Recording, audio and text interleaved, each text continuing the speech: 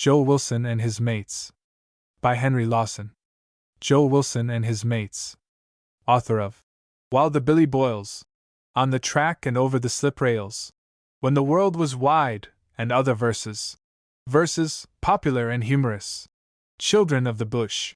When I Was King, and other verses. Etc. The author's farewell to the Bushmen. Contents. Contents. Joe Wilson and His Mates. Joe Wilson and His Mates. The author's farewell to the Bushmen. The author's farewell to the Bushmen. Part 1. Part 1. Joe Wilson's courtship. Joe Wilson's courtship. Brighton's sister-in-law. Brighton's sister-in-law. Water them geraniums. Water them geraniums. I, a lonely track. I, a lonely track. 2, past Karen. 2, past Karen. A double buggy at Leahy's Creek. A double buggy at Leahy's Creek. I, Spuds, and a woman's obstinacy. I, Spuds, and a woman's obstinacy. 2, Joe Wilson's luck. 2, Joe Wilson's luck. 3, the ghost of Mary's sacrifice. 3, the ghost of Mary's sacrifice. 4, the buggy comes home.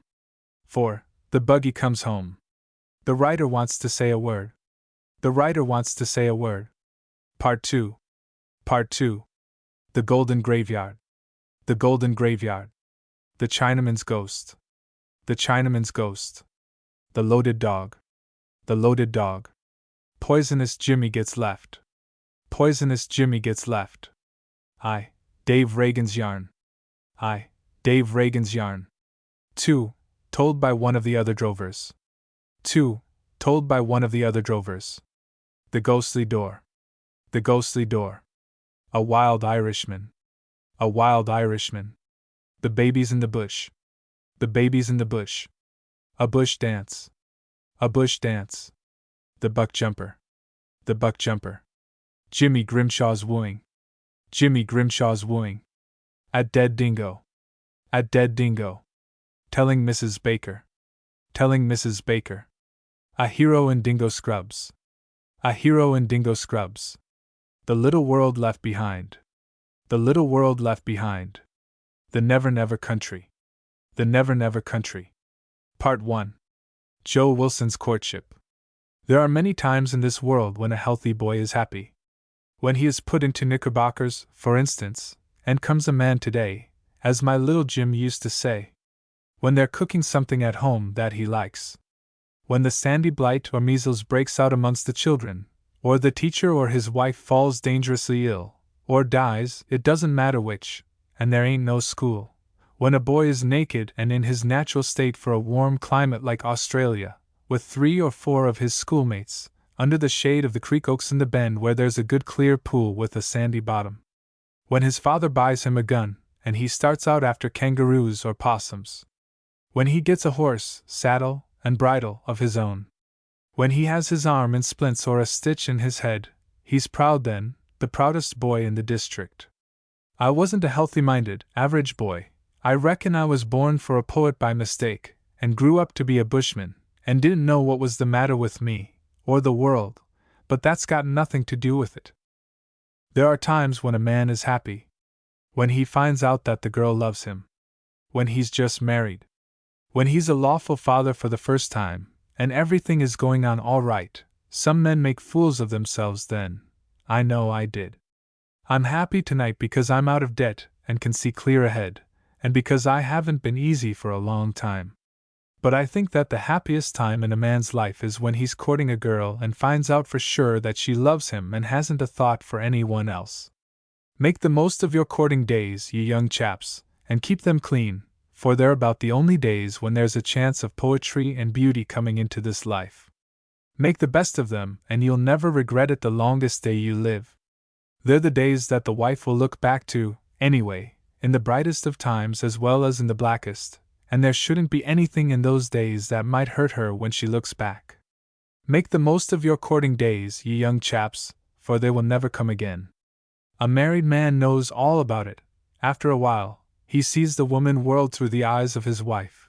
He knows what an extra moment's pressure of the hand means, and if he has had a hard life, and is inclined to be cynical, the knowledge does him no good. It leads him into awful messes sometimes, for a married man, if he's inclined that way, has 3 times the chance with a woman that a single man has, because the married man knows. He is privileged. He can guess pretty closely what a woman means when she says something else. He knows just how far he can go. He can go farther in 5 minutes towards coming to the point with a woman than an innocent young man dares go in 3 weeks. Above all, the married man is more decided with women. He takes them and things for granted. In short, he is a married man. And when he knows all this, how much better or happier is he for it? Mark Twain says that he lost all the beauty of the river when he saw it with a pilot's eye, and there you have it. But it's all new to a young chap, provided he hasn't been a young blackguard. It's all wonderful, new, and strange to him. He's a different man. He finds that he never knew anything about women. He sees none of woman's little ways and tricks in his girl. He is in heaven one day and down near the other place the next, and that's the sort of thing that makes life interesting. He takes his new world for granted. And, when she says she'll be his wife, make the most of your courting days, you young chaps, for they've got a lot of influence on your married life afterwards. A lot more than you'd think. Make the best of them, for they'll never come any more, unless we do our courting over again in another world. If we do, I'll make the most of mine. But looking back, I didn't do so badly after all. I never told you about the days I courted Mary. The more I look back, the more I come to think that I made the most of them, and if I had no more to regret in married life than I have in my courting days, I wouldn't walk to and fro in the room, or up and down the yard in the dark sometimes, or lie awake some nights thinking. Ah well! I was between 21 and 30 then. Birthdays had never been any use to me, and I'd left off counting them. You don't take much stock in birthdays in the bush. I knocked about the country for a few years, shearing and fencing and droving a little, and wasting my life without getting anything for it. I drank now and then, and made a fool of myself. I was reckoned wild, but I only drank because I felt less sensitive, and the world seemed a lot saner and better and kinder when I had a few drinks. I loved my fellow man then and felt nearer to him. It's better to be thought wild than to be considered eccentric or ratty. Now, my old mate, Jack Barnes, drank, as far as I could see, first because he'd inherited the gambling habit from his father along with his father's luck. He'd the habit of being cheated and losing very bad, and when he lost he drank. Till drink got a hold on him. Jack was sentimental too, but in a different way. I was sentimental about other people, more fool I, whereas Jack was sentimental about himself. Before he was married, and when he was recovering from a spree, he'd write rhymes about only a boy, drunk by the roadside, and that sort of thing, and he'd call on poetry, and talk about signing them and sending them to the town and country journal. But he generally tore them up when he got better. The bush is breeding a race of poets, and I don't know what the country will come to in the end. Well, it was after Jack and I had been out shearing at Benaway's shed in the big scrubs. Jack was living in the little farming town of Solong, and I was hanging round. Black, the squatter, wanted some fencing done and a new stable built, or buggy and harness house, at his place at Haviland, a few miles out of Solong. Jack and I were good bush carpenters, so we took the job to keep us going till something else turned up. Better than doing nothing, said Jack. There's a nice little girl in service at Black's, he said. She's more like an adopted daughter, in fact, than a servant. She's a real good little girl, and good-looking into the bargain. I hear that young Black is sweet on her, but they say she won't have anything to do with him. I know a lot of chaps that have tried for her, but they've never had any luck. She's a regular little dumpling, and I like dumplings. They call her Possum. You ought to try a bear up in that direction, Joe. I was always shy with women, except perhaps some that I should have fought shy of, but Jack wasn't. He was afraid of no woman, good, bad, or indifferent. I haven't time to explain why, but somehow, whenever a girl took any notice of me, I took it for granted that she was only playing with me, and felt nasty about it. I made 1 or 2 mistakes, but, well. My wife knows little Possum, said Jack. I'll get her to ask her out to our place and let you know. I reckoned that he wouldn't get me there then, and made a note to be on the watch for tricks. I had a hopeless little love story behind me, of course. I suppose most married men can look back to their lost love, few marry the first flame. Many a married man looks back and thinks it was damned lucky that he didn't get the girl he couldn't have. Jack had been my successful rival, only he didn't know it. I don't think his wife knew it either. I used to think her the prettiest and sweetest little girl in the district. But Jack was mighty keen on fixing me up with the little girl at Haviland. He seemed to take it for granted that I was going to fall in love with her at first sight. He took too many things for granted as far as I was concerned, and got me into awful tangles sometimes. "You let me alone, and I'll fix you up, Joe," he said, as we rode up to the station. "I'll make it all right with the girl. You're rather a good-looking chap, you've got the sort of eyes that take with girls, only you don't know it, you haven't got the go.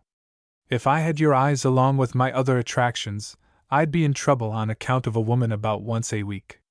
"For God's sake shut up, Jack," I said. "Do you remember the first glimpse you got of your wife?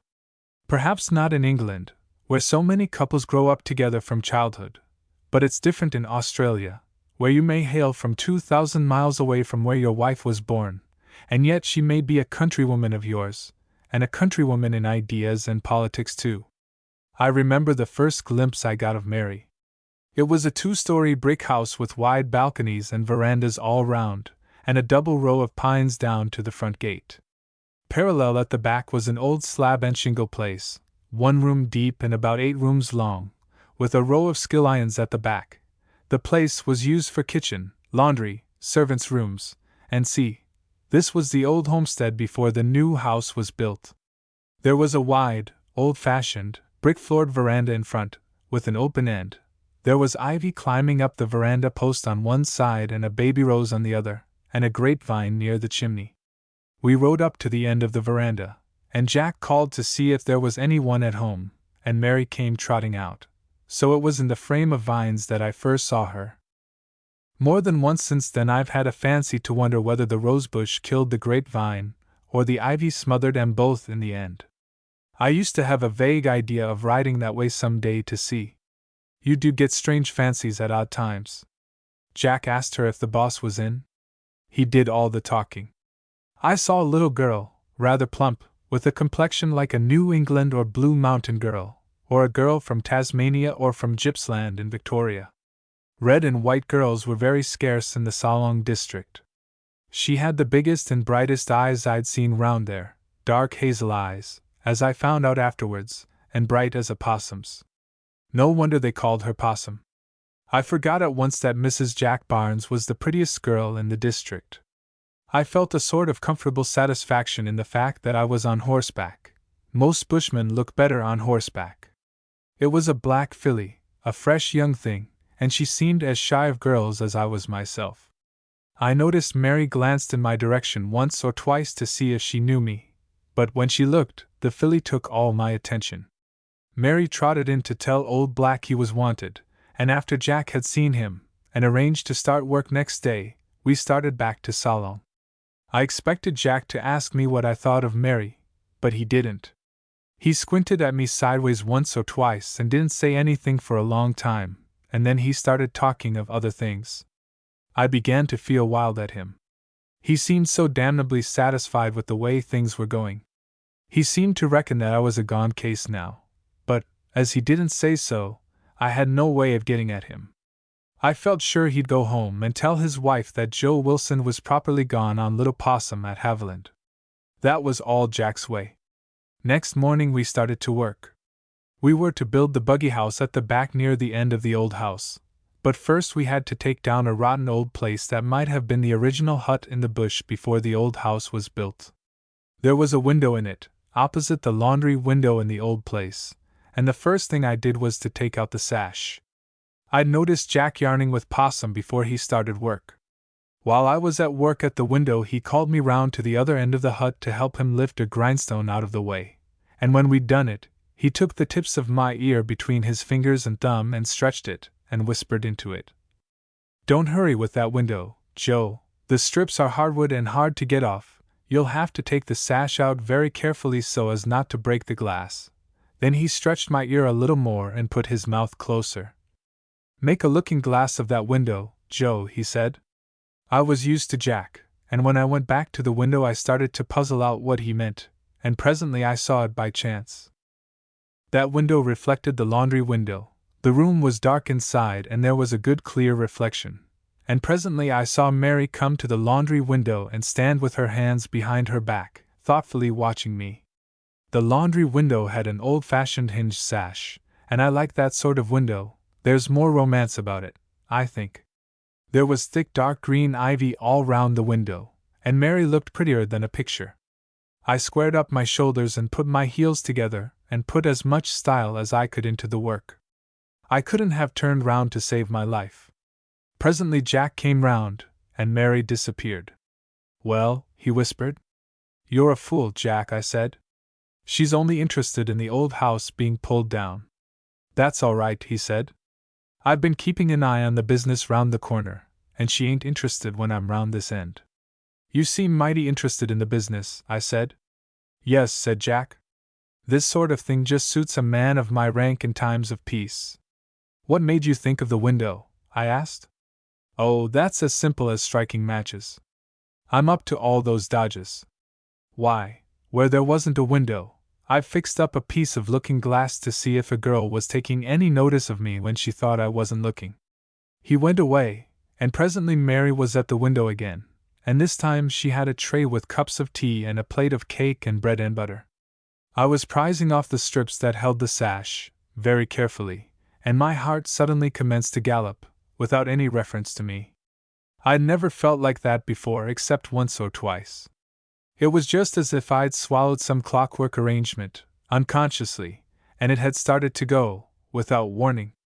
I reckon it was all on account of that blarsted Jack working me up.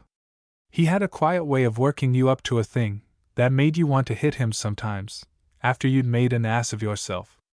I didn't hear Mary at first. I hoped Jack would come round and help me out of the fix, but he didn't. Mr. Wilson," said Mary. She had a sweet voice. I turned round. "I thought you and Mr. Barnes might like a cup of tea." "Oh, thank you," I said, and I made a dive for the window, as if hurry would help it. I trod on an old cask hoop. It sprang up and dinted my shin and I stumbled, and that didn't help matters much. "Oh! Did you hurt yourself, Mr. Wilson?" cried Mary. "Hurt myself? Oh no, not at all, thank you," I blurted out. "It takes more than that to hurt me." I was about the reddest shy lanky fool of a bushman that was ever taken at a disadvantage on foot, and when I took the tray my hands shook so that a lot of the tea was spilt into the saucers. I embarrassed her too, like the damned fool I was, till she must have been as red as I was, and it's a wonder we didn't spill the whole lot between us.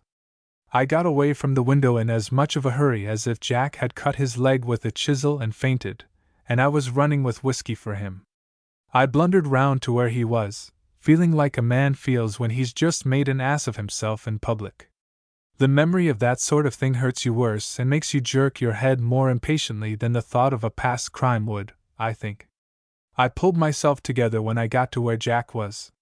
"Here, Jack," I said. "I've struck something all right. Here's some tea and brownie. We'll hang out here all right."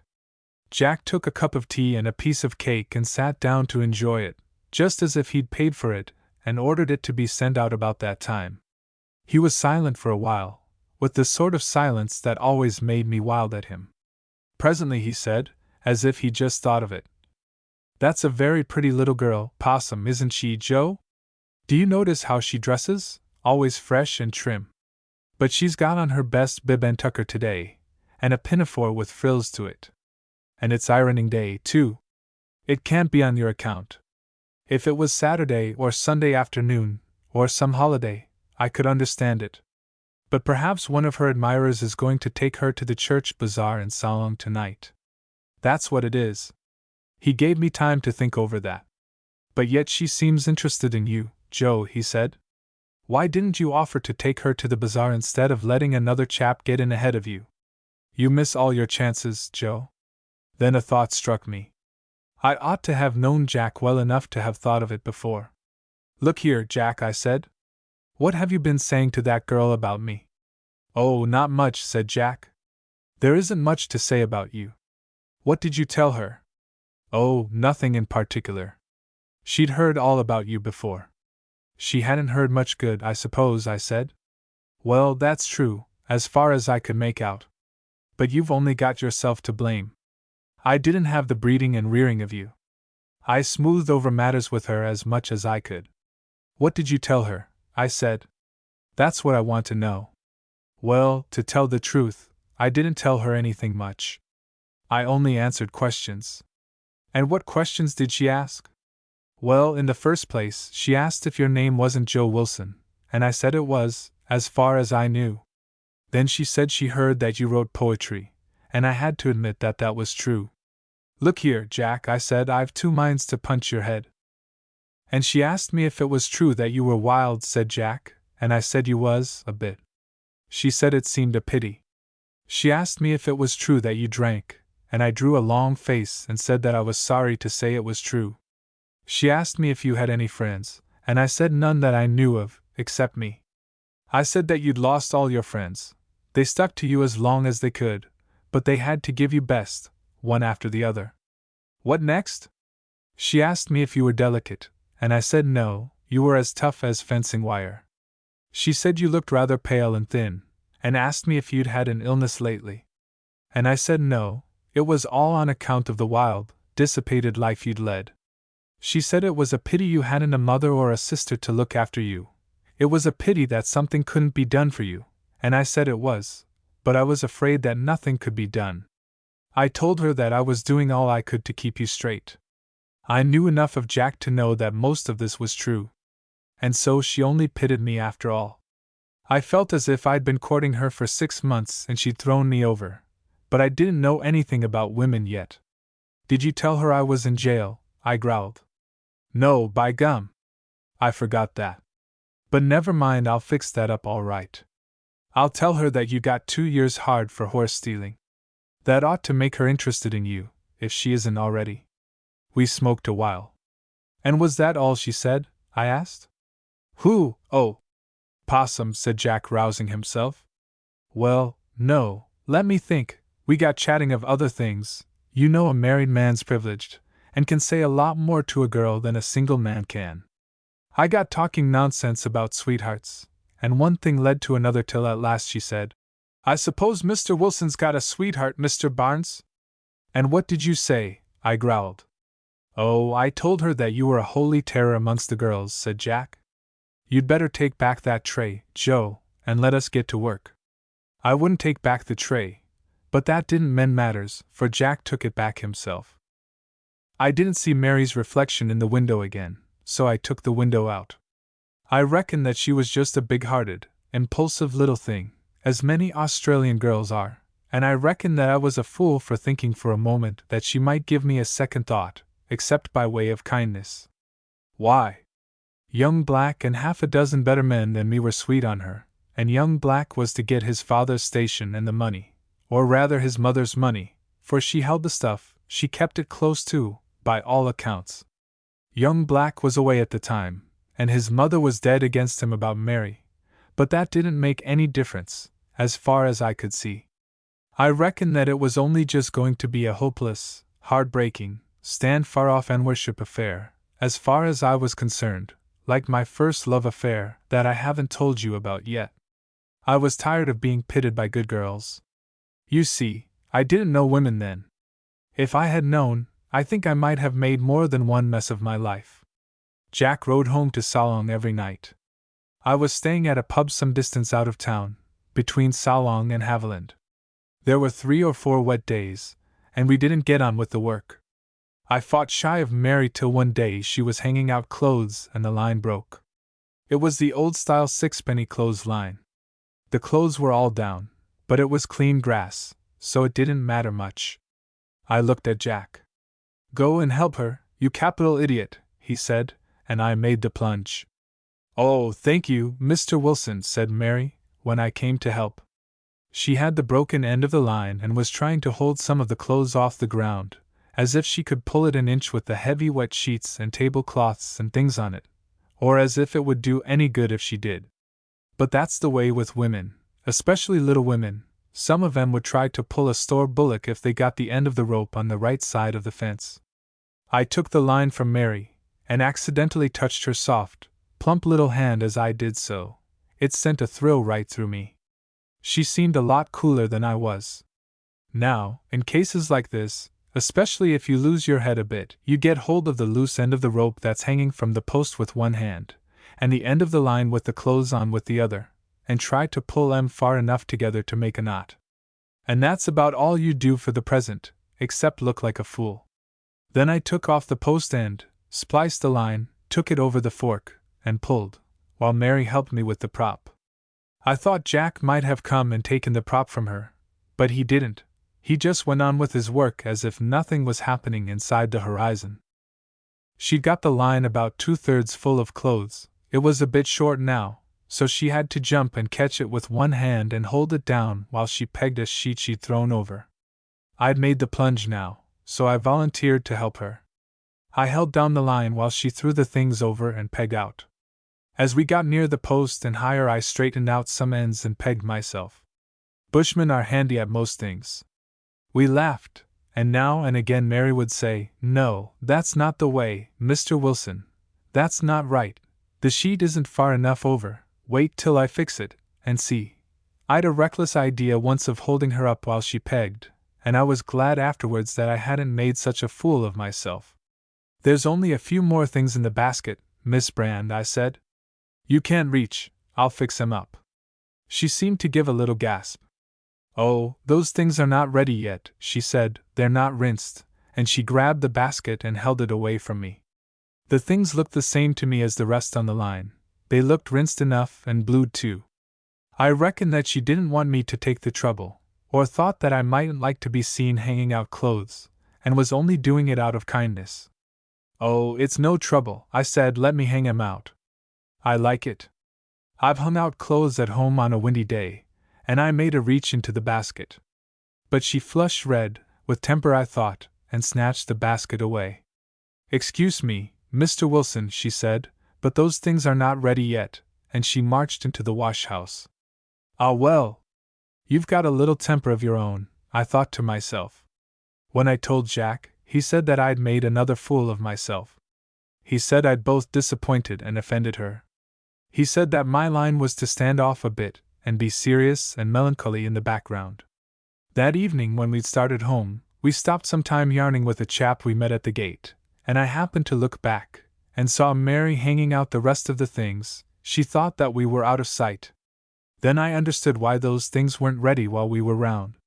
For the next day or two Mary didn't take the slightest notice of me, and I kept out of her way.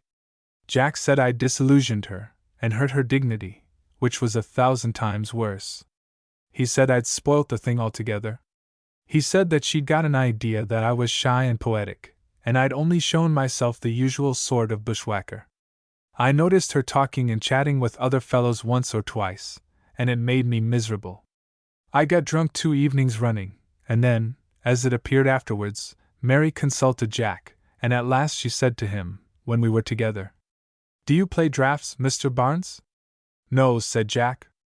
"Do you, Mr. Wilson?" she asked, suddenly turning her big, bright eyes on me, and speaking to me for the first time since last washing day. "Yes," I said, "I do a little." Then there was a silence, and I had to say something else. "Do you play draughts, Miss Brand?" I asked. "Yes," she said, "but I can't get anyone to play with me here of an evening. The men are generally playing cards or reading." Then she said, "It's very dull these long winter evenings when you've got nothing to do. Young Mr. Black used to play draughts, but he's away." I saw Jack winking at me urgently. "I'll play a game with you, if you like," I said, "but I ain't much of a player."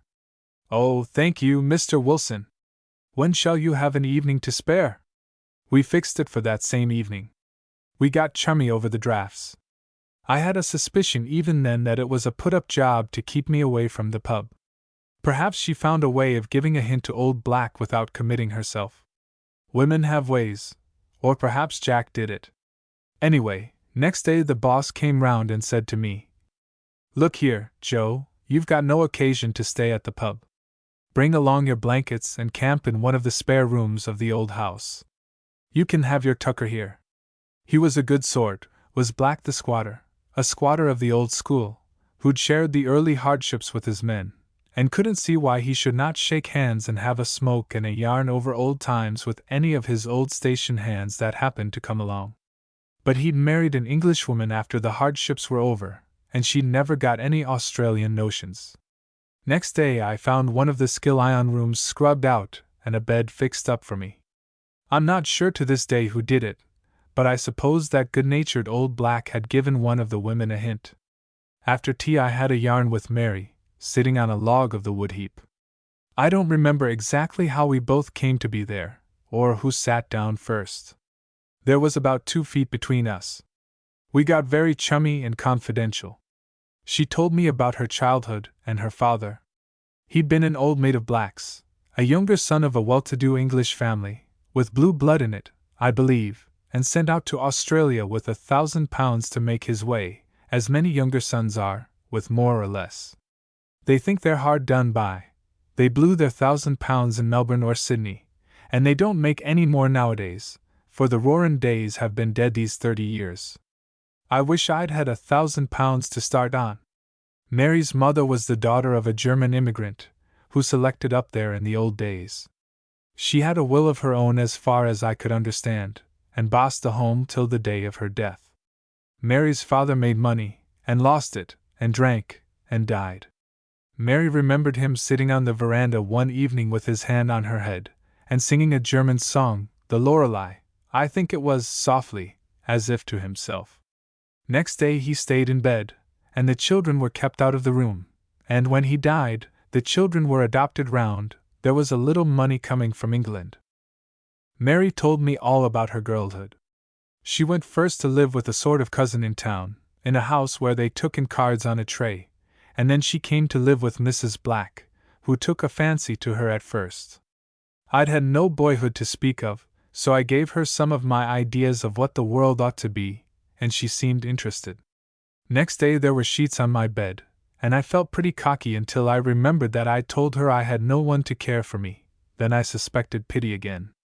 But next evening we remembered that both our fathers and mothers were dead, and discovered that we had no friends except Jack and old Black, and things went on very satisfactorily. And next day there was a little table in my room with a crocheted cover and a looking-glass. I noticed the other girls began to act mysterious and giggle when I was round, but Mary didn't seem aware of it. We got very chummy. Mary wasn't comfortable at Haviland. Old Black was very fond of her and always took her part, but she wanted to be independent. She had a great idea of going to Sydney and getting into the hospital as a nurse. She had friends in Sydney, but she had no money. There was a little money coming to her when she was 21, a few pounds, and she was going to try and get it before that time. "Look here, Miss Brand," I said, after we'd watched the moon rise. "I'll lend you the money. I've got plenty, more than I know what to do with." But I saw I'd hurt her. She sat up very straight for a while, looking before her, then she said it was time to go in, and said good night, Mr. Wilson. I reckon I'd done it that time, but Mary told me afterwards that she was only hurt because it struck her that what she said about money might have been taken for a hint. She didn't understand me yet, and I didn't know human nature. I didn't say anything to Jack. In fact, about this time I left off telling him about things. He didn't seem hurt. He worked hard and seemed happy. I really meant what I said to Mary about the money. It was pure good nature. I'd be a happier man now, I think, and richer man perhaps, if I'd never grown any more selfish than I was that night on the wood heap with Mary. I felt a great sympathy for her, but I got to love her. I went through all the ups and downs of it.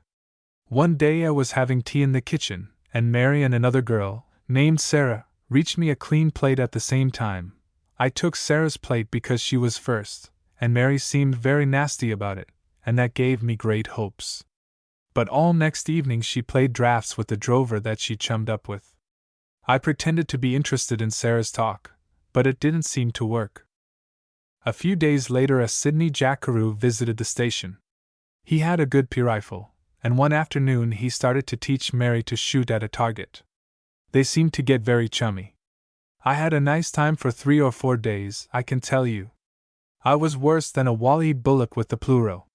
The other chaps had a shot out of the rifle. Mary called Mr. Wilson to have a shot, and I made a worse fool of myself by sulking. If it hadn't been a blooming jackaroo, I wouldn't have minded so much. Next evening the jackaroo and one or two other chaps and the girls went out possum shooting. Mary went. I could have gone, but I didn't.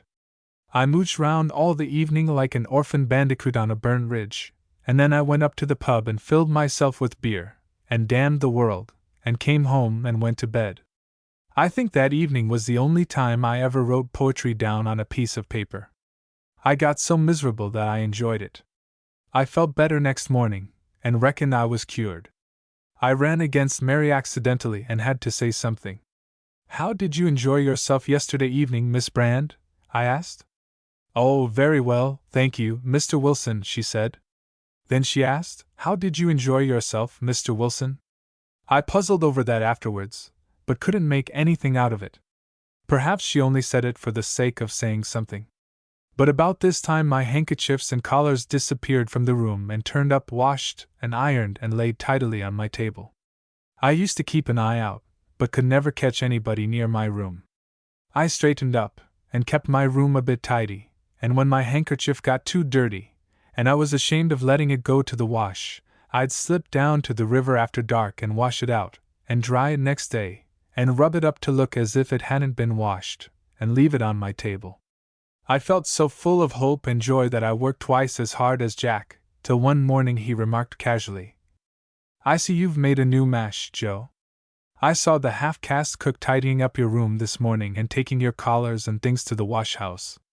I felt very much off color all the rest of the day, and I had such a bad night of it that I made up my mind next morning to look the hopelessness square in the face and live the thing down. It was the evening before Anniversary Day. Jack and I had put in a good day's work to get the job finished, and Jack was having a smoke and a yarn with the chaps before he started home. We sat on an old log along by the fence at the back of the house. There was Jimmy Nowlett the bullock driver, and Long Dave Reagan the drover, and Big Jim Bullock the fencer, and one or two others. Mary and the station girls and one or two visitors were sitting under the old veranda. The jackaroo was there too, so I felt happy. It was the girls who used to bring the chaps hanging round. They were getting up a dance party for anniversary night. Along in the evening another chap came riding up to the station. He was a big shearer, a dark, handsome fellow, who looked like a gypsy. It was reckoned that there was foreign blood in him. He went by the name of Romany. He was supposed to be shook after Mary too. He had the nastiest temper and the best violin in the district, and the chaps put up with him a lot because they wanted him to play at bush dances. The moon had risen over Pine Ridge, but it was dusky where we were. We saw Romany loom up, riding in from the gate. He rode round the end of the coach house and across towards where we were. I suppose he was going to tie up his horse at the fence, but about halfway across the grass he disappeared. It struck me that there was something peculiar about the way he got down, and I heard a sound like a horse stumbling. "What the hell's Romany trying to do?" said Jimmy Nowlett. "He couldn't have fell off his horse, or else he's drunk." A couple of chaps got up and went to see. Then there was that waiting, mysterious silence that comes when something happens in the dark and nobody knows what it is. I went over, and the thing dawned on me. I'd stretched a wire clothesline across there during the day, and had forgotten all about it for the moment. Romany had no idea of the line, and as he rode up, it caught him on a level with his elbows and scraped him off his horse. He was sitting on the grass, swearing in a surprised voice, and the horse looked surprised too. Romany wasn't hurt, but the sudden shock had spoilt his temper. He wanted to know who'd put up that bloody line. He came over and sat on the log. The chaps smoked a while. "What did you get down so sudden for, Romany?" asked Jim Bullock presently. "Did you hurt yourself on the pommel?" "Why didn't you ask the horse to go round?" asked Dave Reagan. "I'd only like to know who put up that bleeding wire," growled Romany. "Well," said Jimmy Nowlett, "if we'd put up a sign to beware of the line you couldn't have seen it in the dark." "Unless it was a transparency with a candle behind it," said Dave Reagan. "But why didn't you get down on one end, Romany, instead of all along? It wouldn't have jolted yours so much." All this with the bush drawl, and between the puffs of their pipes. But I didn't take any interest in it. I was brooding over Mary and the jackaroo. "I've heard of men getting down over their horse's head," said Dave presently, in a reflective sort of way. "In fact, I've done it myself, but I never saw a man get off backwards over his horse's rump." But they saw that Romany was getting nasty, and they wanted him to play the fiddle next night, so they dropped it. Mary was singing an old song. I always thought she had a sweet voice, and I'd have enjoyed it if that damned jackaroo hadn't been listening too. We listened in silence until she'd finished. "That gal's got a nice voice," said Jimmy Nowlett. "Nice voice," snarled Romany, who'd been waiting for a chance to be nasty. "Why, I've heard a tomcat sing better." I moved, and Jack, he was sitting next me, nudged me to keep quiet. The chaps didn't like Romany's talk about Possum at all. They were all fond of her. She wasn't a pet or a tomboy, for she wasn't built that way, but they were fond of her in such a way that they didn't like to hear anything said about her. They said nothing for a while, but it meant a lot. Perhaps the single men didn't care to speak for fear that it would be said that they were gone on Mary. But presently Jimmy Nowlett gave a big puff at his pipe and spoke. "I suppose you got bit too in that quarter, Romany?" "Oh, she tried it on, but it didn't go," said Romany. "I've met her sort before. She's setting her cap at that jackaroo now. Some girls will run after anything with trousers on," and he stood up. Jack Barnes must have felt what was coming, for he grabbed my arm and whispered, "Sit still, Joe, damn you. He's too good for you." But I was on my feet and facing Romany as if a giant hand had reached down and wrenched me off the log and set me there. "You're a damned crawler, Romany," I said. Little Jimmy Nowlett was between us and the other fellows round us before a blow got home. "Hold on, you damned fools," they said. "Keep quiet till we get away from the house." There was a little clear flat down by the river and plenty of light there, so we decided to go down there and have it out. Now I never was a fighting man. I'd never learned to use my hands. I scarcely knew how to put them up. Jack often wanted to teach me, but I wouldn't bother about it. He'd say, "You'll get into a fight some day, Joe, or out of one," and shame me, but I hadn't the patience to learn. He'd wanted me to take lessons at the station after work, but he used to get excited, and I didn't want Mary to see him knocking me about. Before he was married, Jack was always getting into fights. He generally tackled a better man and got a hiding, but he didn't seem to care so long as he made a good show, though he used to explain the thing away from a scientific point of view for weeks after. To tell the truth, I had a horror of fighting. I had a horror of being marked about the face. I think I'd sooner stand off and fight a man with revolvers than fight him with fists, and then I think I would say, "Last thing, don't shoot me in the face." Then again, I hated the idea of hitting a man. It seemed brutal to me. I was too sensitive and sentimental, and that was what the matter was. Jack seemed very serious on it as we walked down to the river, and he couldn't help hanging out blue lights. "Why didn't you let me teach you to use your hands?" he said. "The only chance now is that Romany can't fight after all. If you'd waited a minute, I'd have been at him." We were a bit behind the rest, and Jack started giving me points about lefts and rights, and half arms, and that sort of thing. "He's left-handed, and that's the worst of it," said Jack. "You must only make as good a show as you can, and one of us will take him on afterwards." But I just heard him, and that was all. It was to be my first fight since I was a boy, but somehow I felt cool about it, sort of dulled. If the chaps had known all, they would have set me down as a cur. I thought of that, but it didn't make any difference with me then. I knew it was a thing they couldn't understand. I knew I was reckoned pretty soft. But I knew one thing that they didn't know. I knew that it was going to be a fight to a finish, one way or the other. I had more brains and imagination than the rest put together, and I suppose that was the real cause of most of my trouble. I kept saying to myself, "You'll have to go through with it now, Joe, old man. It's the turning point of your life. If I won the fight, I'd set to work and win Mary. If I lost, I'd leave the district forever." A man thinks a lot in a flash sometimes. I used to get excited over little things, because of the very paltriness of them, but I was mostly cool in a crisis. Jack was the reverse. I looked ahead. I wouldn't be able to marry a girl who could look back and remember when her husband was beaten by another man, no matter what sort of brute the other man was. I never in my life felt so cool about a thing. Jack kept whispering instructions, and showing with his hands up to the last moment, but it was all lost on me. Looking back, I think there was a bit of romance about it. Mary singing under the vines to amuse a jackaroo dude, and a coward going down to the river in the moonlight to fight for her. It was very quiet in the little moonlit flat by the river. We took off our coats and were ready. There was no swearing or barracking. It seemed an understood thing with the men that if I went out first round, Jack would fight Romany, and if Jack knocked him out, somebody else would fight Jack to square matters. Jim Bullock wouldn't mind obliging for one. He was a mate of Jack's, but he didn't mind who he fought so long as it was for the sake of fair play, or peace and quietness, as he said. Jim was very good-natured. He backed Romany, and of course Jack backed me. As far as I could see, all Romany knew about fighting was to jerk one arm up in front of his face and duck his head by way of a feint, and then rush and lunge out. But he had the weight and strength and length of reach, and my first lesson was a very short one.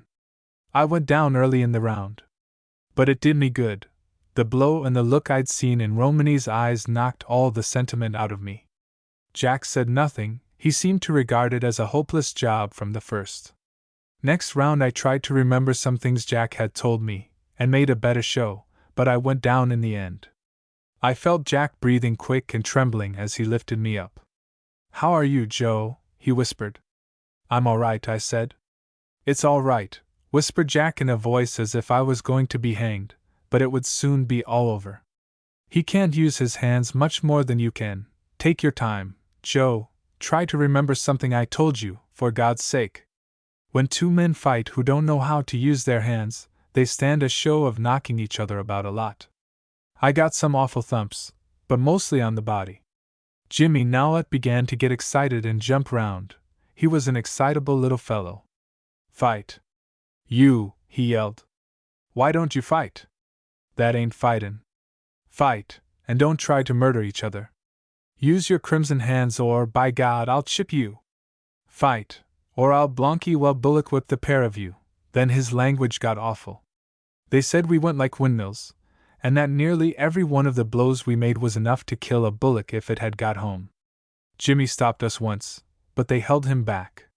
Presently I went down pretty flat, but the blow was well up on the head and didn't matter much. I had a good thick skull. And I had one good eye yet. "For God's sake, hit him," whispered Jack. He was trembling like a leaf. "Don't mind what I told you. I wish I was fighting him myself. Get a blow home, for God's sake. Make a good show this round and I'll stop the fight." That showed how little even Jack, my old mate, understood me. I had the bushman up in me now, and wasn't going to be beaten while I could think. I was wonderfully cool, and learning to fight. There's nothing like a fight to teach a man. I was thinking fast, and learning more in 3 seconds than Jack's sparring could have taught me in 3 weeks. People think that blows hurt in a fight, but they don't, not till afterwards. I fancy that a fighting man, if he isn't altogether an animal, suffers more mentally than he does physically. While I was getting my wind I could hear through the moonlight, and still the sound of Mary's voice singing up at the house. I thought hard into the future, even as I fought. The fight only seemed something that was passing. I was on my feet again and at it, and presently I lunged out and felt such a jar in my arm that I thought it was telescoped. I thought I'd put out my wrist and elbow. And Romany was lying on the broad of his back. I heard Jack draw 3 breaths of relief in one. He said nothing as he straightened me up, but I could feel his heart beating. He said afterwards that he didn't speak because he thought a word might spoil it. I went down again, but Jack told me afterwards that he felt I was all right when he lifted me. Then Romany went down, then we fell together, and the chaps separated us. I got another knockdown blow in, and was beginning to enjoy the novelty of it, when Romany staggered and limped. "I've done," he said. "I've twisted my ankle." He'd caught his heel against a tuft of grass. "Shake hands," yelled Jimmy Nowlett. I stepped forward, but Romany took his coat and limped to his horse. "If you don't shake hands with Wilson, I'll lam your..." howled Jimmy, but Jack told him to let the man alone, and Romany got on his horse somehow and rode off. I saw Jim Bullock stoop and pick up something from the grass, and heard him swear in surprise. There was some whispering, and presently Jim said, "If I thought that, I'd kill him." "What is it?" asked Jack. Jim held up a butcher's knife. It was common for a man to carry a butcher's knife in a sheath fastened to his belt. "Why did you let your man fight with a butcher's knife in his belt?" asked Jimmy Nowlett. But the knife could easily have fallen out when Romany fell, and we decided it that way. "Anyway," said Jimmy Nowlett, "if he'd stuck Joe in hot blood before us all, it wouldn't be so bad as if he sneaked up and stuck him in the back in the dark. But you'd best keep an eye over your shoulder for a year or two, Joe. That chap's got Italian blood in him somewhere. And now the best thing you chaps can do is to keep your mouths shut, and keep all this dark from the gals." Jack hurried me on ahead. He seemed to act queer, and when I glanced at him I could have sworn that there was water in his eyes. I said that Jack had no sentiment except for himself, but I forgot, and I'm sorry I said it. "What's up, Jack?" I asked. "Nothing," said Jack. "What's up, you old fool?" I said. "Nothing," said Jack, "except that I'm damned proud of you, Joe, you old ass," and he put his arm round my shoulders and gave me a shake. "I didn't know it was in you, Joe. I wouldn't have said it before, or listened to any other man say it, but I didn't think you had the pluck, God's truth, I didn't. Come along and get your face fixed up." We got into my room quietly, and Jack got a dish of water, and told one of the chaps to sneak a piece of fresh beef from somewhere. Jack was as proud as a dog with a tin tail as he fussed round me. He fixed up my face in the best style he knew, and he knew a good many. He'd been mended himself so often. While he was at work we heard a sudden hush and a scraping of feet amongst the chaps that Jack had kicked out of the room, and a girl's voice whispered, "Is he hurt? Tell me. I want to know, I might be able to help." It made my heart jump, I can tell you. Jack went out at once, and there was some whispering. When he came back he seemed wild. "What is it, Jack?" I asked. "Oh, nothing," he said. "Only that damned slut of a half-caste cook overheard some of those Blanqui fools arguing as to how Romany's knife got out of the sheath, and she's put a nice yarn round amongst the girls. There's a regular bobbery, but it's all right now. Jimmy Nowlett's telling em lies at a great rate." Presently there was another hush outside, and a saucer with vinegar and brown paper was handed in. One of the chaps brought some beer and whiskey from the pub, and we had a quiet little time in my room. Jack wanted to stay all night, but I reminded him that his little wife was waiting for him in Salong, so he said he'd be round early in the morning, and went home. I felt the reaction pretty bad. I didn't feel proud of the affair at all. I thought it was a low, brutal business all round. Romany was a quiet chap after all, and the chaps had no right to chiac him. Perhaps he'd had a hard life, and carried a big swag of trouble that we didn't know anything about. He seemed a lonely man. I'd gone through enough myself to teach me not to judge men. I made up my mind to tell him how I felt about the matter next time we met. Perhaps I made my usual mistake of bothering about feelings in another party that hadn't any feelings at all.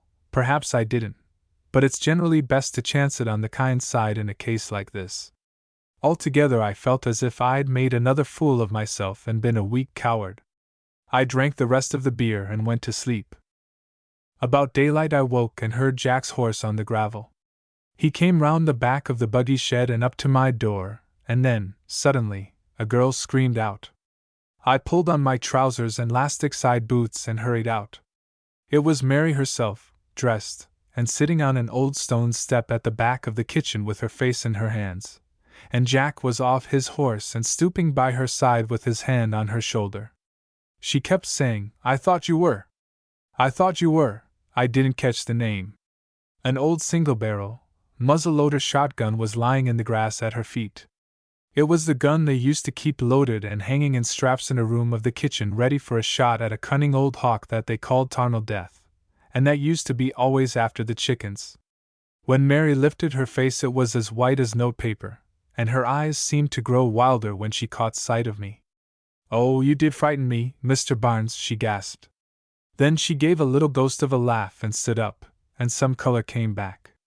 Oh, I'm a little fool, she said quickly. I thought I heard old Tarnal Death at the chickens, and I thought it would be a great thing if I got the gun and brought him down. So I got up and dressed quietly so as not to wake Sarah.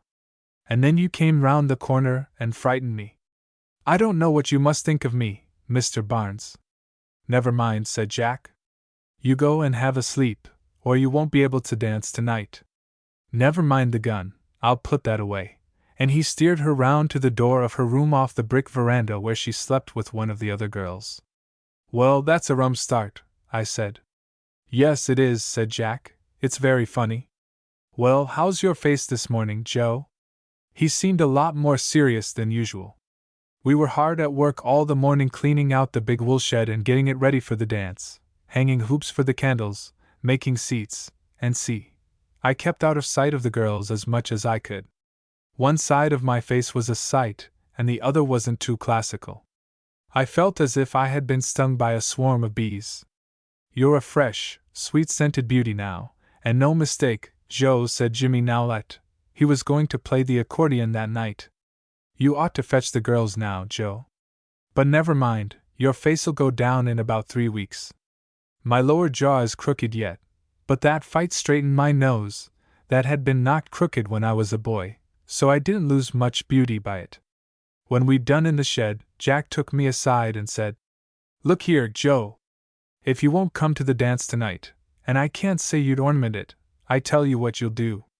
You get little Mary away on the quiet and take her out for a stroll, and act like a man. The job's finished now, and you won't get another chance like this. But how am I to get her out? I said. Never you mind. You be mooching round down by the big peppermint tree near the river gate, say about 10:30. What good'll that do? Never you mind. You just do as you're told, that's all you've got to do, said Jack, and he went home to get dressed and bring his wife. After the dancing started that night I had a peep in once or twice. The first time I saw Mary dancing with Jack, and looking serious, and the second time she was dancing with the Blarsta Jackaroo dude, and looking excited and happy. I noticed that some of the girls, that I could see sitting on a stool along the opposite wall, whispered, and gave Mary black looks as the Jackaroo swung her past. It struck me pretty forcibly that I should have taken fighting lessons from him instead of from poor Romany. I went away and walked about 4 miles down the river road, getting out of the way into the bush whenever I saw any chap riding along. I thought of poor Romany and wondered where he was, and thought that there wasn't much to choose between us as far as happiness was concerned. Perhaps he was walking by himself in the bush, and feeling like I did. I wished I could shake hands with him. But somehow, about 10:30, I drifted back to the river slip rails and leant over them, in the shadow of the peppermint tree, looking at the rows of river willows in the moonlight. I didn't expect anything, in spite of what Jack said. I didn't like the idea of hanging myself. I'd been with a party who found a man hanging in the bush, and it was no place for a woman round where he was. And I'd helped drag 2 bodies out of the Cudgegong River in a flood, and they weren't sleeping beauties.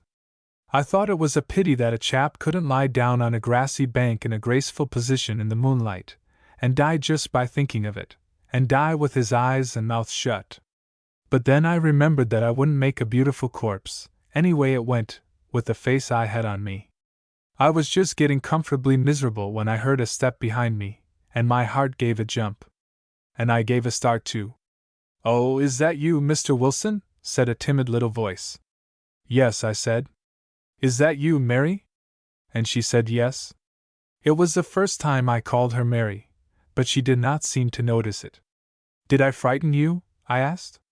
"No, yes, just a little," she said. "I didn't know there was anyone." Then she stopped. "Why aren't you dancing?" I asked her. "Oh, I'm tired," she said. "It was too hot in the woolshed. I thought I'd like to come out and get my head cool and be quiet a little while." "Yes," I said, "it must be hot in the woolshed." She stood looking out over the willows. Presently she said, "It must be very dull for you, Mr. Wilson. You must feel lonely." Mr. Barnes said. Then she gave a little gasp and stopped, as if she was just going to put her foot in it. "How beautiful the moonlight looks on the willows," she said. "Yes," I said, "doesn't it? Supposing we have a stroll by the river." Oh, thank you, Mr. Wilson. I'd like it very much. I didn't notice it then, but now I come to think of it, it was a beautiful scene. There was a horseshoe of high blue hills round behind the house, with the river running round under the slopes, and in front was a rounded hill covered with pines, and pine ridges, and a soft blue peak away over the ridges ever so far in the distance. I had a handkerchief over the worst of my face, and kept the best side turned to her. We walked down by the river, and didn't say anything for a good while. I was thinking hard. We came to a white smooth log in a quiet place out of sight of the house. Suppose we sit down for a while, Mary, I said. If you like, Mr. Wilson, she said. There was about a foot of log between us. What a beautiful night, she said. Yes, I said, isn't it? Presently she said, I suppose you know I'm going away next month, Mr. Wilson? I felt suddenly empty. No, I said, I didn't know that. Yes, she said, I thought you knew. I'm going to try and get into the hospital to be trained for a nurse, and if that doesn't come off, I'll get a place as assistant public school teacher. We didn't say anything for a good while. I suppose you won't be sorry to go, Miss Brand, I said. I don't know, she said. Everybody's been so kind to me here. She sat looking straight before her, and I fancied her eyes glistened. I put my arm round her shoulders, but she didn't seem to notice it. In fact, I scarcely noticed it myself at the time. So you think you'll be sorry to go away? I said. Yes, Mr. Wilson. I suppose I'll fret for a while. It's been my home, you know. I pressed my hand on her shoulder, just a little, so as she couldn't pretend not to know it was there. But she didn't seem to notice. Ah, well, I said, I suppose I'll be on the Wallaby again next week. Will you, Mr. Wilson? She said. Her voice seemed very soft. I slipped my arm round her waist, under her arm. My heart was going like clockwork now. Presently she said, Don't you think it's time to go back now, Mr. Wilson? Oh, there's plenty of time, I said. I shifted up, and put my arm farther round, and held her closer. She sat straight up, looking right in front of her, but she began to breathe hard. Mary, I said. Yes, she said. Call me Joe, I said. I don't like to, she said. I don't think it would be right. So I just turned her face round and kissed her. She clung to me and cried. What is it, Mary? I asked. She only held me tighter and cried. What is it, Mary? I said. Ain't you well? Ain't you happy? Yes, Joe, she said, I'm very happy. Then she said, Oh, your poor face. Can I do anything for it? No, I said. That's all right. My face doesn't hurt me a bit now. But she didn't seem right. What is it, Mary? I said. Are you tired? You didn't sleep last night. Then I got an inspiration.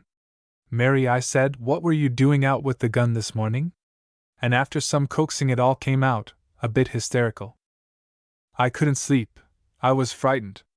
Oh, I had such a terrible dream about you, Joe. I thought Romany came back and got into your room and stabbed you with his knife. I got up and dressed, and about daybreak I heard a horse at the gate. Then I got the gun down from the wall, and Mr. Barnes came round the corner and frightened me. He's something like Romany, you know. Then I got as much of her as I could into my arms. And oh, but wasn't I happy walking home with Mary that night? She was too little for me to put my arm round her waist, so I put it round her shoulder, and that felt just as good. I remember I asked her who'd cleaned up my room and washed my things, but she wouldn't tell. She wouldn't go back to the dance yet. She said she'd go into her room and rest a while. There was no one near the old veranda, and when she stood on the end of the floor she was just on a level with my shoulder. Mary, I whispered, put your arms round my neck and kiss me. She put her arms round my neck, but she didn't kiss me, she only hid her face. Kiss me, Mary, I said. I don't like to, she whispered. Why not, Mary? Then I felt her crying or laughing, or half crying and half laughing. I'm not sure to this day which it was. Why won't you kiss me, Mary? Don't you love me? Because, she said, because I don't think it's right for a girl to kiss a man unless she's going to be his wife. Then it dawned on me. I'd forgot all about proposing. Mary, I said, would you marry a chap like me? And that was all right. Next morning Mary cleared out my room and sorted out my things, and didn't take the slightest notice of the other girl's astonishment. But she made me promise to speak to old Black, and I did the same evening. I found him sitting on the log by the fence, having a yarn on the quiet with an old bushman, and when the old bushman got up and went away, I sat down. Well, Joe, said Black, I see somebody's been spoiling your face for the dance. And after a bit he said, well, Joe, what is it? Do you want another job? If you do, you'll have to ask Mrs. Black, or Bob. Bob was his eldest son. They're managing the station for me now, you know. He could be bitter sometimes in his quiet way. No, I said, it's not that, boss. Well, what is it, Joe? Well, the fact is, I want little Mary. He puffed at his pipe for a long time, then I thought he spoke. What did you say, boss? I said. Nothing, Joe, he said. I was going to say a lot, but it wouldn't be any use. My father used to say a lot to me before I was married. I waited a good while for him to speak. Well, boss, I said, what about Mary? Oh, I suppose that's all right, Joe, he said. I beg your pardon. I got thinking of the days when I was courting Mrs. Black, Brighton's sister-in-law. Jim was born on Goolgong, New South Wales. We used to say on Goolgong, and old diggers still talked of being on Goolgong, though the goldfield there had been worked out for years, and the place was only a dusty little pastoral town in the scrubs. Goolgong was about the last of the great alluvial rushes of the roaring days, and dreary and dismal enough it looked when I was there. The expression on came from being on the diggings or goldfield. The workings or the goldfield was all underneath, of course, so we lived, or starved, on them, not in nor at 'em. Mary and I had been married about 2 years when Jim came. His name wasn't Jim, by the way, it was John Henry, after an uncle godfather, but we called him Jim from the first, and before it, because Jim was a popular bush name, and most of my old mates were Jims. The bush is full of good-hearted scamps called Jim. We lived in an old weatherboard shanty that had been a slygrog shop, and the Lord knows what else. In the palmy days of Goolgong, and I did a bit of digging, fossicking, rather, a bit of shearing, a bit of fencing, a bit of bush carpentering, tank sinking, anything, just to keep the billy boiling. We had a lot of trouble with Jim with his teeth.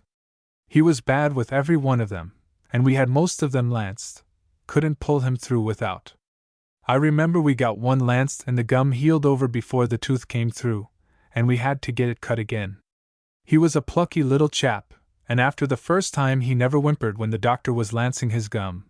He used to say tar afterwards, and want to bring the lance home with him. The first turn we got with Jim was the worst. I had had the wife and Jim out camping with me in a tent at a dam I was making at Cattle Creek. I had 2 men working for me, and a boy to drive one of the tip drays, and I took Mary out to cook for us. And it was lucky for us that the contract was finished, and we got back to Goolgong, and within reach of a doctor, the day we did. We were just camping in the house, with our goods and chattels anyhow, for the night, and we were hardly back home an hour when Jim took convulsions for the first time. Did you ever see a child in convulsions? You wouldn't want to see it again. It plays the devil with a man's nerves. I'd got the beds fixed up on the floor, and the billies on the fire. I was going to make some tea, and put a piece of corned beef on to boil overnight, when Jim, he'd been queer all day, and his mother was trying to hush him to sleep. Jim, he screamed out twice. He'd been crying a good deal, and I was dog-tired and worried, over some money a man owed me, or I'd have noticed at once that there was something unusual in the way the child cried out. As it was, I didn't turn round till Mary screamed, Joe! Joe, you know how a woman cries out when her child is in danger or dying, short, and sharp, and terrible. Joe! Look! Look! Oh my God! Our child! Get the bath, quick! Quick! It's convulsions!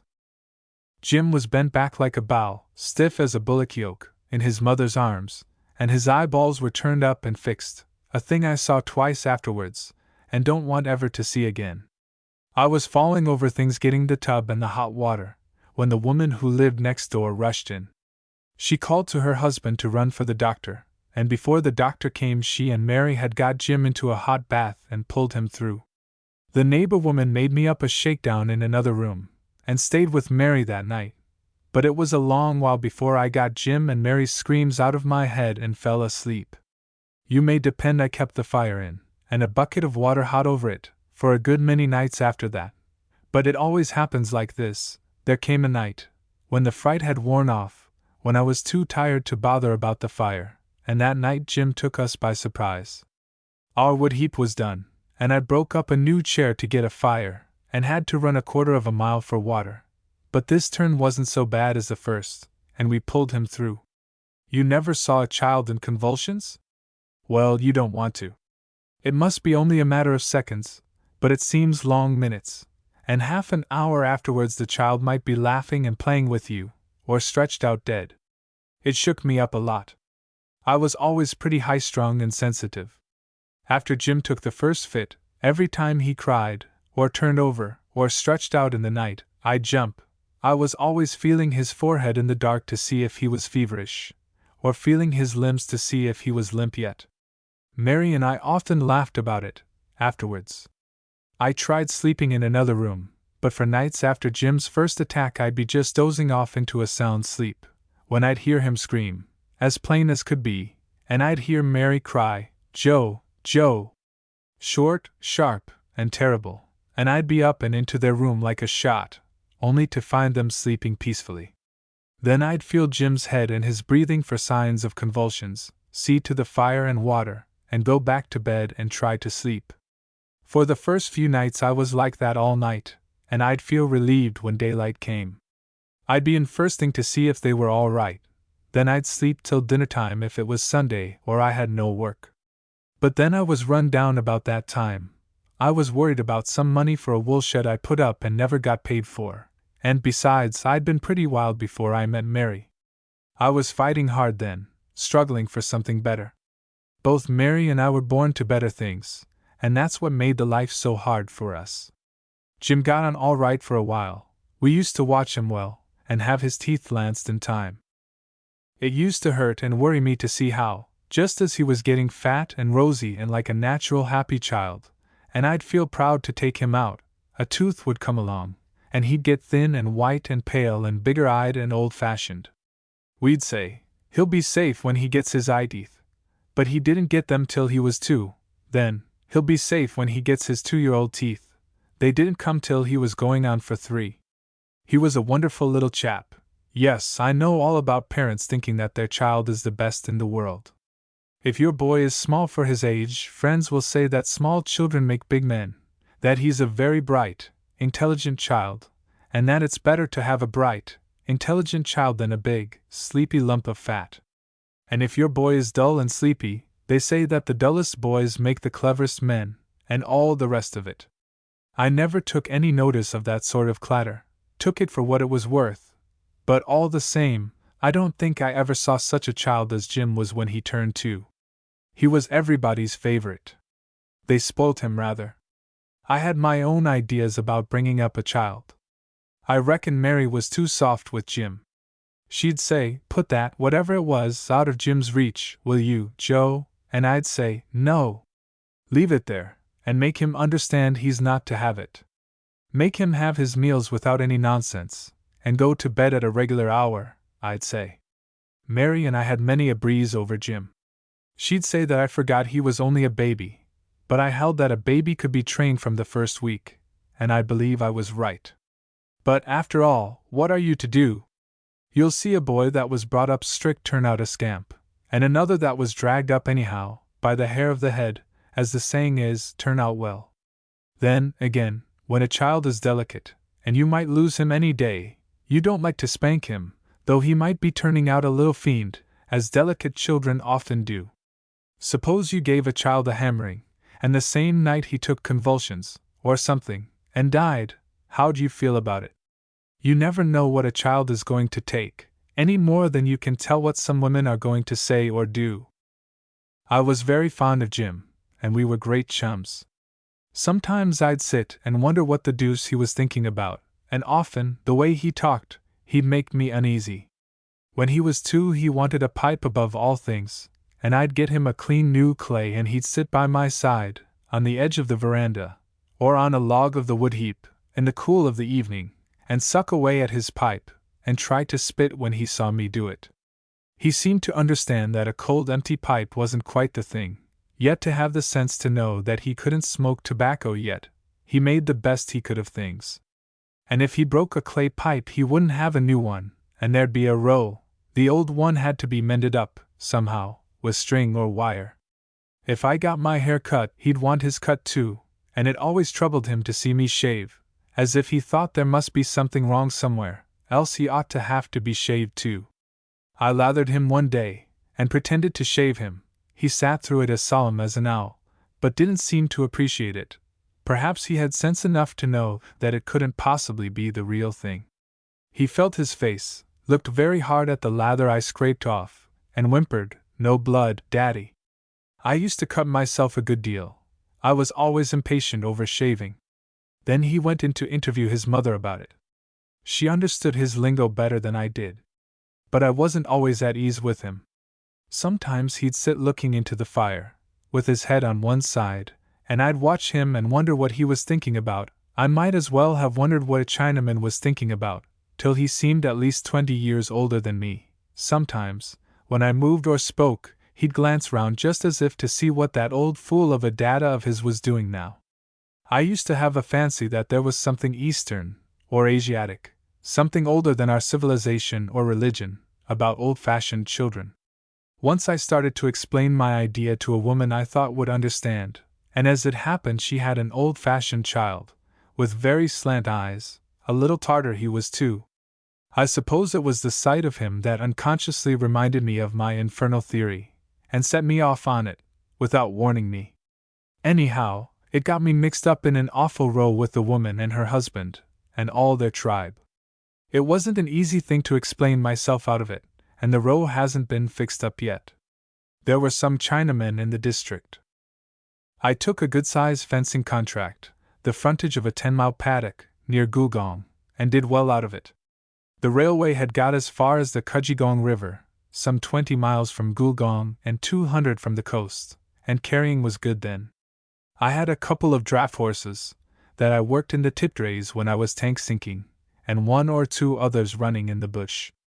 I bought a broken-down wagon cheap, tinkered it up myself, christened it the same old thing, and started carrying from the railway terminus through Gugong and along the bush roads and tracks that branch out fan-like through the scrubs to the one-pub towns and sheep and cattle stations out there in the howling wilderness. It wasn't much of a team. There were the 2 heavy horses for shafters, a stunted colt that I'd bought out of the pound for 30 shillings, a light, spring-cart horse, an old grey mare, with points like a big red and white Australian store bullock, and with the grit of an old washerwoman to work, and a horse that had spanked along in Cobb and Company's mail coach in his time. I had a couple there that didn't belong to me. I worked them for the feeding of them in the dry weather. And I had all sorts of harness that I mended and fixed up myself. It was a mixed team, but I took light stuff, got through pretty quick, and freight rates were high. So I got along. Before this, whenever I made a few pounds I'd sink a shaft somewhere, prospecting for gold, but Mary never let me rest till she talked me out of that. I made up my mind to take on a small selection farm, that an old mate of mine had fenced in and cleared, and afterwards chucked up, about 30 miles out west of Gulgong, at a place called Leahy's Creek. The places were all called Leahy's Creek, or Spicer's Flat, or Murphy's Flat, or Ryan's Crossing, or some such name, round there. I reckon I'd have a run for the horses and be able to grow a bit of feed.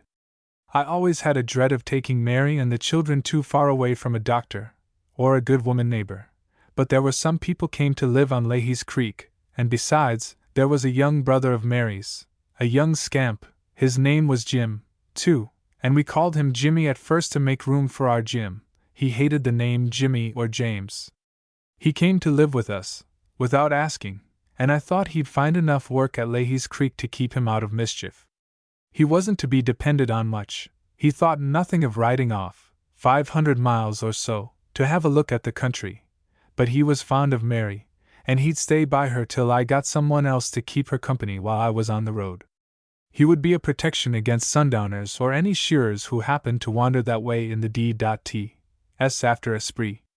Mary had a married sister come to live at Gulgong just before we left, and nothing would suit her and her husband but we must leave little Jim with them for a month or so, till we got settled down at Leahy's Creek. They were newly married. Mary was to have driven into Gulgong, in the spring cart, at the end of the month, and taken Jim home. But when the time came she wasn't too well, and besides, the tires of the cart were loose, and I hadn't time to get them cut, so we let Jim's time run on a week or so longer, till I happened to come out through Gulgong from the river with a small load of flour for Leahy's Creek way. The roads were good, the weather grand, no chance of it raining, and I had a spare tarpaulin if it did. I would only camp out one night, so I decided to take Jim home with me. Jim was turning 3 then, and he was a cure. He was so old-fashioned that he used to frighten me sometimes. I'd almost think that there was something supernatural about him, though, of course, I never took any notice of that rot about some children being too old-fashioned to live. There's always the ghoulish old hag, and some not so old nor haggish either, who'll come round and shake up young parents with such croaks as, "You'll never rear that child. He's too bright for his age. To the devil with him." I say.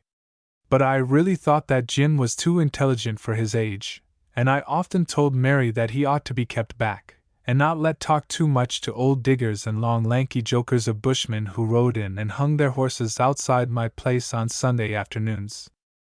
I don't believe in parents talking about their own children everlastingly. You get sick of hearing them, and their kids are generally little devils, and turn out larrikins as likely as not. But for all that, I really think that Jim, when he was 3 years old, was the most wonderful little chap, in every way, that I ever saw. For the first hour or so, along the road, he was telling me all about his adventures at his auntie's. "But they spoilt me too much, Dad," he said, as solemn as a native bear. "And besides, a boy ought to stick to his parents. I was taking out a cattle pup for a drover I knew, and the pup took up a good deal of Jim's time. Sometimes he'd jolt me, the way he talked, and other times I'd have to turn away my head and cough, or shout at the horses, to keep from laughing outright. And once, when I was taken that way, he said, 'What are you jerking your shoulders and coughing, and grunting, and going on that way for, Dad? Why don't you tell me something?' 'Tell you what, Jim?' 'Tell me some talk.' So I told him all the talk I could think of. And I had to brighten up, I can tell you, and not draw too much on my imagination, for Jim was a terror at cross-examination when the fit took him, and he didn't think twice about telling you when he thought you were talking nonsense. Once he said, 'I'm glad you took me home with you, Dad. You'll get to know Jim.' 'What?' I said. 'You'll get to know Jim.' 'But don't I know you already?' 'No, you don't. You never has time to know Jim at home.' And looking back, I saw that it was cruel true. I had known in my heart all along that this was the truth, but it came to me like a blow from Jim. You see, it had been a hard struggle for the last year or so, and when I was home for a day or two I was generally too busy, or too tired and worried, or full of schemes for the future, to take much notice of Jim. Mary used to speak to me about it sometimes. 'You never take notice of the child,' she'd say. 'You could surely find a few minutes of an evening. What's the use of always worrying and brooding? Your brain will go with a snap some day, and if you get over it, it will teach you a lesson. You'll be an old man, and Jim a young one, before you realize that you had a child once. Then it will be too late.' This sort of talk from Mary always bored me and made me impatient with her, because I knew it all too well. I never worried for myself, only for Mary and the children. And often, as the days went by, I said to myself, 'I'll take more notice of Jim and give Mary more of my time, just as soon as I can see things clear ahead a bit.' And the hard days went on, and the weeks, and the months, and the years. Well, Mary used to say, when things would get worse, 'Why don't you talk to me, Joe? Why don't you tell me your thoughts, instead of shutting yourself up in yourself and brooding, eating your heart out? It's hard for me. I get to think you're tired of me, and selfish. I might be cross and speak sharp to you when you are in trouble. How am I to know, if you don't tell me?'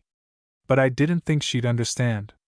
And so, getting acquainted, and chumming and dozing, with the gums closing over our heads here and there, and the ragged patches of sunlight and shade passing up, over the horses, over us, on the front of the load, over the load, and down onto the white, dusty road again. Jim and I got along the lonely bush road and over the ridges, some 15 miles before sunset, and camped at Ryan's Crossing on Sandy Creek for the night. I got the horses out and took the harness off.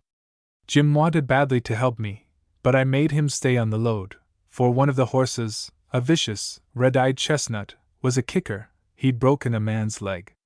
I got the feed bags stretched across the shafts, and the chaff and corn into them, and there stood the horses all round with their rumps north, south, and west, and their heads between the shafts, munching and switching their tails. We used double shafts, you know, for horse teams, 2 pairs side by side, and prop them up, and stretch bags between them, letting the bags sag to serve as feed boxes. I threw the spare tarpaulin over the wheels on one side, letting about half of it lie on the ground in case of damp, and so making a floor and a breakwind. I threw down bags and the blankets and possum rug against the wheel to make a camp for Jim and the cattle pup, and got a gin case we used for a tucker box, the frying pan and billy down, and made a good fire at a log close handy, and soon everything was comfortable. Ryan's Crossing was a grand camp. I stood with my pipe in my mouth, my hands behind my back, and my back to the fire, and took the country in. Reedy Creek came down along a western spur of the range. The banks here were deep and green, and the water ran clear over the granite bars, boulders, and gravel. Behind us was a dreary flat covered with those gnarled, gray-barked, dry-rotted native apple trees, about as much like apple trees as the native bear is like any other, and a nasty bit of sand-dusty road that I was always glad to get over in wet weather. To the left on our side of the creek were reedy marshes, with frogs croaking, and across the creek the dark box scrub-covered ridges ended in steep sidings coming down to the creek bank, and to the main road that skirted them, running on west up over a saddle in the ridges and on towards Dubbo. The road by Leahy's Creek to a place called Cobra branched off, through dreary apple tree and stringy bark flats, to the left, just beyond the crossing.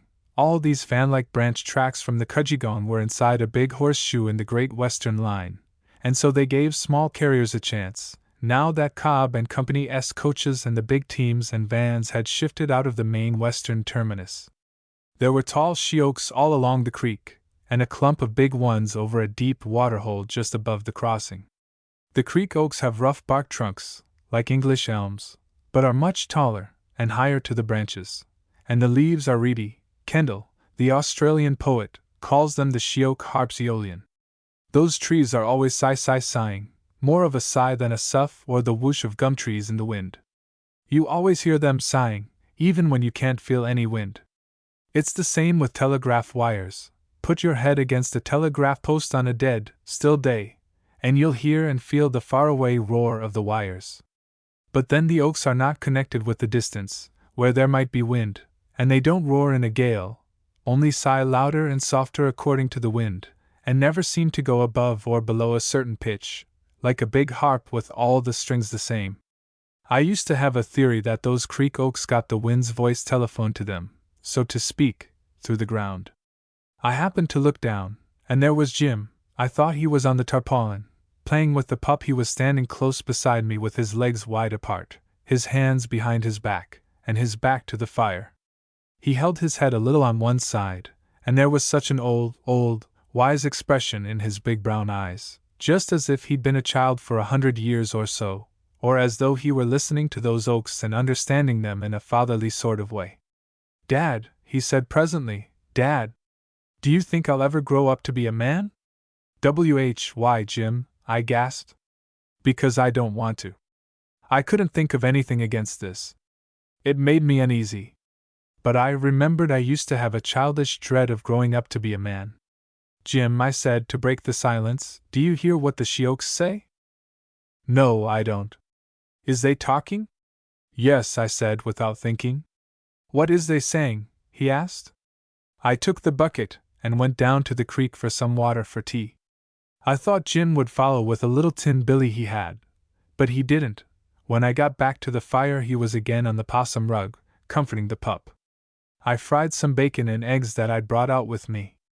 Jim sang out from the wagon. Don't cook too much, Dad, I mightn't be hungry. I got the tin plates and pine pots and things out on a clean new flour bag, in honor of Jim, and dished up. He was leaning back on the rug looking at the pup in a listless sort of way. I reckoned he was tired out, and pulled the gin case up close to him for a table and put his plate on it. But he only tried a mouthful or two, and then he said, I ain't hungry, Dad. You'll have to eat it all. It made me uneasy. I never liked to see a child of mine turn from his food. They had given him some tinned salmon in Gulgong, and I was afraid that was upsetting him. I was always against tinned muck. Sick, Jim? I asked. No, Dad, I ain't sick. I don't know what's the matter with me. Have some tea, Sonny? Yes, Dad. I gave him some tea, with some milk in it that I'd brought in a bottle from his aunt's for him. He took a sip or two and then put the pint pot on the gin case. Jim's tired, Dad, he said. I made him lie down while I fixed up a camp for the night. It had turned a bit chilly, so I let the big tarpaulin down all round. It was made to cover a high load. The flour in the wagon didn't come above the rail, so the tarpaulin came down well on to the ground. I fixed Jim up a comfortable bed under the tail end of the wagon. When I went to lift him in, he was lying back, looking up at the stars in a half-dreamy, half-fascinated way that I didn't like. Whenever Jim was extra old-fashioned or affectionate, there was danger. How do you feel now, Sonny? It seemed a minute before he heard me and turned from the stars. Jim's better, Dad. Then he said something like, the stars are looking at me. I thought he was half asleep. I took off his jacket and boots, and carried him in under the wagon and made him comfortable for the night. Kiss me night-night, Daddy, he said. I'd rather he hadn't asked me. It was a bad sign. As I was going to the fire, he called me back. What is it, Jim? Get me my things and the cattle pup, please, Daddy. I was scared now. His things were some toys and rubbish he'd brought from Gulgong, and I remembered, the last time he had convulsions, he took all his toys and a kitten to bed with him. And night-night and Daddy were 2-year-old language to Jim. I'd thought he'd forgotten those words. He seemed to be going back.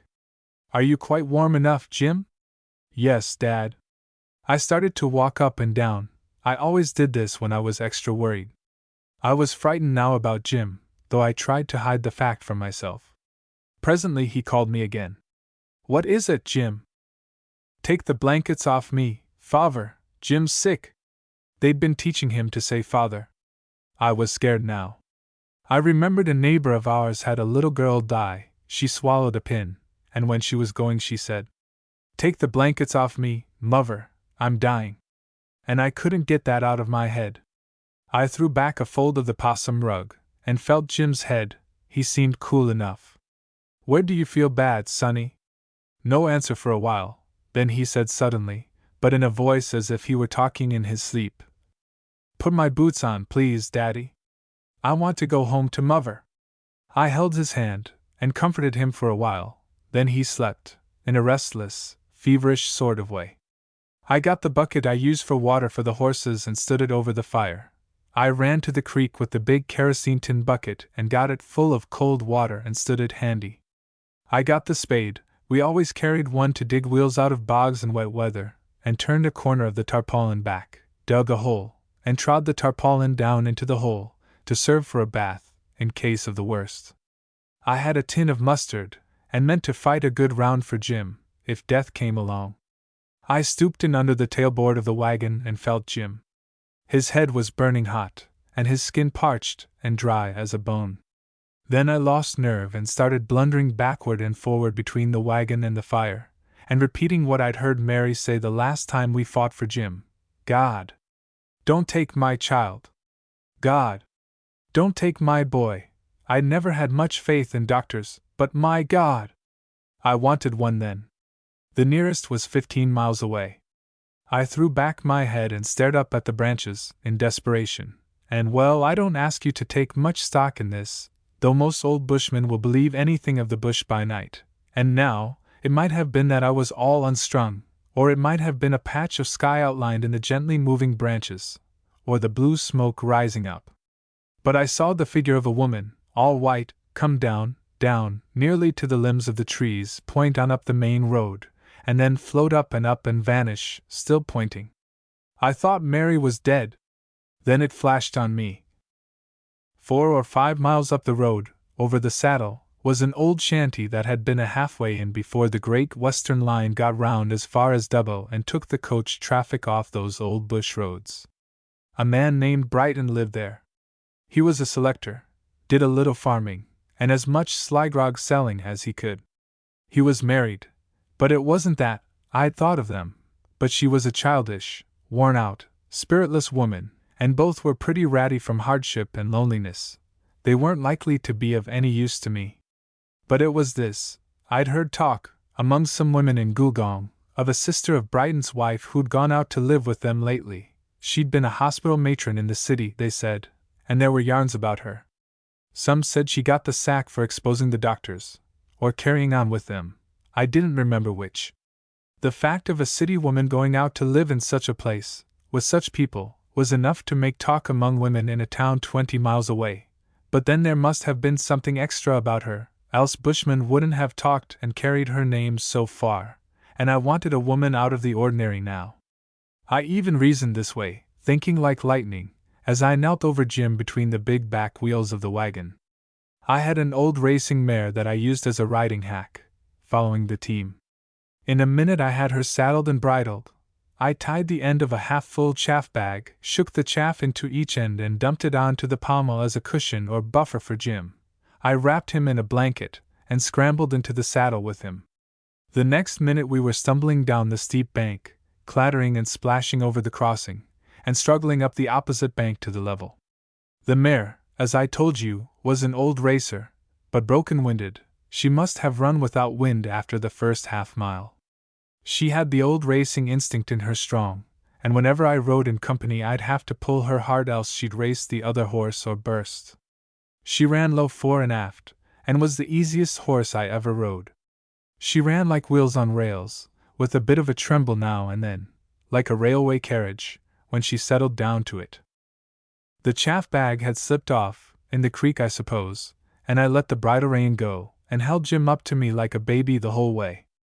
Let the strongest man, who isn't used to it, hold a baby in one position for 5 minutes, and Jim was fairly heavy. But I never felt the ache in my arms that night. It must have gone before I was in a fit state of mind to feel it.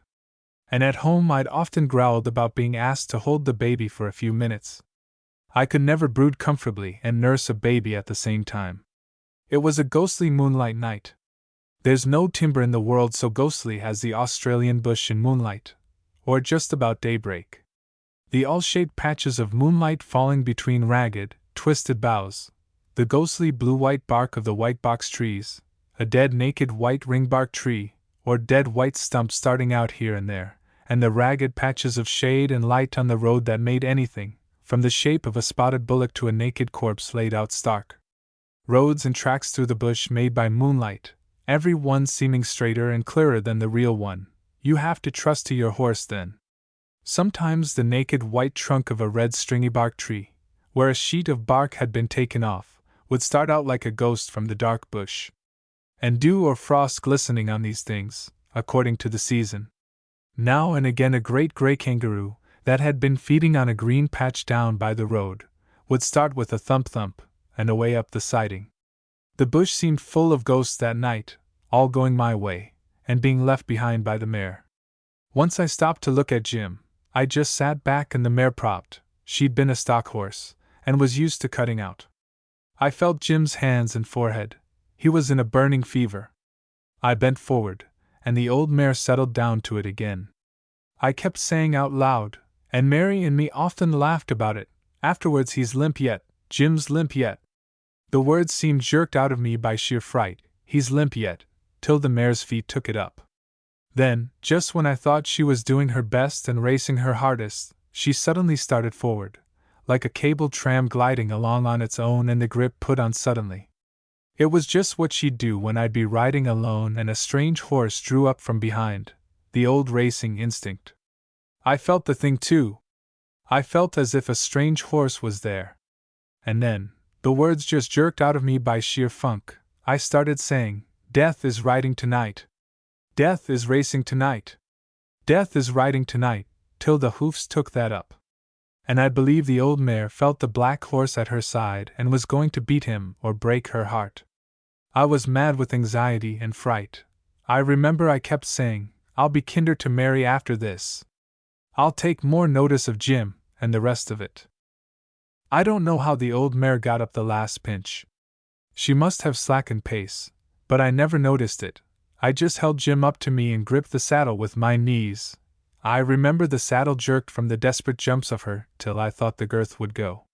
We topped the gap and were going down into a gully they called Dead Man's Hollow, and there, at the back of a ghostly clearing that opened from the road where there were some black soil springs, was a long, low, oblong weatherboard and shingle building, with blind, broken windows in the gable ends, and a wide, steep veranda roof slanting down almost to the level of the windowsills. There was something sinister about it, I thought, like the hat of a jailbird slouched over his eyes. The place looked both deserted and haunted. I saw no light, but that was because of the moonlight outside. The mare turned in at the corner of the clearing to take a short cut to the shanty, and, as she struggled across some marshy ground, my heart kept jerking out the words, "It's deserted. They've gone away. It's deserted." The mare went round to the back and pulled up between the back door and a big bark and slab kitchen. Someone shouted from inside.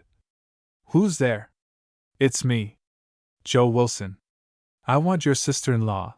I've got the boy. He's sick and dying." Brighton came out, pulling up his moleskins. "What boy?" he asked. "Here, take him," I shouted, "and let me get down." "What's the matter with him?" asked Brighton, and he seemed to hang back. And just as I made to get my leg over the saddle, Jim's head went back over my arm, he stiffened, and I saw his eyeballs turned up and glistening in the moonlight. I felt cold all over then and sick in the stomach, but clear-headed in a way. Strange, wasn't it? I don't know why I didn't get down and rush into the kitchen to get a bath ready. I only felt as if the worst had come, and I wished it were over and gone. I even thought of Mary and the funeral. Then a woman ran out of the house, a big, hard-looking woman. She had on a wrapper of some sort, and her feet were bare. She laid her hand on Jim, looked at his face, and then snatched him from me and ran into the kitchen, and me down and after her. As great good luck would have it, they had some dirty clothes on to boil in a kerosene tin, dishcloths or something.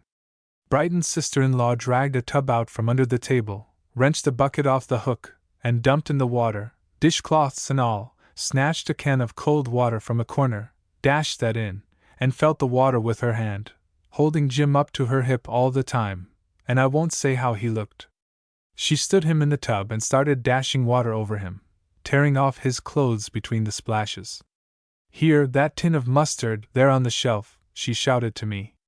She knocked the lid off the tin on the edge of the tub, and went on splashing and spanking Jim. It seemed an eternity. And I? Why, I never thought clearer in my life. I felt cold-blooded. I felt as if I'd like an excuse to go outside till it was all over. I thought of Mary and the funeral, and wished that that was past. All this in a flash, as it were. I felt that it would be a great relief, and only wished the funeral was months past. I felt, well, altogether selfish. I only thought for myself. Brighton's sister-in-law splashed and spanked him hard, hard enough to break his back, I thought, and, after about half an hour it seemed, the end came. Jim's limbs relaxed, he slipped down into the tub, and the pupils of his eyes came down. They seemed dull and expressionless, like the eyes of a new baby, but he was back for the world again. I dropped on the stool by the table. "It's all right," she said. "It's all over now. I wasn't going to let him die. I was only thinking, well, it's over now, but it will come on again.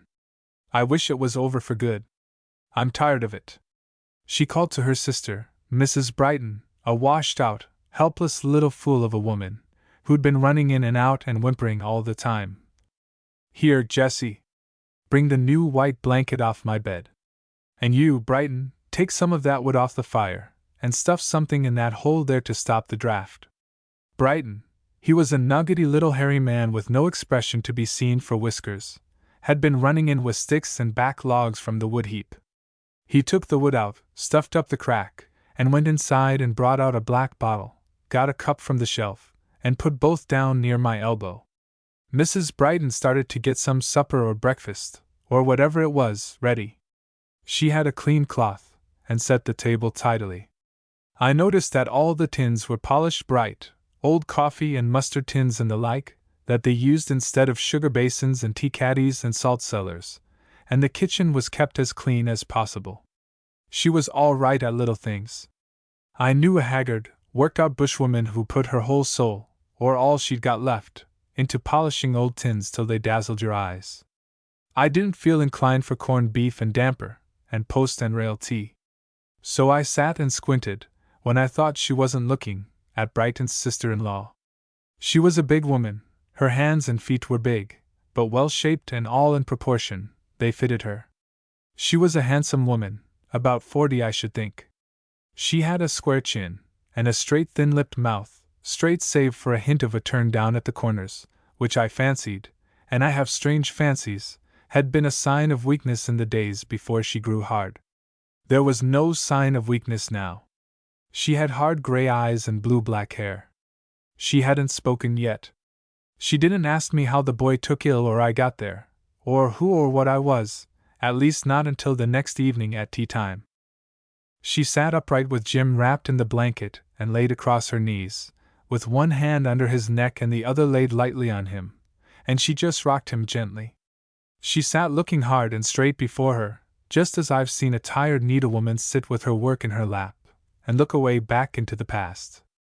And Jim might have been the work in her lap, for all she seemed to think of him. Now and then she knitted her forehead and blinked.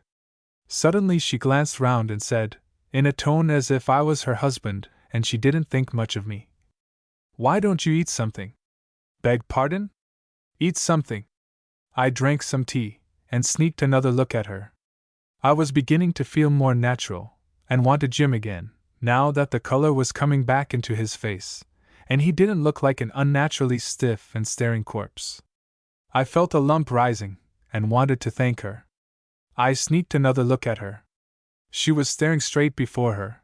I never saw a woman's face change so suddenly. I never saw a woman's eyes so haggard and hopeless. Then her great chest heaved twice. I heard her draw a long shuddering breath, like a knocked-out horse, and 2 great tears dropped from her wide-open eyes down her cheeks like raindrops on a face of stone. And in the firelight they seemed tinged with blood. I looked away quick, feeling full up myself. And presently I hadn't seen her look round. She said, "Go to bed." "Beg pardon?" Her face was the same as before the tears. "Go to bed. There's a bed made for you inside on the sofa." "But the team, I must." "What?" "The team. I left it at the camp. I must look to it." "Oh. Well, Brighton will ride down and bring it up in the morning, or send the half-caste. Now you go to bed, and get a good rest.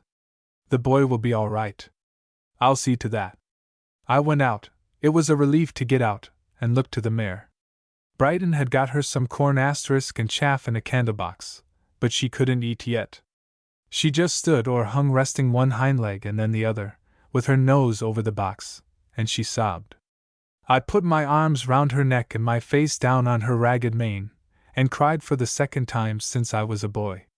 As I started to go in, I heard Brighton's sister-in-law say, suddenly and sharply, "Take that away, Jessie."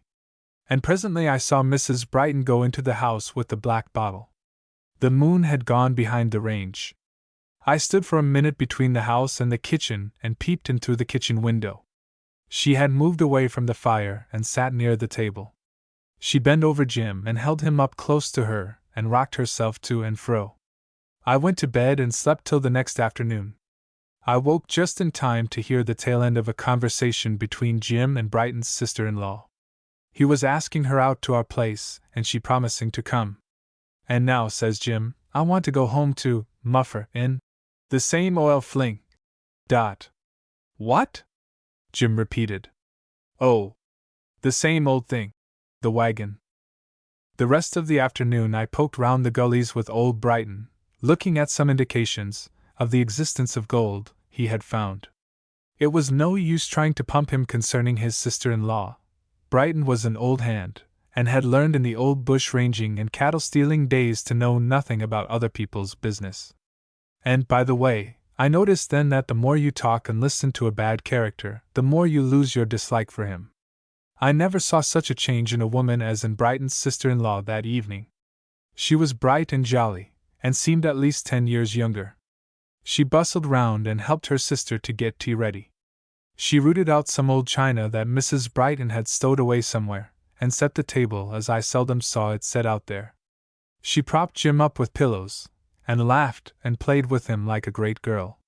She described Sydney and Sydney life as I never heard it described before, and she knew as much about the bush and old digging days as I did. She kept old Brighton and me listening and laughing till nearly midnight. And she seemed quick to understand everything when I talked. If she wanted to explain anything that we hadn't seen, she wouldn't say that it was like a, and hesitate, you know what I mean. She'd hit the right thing on the head at once. A squatter with a very round, flaming red face and a white cork hat had gone by in the afternoon. She said it was like a mushroom on the rising moon. She gave me a lot of good hints about children. But she was quiet again next morning. I harnessed up, and she dressed Jim and gave him his breakfast, and made a comfortable place for him on the load with the possum rug and a spare pillow. She got up on the wheel to do it herself. Then was the awkward time. I'd half start to speak to her, and then turn away and go fixing up round the horses, and then make another false start to say good-bye. At last she took Jim up in her arms and kissed him, and lifted him on the wheel. But he put his arms tight round her neck, and kissed her, a thing Jim seldom did with anybody except his mother, for he wasn't what you'd call an affectionate child. He'd never more than offer his cheek to me, in his old-fashioned way. I'd got up the other side of the load to take him from her. Here, take him, she said. I saw his mouth twitching as I lifted him. Jim seldom cried nowadays, no matter how much he was hurt. I gained some time fixing Jim comfortable. You'd better make a start, she said. You want to get home early with that boy. I got down and went round to where she stood. I held out my hand and tried to speak, but my voice went like an ungreased wagon wheel, and I gave it up, and only squeezed her hand. That's all right, she said. Then tears came into her eyes, and she suddenly put her hand on my shoulder and kissed me on the cheek. You be off, you're only a boy yourself. Take care of that boy, be kind to your wife, and take care of yourself. Will you come to see us? Some day, she said. I started the horses, and looked round once more. She was looking up at Jim, who was waving his hand to her from the top of the load. And I saw that haggard, hungry, hopeless look come into her eyes in spite of the tears. I smoothed over that story and shortened it a lot. When I told it to Mary, I didn't want to upset her. But some time after I brought Jim home from Gulgong, and while I was at home with the team for a few days, nothing would suit Mary but she must go over to Brighton's shanty and see Brighton's sister-in-law. So James drove her over one morning in the spring cart. It was a long way, and they stayed at Brighton's overnight and didn't get back till late the next afternoon. I'd got the place in a pigmuck, as Mary said, doing for myself, and I was having a snooze on the sofa when they got back. The first thing I remember was someone stroking my head and kissing me, and I heard Mary saying, "My poor boy. My poor old boy." I sat up with a jerk. I thought that Jim had gone off again. But it seems that Mary was only referring to me. Then she started to pull gray hairs out of my head and put 'em in an empty matchbox, to see how many she'd get. She used to do this when she felt a bit soft. I don't know what she said to Brighton's sister-in-law or what Brighton's sister-in-law said to her, but Mary was extra gentle for the next few days. Water them geraniums. A lonely track. The time Mary and I shifted out into the bush from Gulgong to settle on the land at Leahy's Creek. I'd sold the 2 tip trays that I used for tank sinking and dam making, and I took the traps out in the wagon on top of a small load of rations and horse feed that I was taking to a sheep station out that way. Mary drove out in the spring cart. You remember we left little Jim with his aunt in Gulgong till we got settled down.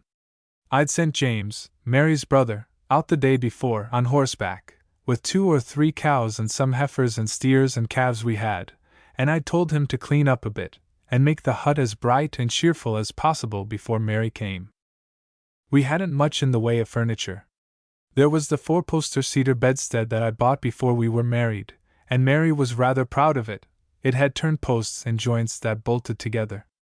There was a plain hardwood table, that Mary called her ironing table, upside down on top of the load, with the bedding and blankets between the legs. There were 4 of those common black kitchen chairs, with apples painted on the hard-board backs, that we use for the parlor. There was a cheap battened sofa with arms at the ends and turned rails between the uprights of the arms. We were a little proud of the turned rails. And there was the camp oven, and the 3-legged pot, and pans and buckets, stuck about the load and hanging under the tailboard of the wagon. There was the little Wilcox and Gibbs sewing machine, my present to Mary when we were married, and what a present, looking back to it! There was a cheap little rocking chair, and a looking-glass, and some pictures that were presents from Mary's friends and sister. She had her mantel-shelf ornaments and crockery and knickknacks packed away, in the linen and old clothes, in a big tub made of half a cask, and a box that had been Jim's cradle. The livestock was a cat in one box, and in another an old rooster, and 3 hens that formed cliques, 2 against 1, turnabout, as 3 of the same sex will do all over the world. I had my old cattle dog, and of course a pup on the load. I always had a pup that I gave away, or sold and didn't get paid for, or had touched stolen, as soon as it was old enough. James had his 3 spidery, sneaking, thieving, cold-blooded kangaroo dogs with him.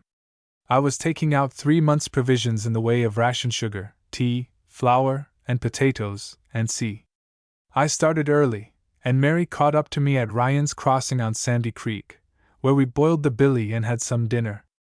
Mary bustled about the camp and admired the scenery and talked too much for her, and was extra cheerful, and kept her face turned from me as much as possible. I soon saw what was the matter. She'd been crying to herself coming along the road. I thought it was all on account of leaving little Jim behind for the first time. She told me that she couldn't make up her mind till the last moment to leave him, and that, a mile or 2 along the road, she'd have turned back for him, only that she knew her sister would laugh at her. She was always terribly anxious about the children. We cheered each other up, and Mary drove with me the rest of the way to the creek, along the lonely branch track, across native apple tree flats. It was a dreary, hopeless track. There was no horizon, nothing but the rough ashen trunks of the gnarled and stunted trees in all directions, little or no undergrowth, and the ground, save for the coarse, brownish tufts of dead grass, as bare as the road, for it was a dry season. There had been no rain for months, and I wondered what I should do with the cattle if there wasn't more grass on the creek. In this sort of country a stranger might travel for miles without seeming to have moved, for all the difference there is in the scenery. The new tracks were blazed, that is, slices of bark cut off from both sides of trees, within sight of each other, in a line, to mark the track until the horses and wheel marks made it plain. A smart bushman, with a sharp tomahawk, can blaze a track as he rides. But a bushman a little used to the country soon picks out differences amongst the trees, half unconsciously as it were, and so finds his way about. Mary and I didn't talk much along this track. We couldn't have heard each other very well, anyway, for the clock of the wagon and the rattle of the cart over the hard lumpy ground. And I suppose we both began to feel pretty dismal as the shadows lengthened. I noticed lately that Mary and I had got out of the habit of talking to each other, noticed it in a vague sort of way that irritated me, as vague things will irritate one, when I thought of it. But then I thought, it won't last long, I'll make life brighter for her by and by. As we went along, and the tracks seemed endless, I got brooding, of course, back into the past. And I feel now, when it's too late, that Mary must have been thinking that way too. I thought of my early boyhood, of the hard life of grubbin' and milkin' and fencin' and pluffin' and ringbarkin', and all for nothing. The few months at the little bark school, with a teacher who couldn't spell. The cursed ambition or craving that tortured my soul as a boy, ambition or craving for, I didn't know what for. For something better and brighter, anyhow. And I made the life harder by reading at night. It all passed before me as I followed on in the wagon, behind Mary in the spring cart. I thought of these old things more than I thought of her. She had tried to help me to better things. And I tried too. I had the energy of half a dozen men when I saw a road clear before me, but shied at the first check. Then I brooded, or dreamed of making a home, that one might call a home, for Mary, some day. Ah, well! And what was Mary thinking about, along the lonely, changeless miles? I never thought of that. Of her kind, careless, gentleman father, perhaps. Of her girlhood. Of her homes, not the huts and camps she lived in with me. Of our future, she used to plan a lot, and talk a good deal of our future, but not lately. These things didn't strike me at the time. I was so deep in my own brooding. Did she think now? Did she begin to feel now that she had made a great mistake and thrown away her life, but must make the best of it? This might have roused me, had I thought of it. But whenever I thought Mary was getting indifferent towards me, I'd think, I'll soon win her back. We'll be sweethearts again, when things brighten up a bit. It's an awful thing to me, now I look back to it, to think how far apart we had grown, what strangers we were to each other. It seems, now, as though we had been sweethearts long years before, and had parted, and had never really met since.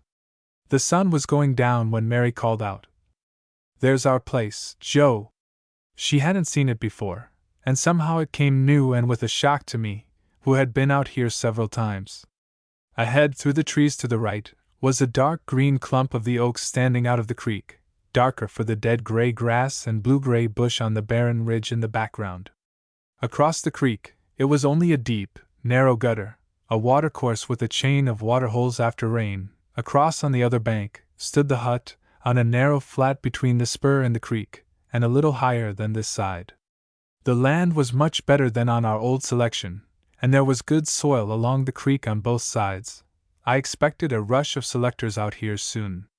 A few acres round the hut was cleared and fenced in by a light two-rail fence of timber split from logs and saplings. The man who took up this selection left it because his wife died here. It was a small oblong hut built of split slabs, and he had roofed it with shingles which he split in spare times. There was no veranda, but I built one later on. At the end of the house was a big slab and bark shed, bigger than the hut itself, with a kitchen, a skill iron for tools, harness, and horse feed, and a spare bedroom partitioned off with sheets of bark and old chaff bags. The house itself was floored roughly, with cracks between the boards. There were cracks between the slabs all round, though he nailed strips of tin, from old kerosene tins, over some of them. The partitioned-off bedroom was lined with old chaff bags with newspapers pasted over them for wallpaper. There was no ceiling, calico or otherwise, and we could see the round pine rafters and battens, and the under ends of the shingles. But ceilings make a hut hot and harbor insects and reptiles, snakes sometimes. There was one small glass window in the dining room with 3 panes and a sheet of grease paper, and the rest were rough wooden shutters. There was a pretty good cowyard and calf pen, and that was about all. There was no dam or tank. I made one later on.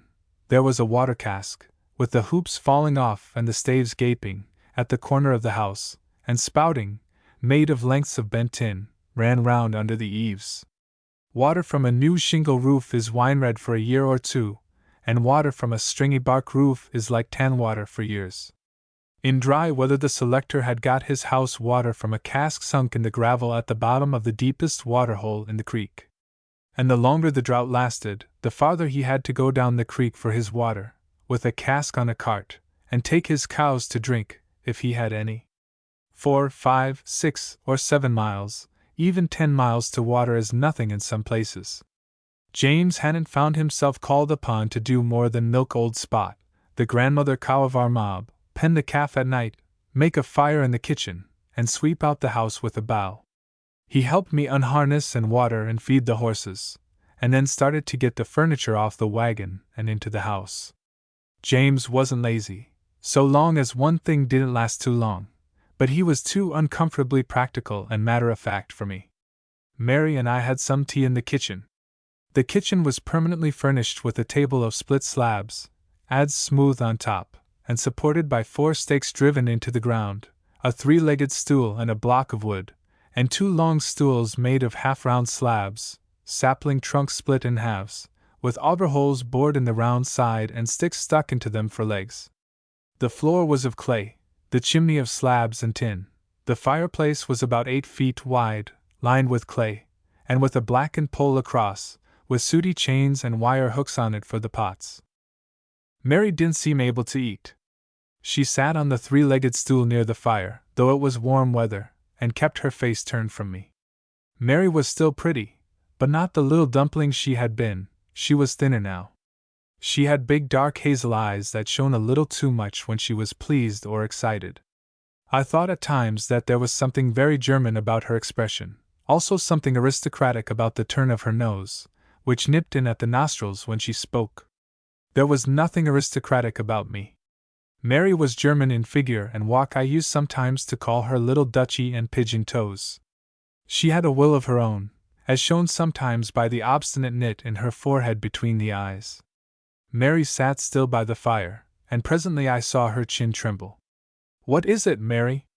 She turned her face farther from me. I felt tired, disappointed, and irritated, suffering from a reaction. "Now, what is it, Mary?" I asked.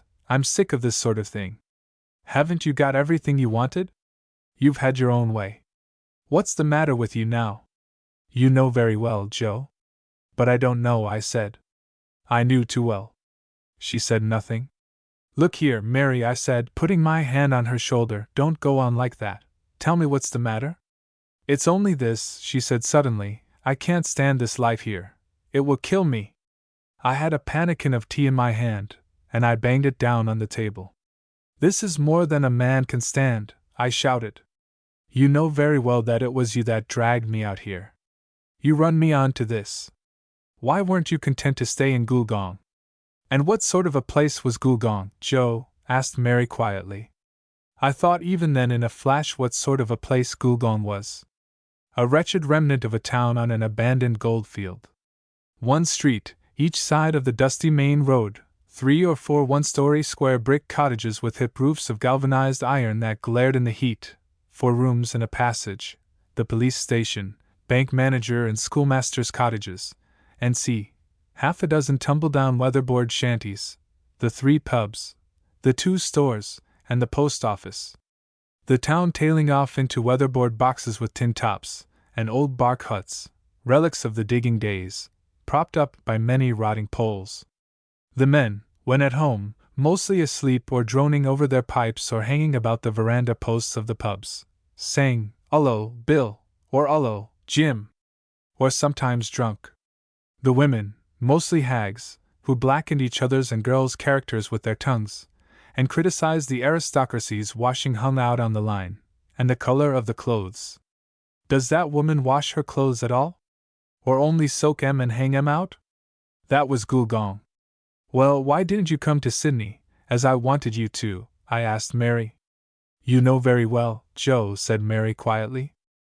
I knew very well, but the knowledge only maddened me. I had had an idea of getting a billet in one of the big wool stores. I was a fair wool expert, but Mary was afraid of the drink. I could keep well away from it so long as I worked hard in the bush. I had gone to Sydney twice since I met Mary, once before we were married, and she forgave me when I came back, and once afterwards. I got a billet there then, and was going to send for her in a month. After 8 weeks she raised the money somehow, and came to Sydney and brought me home. I got pretty low down that time. "But, Mary," I said, "it would have been different this time. You would have been with me. I can take a glass now or leave it alone." "As long as you take a glass there is danger," she said. "Well, what did you want to advise me to come out here for, if you can't stand it? Why didn't you stay where you were?" I asked. "Well," she said, "why weren't you more decided?" I'd sat down, but I jumped to my feet then. "Good God!" I shouted, "this is more than any man can stand. I'll chuck it all up. I'm damned well sick and tired of the whole thing." "So am I, Joe," said Mary wearily. "We quarreled badly then, that first hour in our new home. I know now whose fault it was." I got my hat and went out and started to walk down the creek. I didn't feel bitter against Mary. I had spoken too cruelly to her to feel that way. Looking back, I could see plainly that if I had taken her advice all through, instead of now and again, things would have been all right with me. I had come away and left her crying in the hut, and James telling her, in a brotherly way, that it was all her fault. The trouble was that I never liked to give in or go halfway to make it up, not halfway. It was all the way or nothing with our natures. If I don't make a stand now, I'd say, I'll never be master. I gave up the reins when I got married, and I'll have to get them back again. What women some men are! But the time came, and not many years after, when I stood by the bed where Mary lay, white and still, and amongst other things, I kept saying, I'll give in, Mary, I'll give in, and then I'd laugh. They thought that I was raving mad, and took me from the room. But that time was to come. As I walked down the creek track in the moonlight, the question rang in my ears again, as it had done when I first caught sight of the house that evening. Why did I bring her here? I was not fit to go on the land. The place was only fit for some stolid German, or Scotsman, or even Englishman and his wife, who had no ambition but to bullock and make a farm of the place. I had only drifted here through carelessness, brooding, and discontent. I walked on and on till I was more than halfway to the only neighbors, a wretched selector's family, about 4 miles down the creek, and I thought I'd go on to the house and see if they had any fresh meat. A mile or two farther I saw the loom of the bark hut they lived in, on a patchy clearing in the scrub, and heard the voice of the selector's wife. I had seen her several times. She was a gaunt, haggard bushwoman, and I supposed the reason why she hadn't gone mad through hardship and loneliness was that she hadn't either the brains or the memory to go farther than she could see through the trunks of the apple trees. You a nay, Annie? Yes, from somewhere in the gloom. Didn't I tell yer to water them geraniums? Well, didn't I? Don't tell lies or I'll break your young back. I did, I tell yer, the water won't soak inter the ashes. Geraniums were the only flowers I saw grow in the drought out there. I remembered this woman had a few dirty gray-green leaves behind some sticks against the bark wall near the door, and in spite of the sticks the fowls used to get in and scratch beds under the geraniums, and scratch dust over them, and ashes were thrown there, with an idea of helping the flower, I suppose, and greasy dishwater, when fresh water was scarce, till you might as well try to water a dish of fat. Then the woman's voice again. You, Tommy! Tommy! Silence, save for an echo on the ridge. While you, T.O.M.A. Yes, shrill shriek from across the creek. Didn't I tell you to ride up to them new people and see if they want any meat or anythink? In one long screech. Well, I can't find the horse. Well, find it first thing in the morning and don't forget to tell Mrs. Wyson that mother'll be up as soon as she can. I didn't feel like going to the woman's house that night. I felt, and the thought came like a whip-stroke on my heart, that this was what Mary would come to if I left her here. I turned and started to walk home, fast. I'd made up my mind. I'd take Mary straight back to Gulgong in the morning. I forgot about the load I had to take to the sheep station. I'd say, look here, girlie, that's what I used to call her, we'll leave this wretched life, we'll leave the bush forever. We'll go to Sydney, and I'll be a man, and work my way up, and I'd sell wagon, horses, and all, and go. When I got to the hut it was lighted up. Mary had the only kerosene lamp, a slush lamp, and 2 tallow candles going. She had got both rooms washed out, to James's disgust, for he had to move the furniture and boxes about.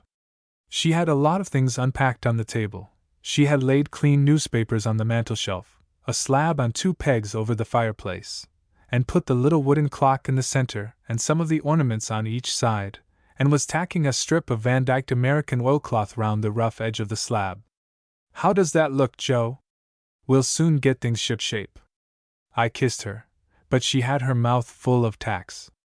I went out in the kitchen, drank a pint of cold tea, and sat down.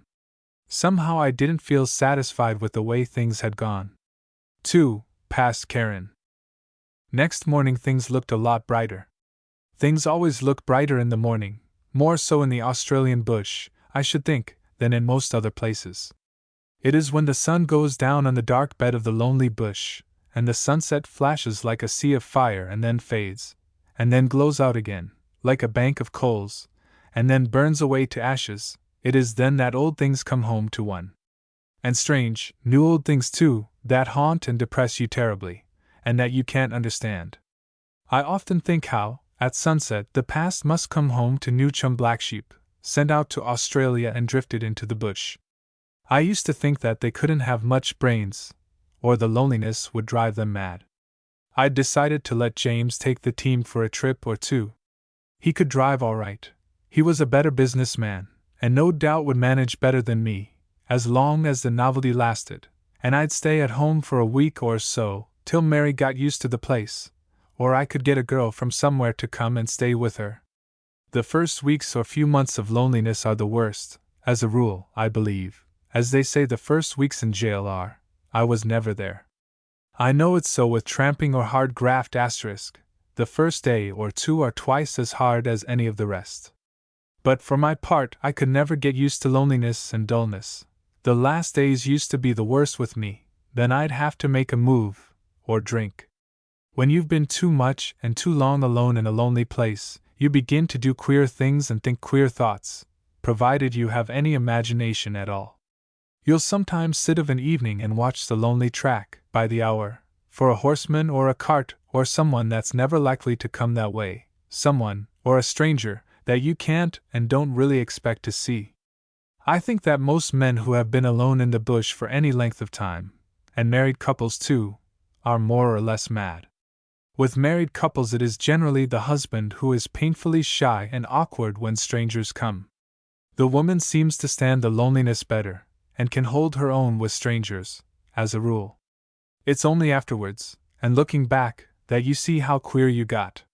Shepherds and boundary riders, who are alone for months, must have their periodical spree, at the nearest shanty, else they'd go raving mad. Drink is the only break in the awful monotony, and the yearly or half-yearly spree is the only thing they've got to look forward to. It keeps their minds fixed on something definite ahead. But Mary kept her head pretty well through the first months of loneliness. Weeks, rather, I should say, for it wasn't as bad as it might have been farther up country. There was generally someone came of a Sunday afternoon, a spring cart with a couple of women, or maybe a family, or a lanky shy bush native or two on lanky shy horses. On a quiet Sunday, after I'd brought Jim home, Mary would dress him and herself, just the same as if we were in town, and make me get up on one end and put on a collar and take her and Jim for a walk along the creek. She said she wanted to keep me civilized. She tried to make a gentleman of me for years, but gave it up gradually. Well, it was the first morning on the creek. I was greasing the wagon wheels, and James out after the horse, and Mary hanging out clothes, in an old print dress and a big ugly white hood, when I heard her being hailed as "Hi, Mrs." from the front slip rails. It was a boy on horseback. He was a light-haired, very much freckled boy of 14 or 15, with a small head, but with limbs, especially his bare sun-blotched shanks, that might have belonged to a grown man. He had a good face and frank gray eyes. An old, nearly black cabbage tree hat rested on the butts of his ears, turning them out at right angles from his head, and rather dirty sprouts they were. He wore a dirty torn Crimean shirt, and a pair of man's moleskin trousers rolled up above the knees, with the wide waistband gathered under a green-hide belt. I noticed, later on, that, even when he wore trousers short enough for him, he always rolled them up above the knees when on horseback, for some reason of his own, to suggest leggings, perhaps, for he had them rolled up in all weathers, and he wouldn't have bothered to save them from the sweat of the horse, even if that horse ever sweated. He was seated astride a 3-bushel bag thrown across the ridgepole of a big gray horse, with a coffin-shaped head, and built astern something after the style of a roughly put-up hip-roofed box-bark humpy. His color was like old box-bark, too, a dirty bluish-gray, and one time, when I saw his rump looming out of the scrub, I really thought it was some old shepherd's hut that I hadn't noticed there before. When he cantered it was like the humpy starting off on its corner posts. "Are you Mrs. Wilson?" asked the boy. "Yes," said Mary. "Well, Mother told me to ride across and see if you wanted anything. We killed lars night, and I fetched a piece or cow." "Piece of what?" asked Mary. He grinned, and handed a sugar bag across the rail with something heavy in the bottom of it. that nearly jerked Mary's arm out when she took it. It was a piece of beef that looked as if it had been cut off with a wood axe, but it was fresh and clean. "Oh, I'm so glad," cried Mary. She was always impulsive, save to me sometimes. "I was just wondering where we were going to get any fresh meat." "How kind of your mother! Tell her I'm very much obliged to her indeed," and she felt behind her for a poor little purse she had. "And now, how much did your mother say it would be?" The boy blinked at her, and scratched his head. "How much will it be?" he repeated, puzzled. "Oh, how much does it weigh, I suppose you mean?" "Well, it ain't been weighed at all. We ain't got no scales. A butcher does all that sort of think. We just kills it, and cooks it, and eats it, and goes by guess. What won't keep we salts down in the cask. I reckon it weighs about a ton by the weight of it if you want to know. Mother thought that if she sent any more it would go bad before you could scoff it." "I can't see." Yes, said Mary, getting confused. "But what I want to know is, how do you manage when you sell it?" He glared at her, and scratched his head. "Sell it? Why, we only goes halves in a steer with someone, or sells steers to the butcher, or maybe some meat to a party of fencers or surveyors, or tank sinkers, or them sort of people." Yes, but what I want to know is, how much am I to send your mother for this?" "How much what?" "Money, of course, you stupid boy," said Mary. "You seem a very stupid boy." Then he saw what she was driving at. He began to fling his heels convulsively against the sides of his horse, jerking his body backward and forward at the same time, as if to wind up and start some clockwork machinery inside the horse, that made it go, and seemed to need repairing or oiling. "We ain't that sort of people, missus," he said. "We don't sell meat to new people that come to settle here." Then, jerking his thumb contemptuously towards the ridges, "Go over ter Walls if you want ter buy meat. They sell meat ter strangers." Wall was the big squatter over the ridges. "Oh," said Mary, "I'm so sorry. Thank your mother for me. She is kind." "Oh, that's nothink. She said to tell you she'll be up as soon as she can. She'd have come up yesterday evening. She thought you'd feel lonely comin' new to a place like this, but she couldn't get up."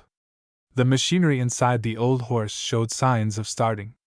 You almost heard the wooden joints creak as he lurched forward, like an old propped-up humpy when the rotting props give way, but at the sound of Mary's voice he settled back on his foundations again. It must have been a very poor selection that couldn't afford a better spare horse than that. "Reach me that lump of wood, will yer, missus?" said the boy, and he pointed to one of my spreads, for the team chains, that lay inside the fence. "I'll fling it back agin over the fence when I get this old cow started." "But wait a minute, I've forgotten your mother's name," said Mary. He grabbed at his thatch impatiently. "Me mother? Oh, the old woman's name's Mrs. Spicer." "Get up, carn't yer?" He twisted himself round, and brought the stretcher down on one of the horse's points, and he had many, with a crack that must have jarred his wrist. "Do you go to school?" asked Mary. There was a 3-days-a-week school over the ridges at Wall's station. "No," he jerked out, keeping his legs going. "Me? Why, I'm going on for 15. The last teacher at Wall's finished me. I'm going to Queensland next month dravin'. Queensland border was over 300 miles away." "Finished you? How?" asked Mary. "Me education, of course. How do you expect me to start this horse when you keep talkin'?" He split the spread over the horse's point, threw the pieces over the fence, and was off, his elbows and legs flinging wildly, and the old saw-stool lumbering along the road like an old working bullock trying to canter. That horse wasn't a trotter. And next month he did start for Queensland. He was a younger son and a surplus boy on a wretched, poverty-stricken selection, and as there was nothing doin' in the district, his father, in a burst of fatherly kindness, I suppose, made him a present of the old horse and a new pair of blucher boots, and I gave him an old saddle and a coat, and he started for the Never-Never country. And I'll bet he got there. But I'm doubtful if the old horse did. Mary gave the boy 5 shillings, and I don't think he had anything more except a clean shirt and an extra pair of white cotton socks. Spicer's farm was a big bark humpy on a patchy clearing in the native apple tree scrub. The clearing was fenced in by a light dog-legged fence, a fence of sapling poles resting on forks and X-shaped uprights, and the dusty ground round the house was almost entirely covered with cattle dung. There was no attempt at cultivation when I came to live on the creek, but there were old furrow marks amongst the stumps of another shapeless patch in the scrub near the hut. There was a wretched sapling cowyard and calf pen, and a cow bale with one sheet of bark over it for shelter. There was no dairy to be seen, and I suppose the milk was set in one of the two skillion rooms, or lean-tos behind the hut. The other was the boys' bedroom. The Spicers kept a few cows and steers, and had 30 or 40 sheep. Mrs. Spicer used to drive down the creek once a week, in her rickety old spring cart, to Cabra, with butter and eggs. The hut was nearly as bare inside as it was out, just a frame of round timber, sapling poles, covered with bark. The furniture was permanent, unless you rooted it up, like in our kitchen, a rough slab table on stakes driven into the ground, and seats made the same way. Mary told me afterwards that the beds in the bag-and-bark partitioned-off room, Mother's bedroom, were simply poles laid side by side on crosspieces supported by stakes driven into the ground, with straw mattresses and some worn-out bedclothes. Mrs. Spicer had an old patchwork quilt, in rags, and the remains of a white one, and Mary said it was pitiful to see how these things would be spread over the beds, to hide them as much as possible, when she went down there. A packing case, with something like an old print skirt draped round it, and a cracked looking-glass, without a frame, on top, was the dressing-table. There were a couple of gin cases for a wardrobe. The boys' beds were 3-bushel bags stretched between poles fastened to uprights. The floor was the original surface, tramped hard, worn uneven with much sweeping, and with puddles in rainy weather where the roof leaked. Mrs. Spicer used to stand old tins, dishes, and buckets under as many of the leaks as she could. The saucepans, kettles, and boilers were old kerosene tins and billies. They used kerosene tins, too, cut longways in halves, for setting the milk in.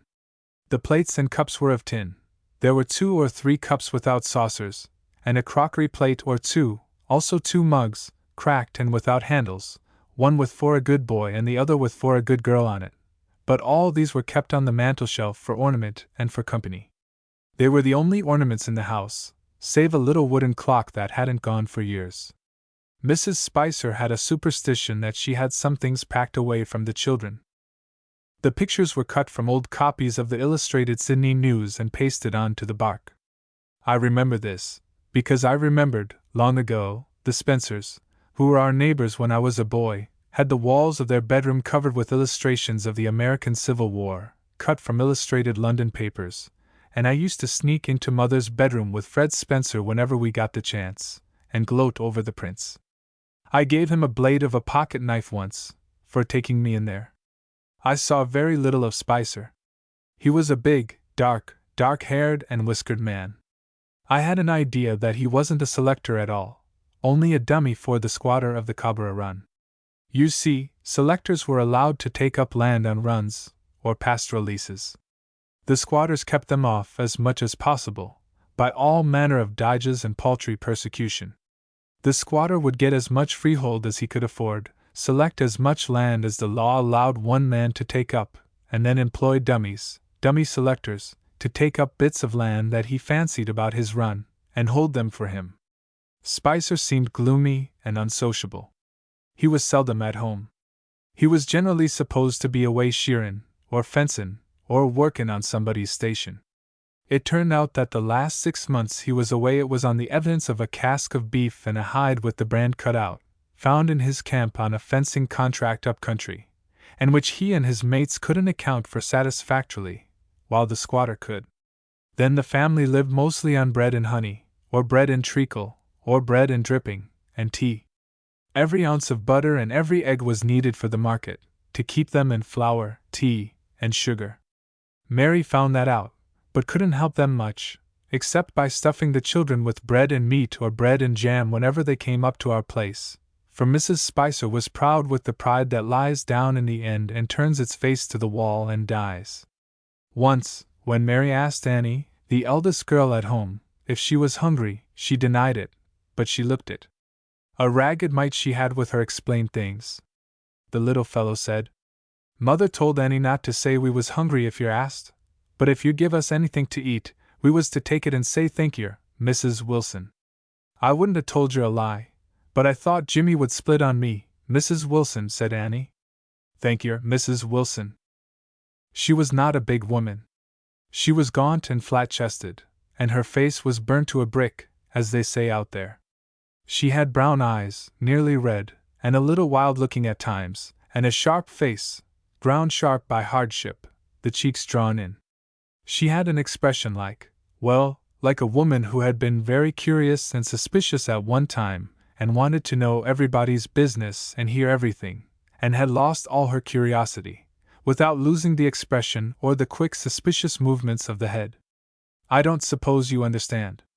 I can't explain it any other way. She was not more than 40. I remember the first morning I saw her. I was going up the creek to look at the selection for the first time, and called at the hut to see if she had a bit of fresh mutton, as I had none and was sick of corned beef. Yes, of course, she said, in a sharp, nasty tone, as if to say, is there anything more you want while the shop's open? I'd met just the same sort of woman years before while I was carrying swag between the shearing sheds in the awful scrubs out west of the Darling River, so I didn't turn on my heels and walk away. I waited for her to speak again. Come inside, she said, and sit down. I see you've got the wagon outside. I suppose your name's Wilson, ain't it?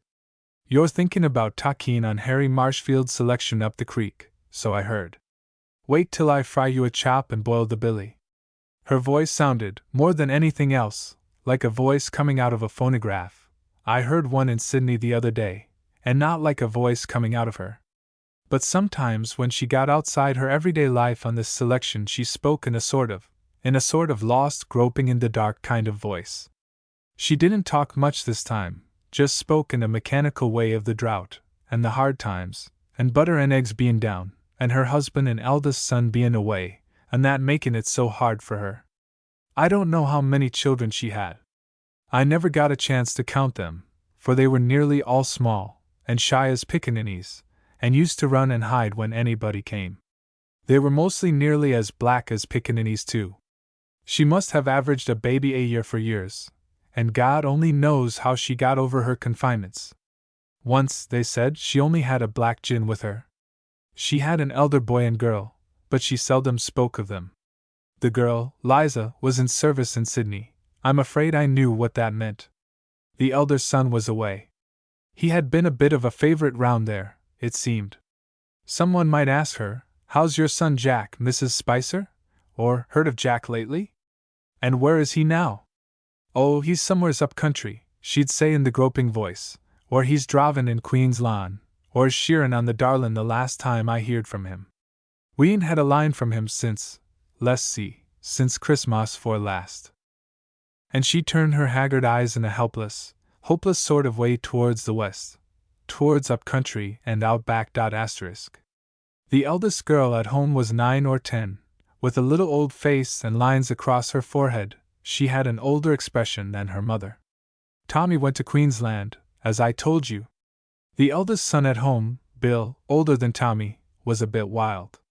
I've passed the place in smothering hot mornings in December, when the droppings about the cowyard had crumpled to dust that rose in the warm, sickly, sunrise wind, and seen that woman at work in the cowyard, bailing up and leg-roping cows, milking, or hauling at a rope round the neck of a half-grown calf that was too strong for her, and she was tough as fencing wire, or humping great buckets of sour milk to the pigs or the pawdies, hand-fed calves in the pen.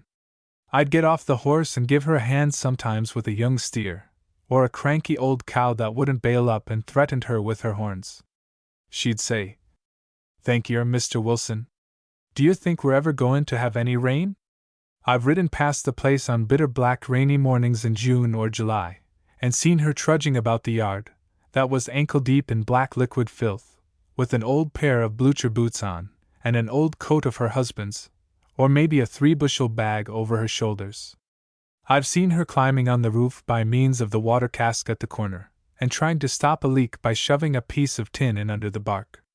And when I'd fixed the leak, "Thank yer, Mr. Wilson. This drop of rain's a blessin'. Come in and have a dry at the fire and I'll make yer a cup of tea, And if I was in a hurry, come in, man alive! Come in! And dry yourself a bit till the rain holds up. You can't go home like this. You'll get your death o' cold. I've even seen her, in the terrible drought, climbing she-oaks and apple trees by a makeshift ladder, and awkwardly lopping off boughs to feed the starving cattle. Just trying to keep the milkers alive till the rain comes.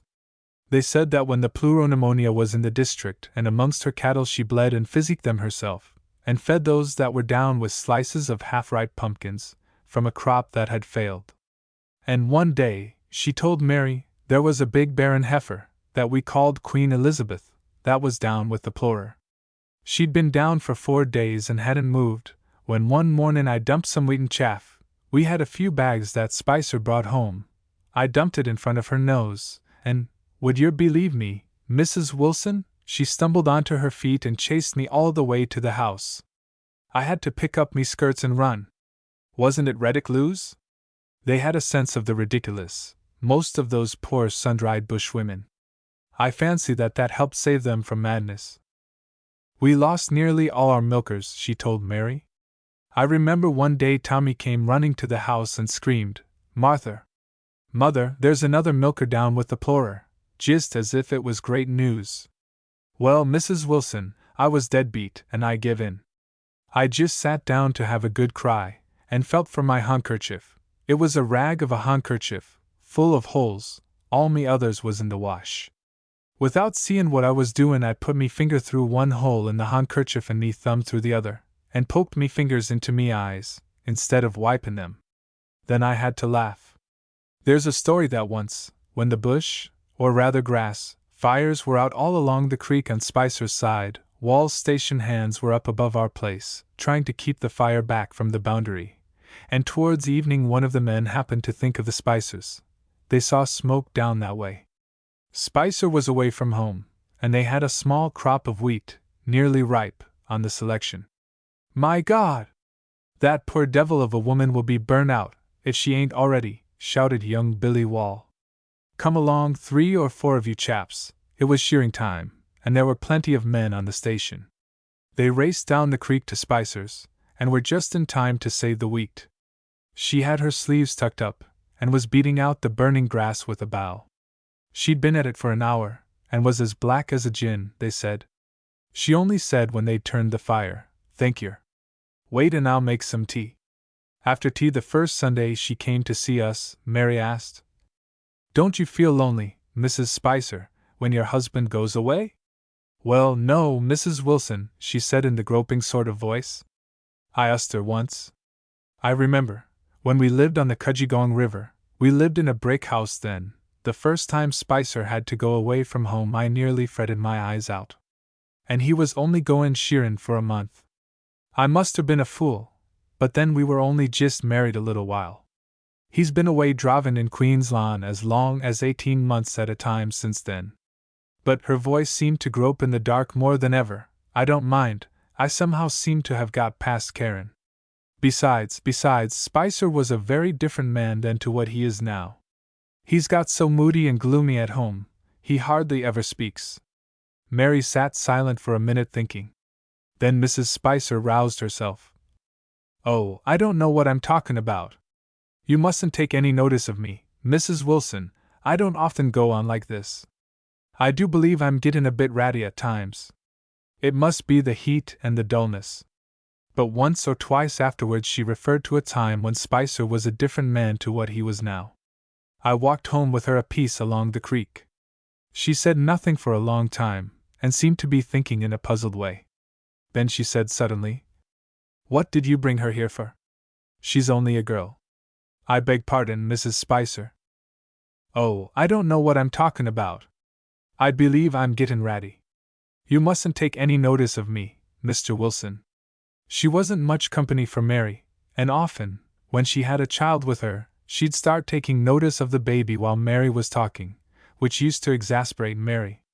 But poor Mrs. Spicer couldn't help it, and she seemed to hear all the same.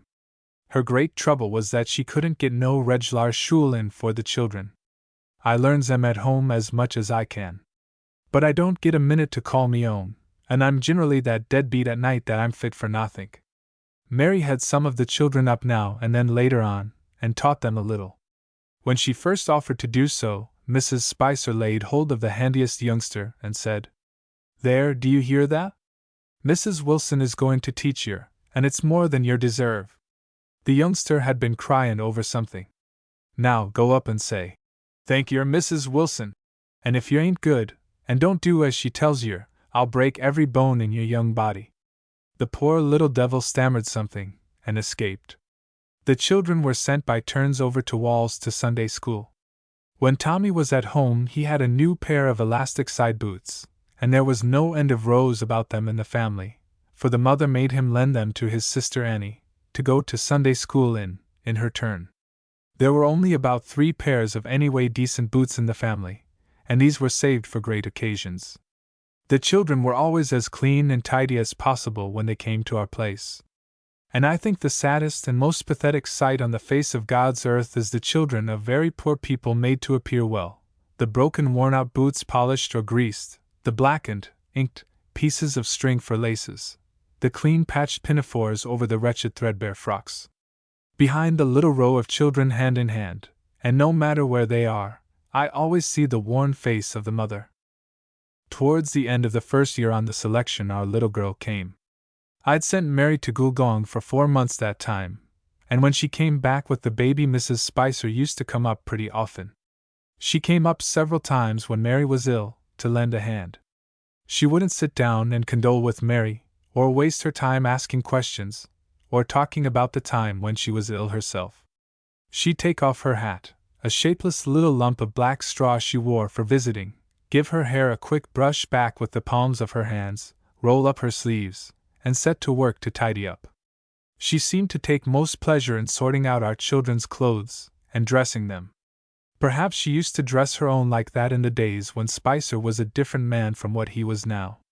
She seemed interested in the fashion plates of some women's journals we had, and used to study them with an interest that puzzled me, for she was not likely to go in for fashion. She never talked of her early girlhood, but Mary, from some things she noticed, was inclined to think that Mrs. Spicer had been fairly well brought up. For instance, Dr. Ballinfanty, from Cudgegong, came out to see Wall's wife, and drove up the creek to our place on his way back to see how Mary and the baby were getting on. Mary got out some crockery and some table napkins that she had packed away for occasions like this, and she said that the way Mrs. Spicer handled the things, and helped set the table, though she did it in a mechanical sort of way, convinced her that she had been used to table napkins at one time in her life. Sometimes, after a long pause in the conversation, Mrs. Spicer would say suddenly, "Oh, I don't think I'll come up next week, Mrs. Wilson." "Why, Mrs. Spicer?" "Because the visits doesn't do me any good. I get the dismals afterwards." "Why, Mrs. Spicer?" "What on earth do you mean?" "Oh, I don't know what I am talking about. You mustn't take any notice of me." And she'd put on her hat, kiss the children, and Mary too, sometimes, as if she mistook her for a child, and go. Mary thought her a little mad at times, but I seemed to understand. Once, when Mrs. Spicer was sick, Mary went down to her, and down again next day. As she was coming away the second time, Mrs. Spicer said, "I wish you wouldn't come down any more till I'm on me feet, Mrs. Wilson. The children can do for me." "Why, Mrs. Spicer?" "Well, the place is in such a muck, and it hurts me." We were the aristocrats of Leahy's Creek. Whenever we drove down on Sunday afternoon to see Mrs. Spicer, and as soon as we got near enough for them to hear the rattle of the cart, we'd see the children running to the house as fast as they could split, and hear them screaming, "Oh, Martha! Here comes Mr. and Mrs. Wilson in their spring cart." And we'd see her bustle round, and 2 or 3 fowls fly out the front door, and she'd lay hold of a broom, made of a bound bunch of broom stuff, coarse reedy grass or bush from the ridges, with a stick stuck in it, and flick out the floor, with a flick or 2 round in front of the door perhaps. The floor nearly always needed at least 1 flick of the broom on account of the fowls. Or she'd catch a youngster and scrub his face with the wet end of a cloudy towel, or twist the towel round her finger and dig out his ears, as if she was anxious to have him hear every word that was going to be said. No matter what state the house would be in, she'd always say, "I was just expectin' yer, Mrs. Wilson, and she was original in that, anyway. She had an old patched and darned white tablecloth that she used to spread on the table when we were there. As a matter of course, the others is in the wash, so you must excuse this, Mrs. Wilson, but I saw by the eyes of the children that the cloth was rather a wonderful thing to them. I must really get some more knives and forks next time I'm in Cabra, she'd say. The children break and lose them till I'm ashamed to ask Christians to sit down to the table. She had many bush yarns, some of them very funny, some of them rather ghastly, but all interesting, and with a grim sort of humor about them. But the effect was often spoilt by her screaming at the children to drive out them fowls, can't yer, or take your moulies, hands out of the sugar, or don't touch Mrs. Wilson's baby with them dirty moulies, or don't stand staring at Mrs. Wilson with your mouth and ears in that vulgar way. Poor woman! She seemed everlastingly nagging at the children. It was a habit, but they didn't seem to mind. Most bush women get the nagging habit. I remember one, who had the prettiest, dearest, sweetest, most willing, and affectionate little girl I think I ever saw, and she nagged that child from daylight till dark, and after it. Taking it all round, I think that the nagging habit in a mother is often worse on ordinary children, and more deadly on sensitive youngsters, than the drinking habit in a father. One of the yarns Mrs. Spicer told us was about a squatter she knew who used to go wrong in his head every now and again, and tried to commit suicide. Once, when the station hand, who was watching him, had his eye off him for a minute, he hanged himself to a beam in the stable. The men ran in and found him hanging and kicking. They let him hang for a while, said Mrs. Spicer, till he went black in the face and stopped kicking. Then they cut him down and threw a bucket of water over him. Why? What on earth did they let the man hang for? Asked Mary. To give him a good bellyful of it. They thought it would cure him of trying to hang himself again. Well, that's the coolest thing I ever heard of, said Mary. That's just what the magistrate said, Mrs. Wilson, said Mrs. Spicer. One morning, said Mrs. Spicer, Spicer had gone off on his horse somewhere, and I was alone with the children, when a man came to the door and said, "For God's sake, woman, give me a drink!" Lord only knows where he came from. He was dressed like a new chum. His clothes was good, but he looked as if he'd been sleepin' in them in the bush for a month. He was very shaky. I had some coffee that mornin', so I gave him some in a pint pot. He drank it, and then he stood on his head till he tumbled over, and then he stood up on his feet and said, "Thank yer, Mum." I was so surprised that I didn't know what to say, so I just said, "Would you like some more coffee?" "Yes, thank yer," he said. "About 2 quarts." I nearly filled the pint pot, and he drank it and stood on his head as long as he could, and when he got right end up he said, "Thank yer, Mum, it's a fine day." And then he walked off. He had 2 saddle straps in his hands. "Why, what did he stand on his head for?" asked Mary. "To wash it up and down, I suppose, to get twice as much taste of the coffee." He had no hat. I sent Tommy across to Walls to tell them that there was a man wandering about the bush in the horrors of drink, and to get someone to ride for the police. But they was too late, for he hanged himself that night. "Oh Lord," cried Mary. "Yes, right close to here, just down the creek where the track to Walls branches off. Tommy found him while he was out after the cows. Hanging to the branch of a tree with the 2 saddle straps." Mary stared at her, speechless. Tommy came home yellin' with fright. I sent him over to Walls at once. After breakfast, the minute my eyes was off them, the children slipped away and went down there. They came back screamin' at the tops of their voices. I did give it to them. I reckon they won't want to see a dead body again in a hurry. Every time I'd mention it they'd huddle together, or catch hold of me skirts and howl. "You'll go agin when I tell you not to," I'd say. "Oh no, Mother," they'd howl. "You're wanted ter see a man hangin'," I said. "Oh, don't, Mother! Don't talk about it. You wouldn't be satisfied till you see it," I'd say. "You're had to see it or burst. You're satisfied now, ain't yer? Oh, don't, Mother! You run all the way there, I suppose? Don't, Mother! But you run faster back, didn't yer? Oh, don't, Mother!" But, said Mrs. Spicer, in conclusion, I'd been down to see it myself before they was up. And ain't you afraid to live alone here, after all these horrible things? Asked Mary. Well, no, I don't mind. I seem to have got past caring for anything now. I felt it a little when Tommy went away, the first time I felt anything for years. But I'm over that now. Haven't you got any friends in the district, Mrs. Spicer? Oh, yes.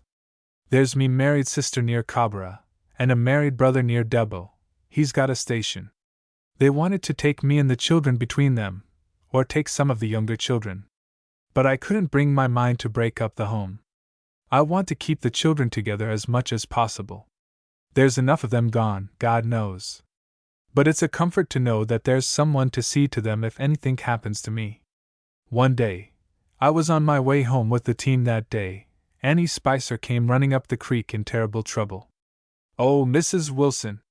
Something terrible's happened at home. A trooper, mounted policeman. They called them mounted troopers out there. A trooper's come and took Billy. Billy was the eldest son at home. What?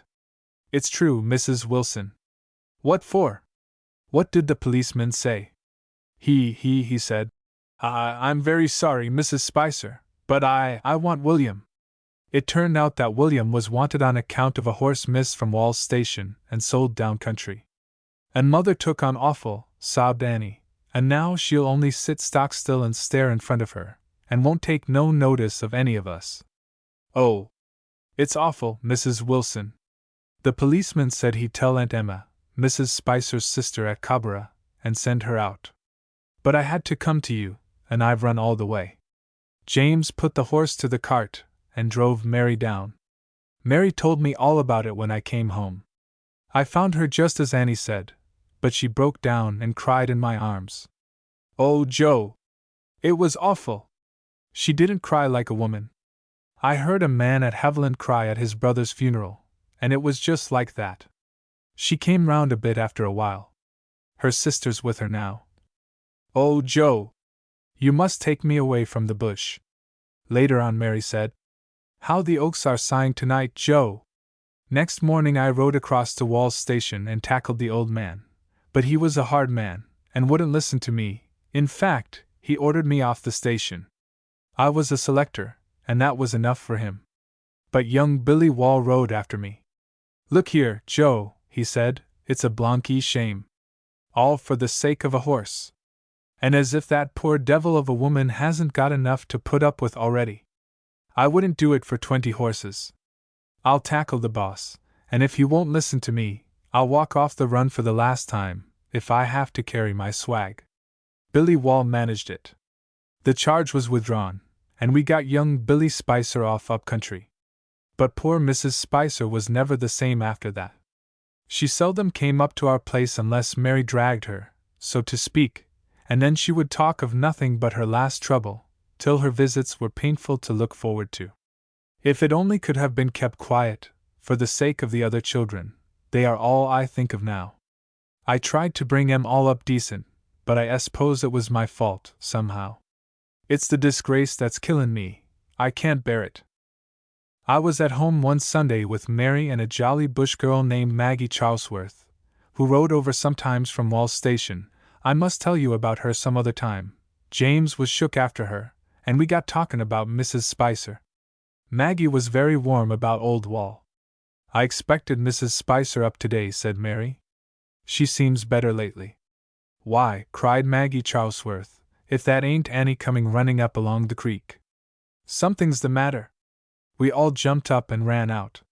What is it, Annie? Cried Mary. Oh, Mrs. Wilson. Mother's asleep, and we can't wake her. What? It's the truth, Mrs. Wilson. How long has she been asleep? Since last night. My God, cried Mary, since last night?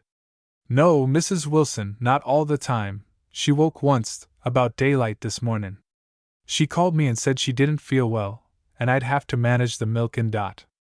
Was that all she said? No, she said not to go for you, and she said to feed the pigs and calves, and she said to be sure and water them geraniums.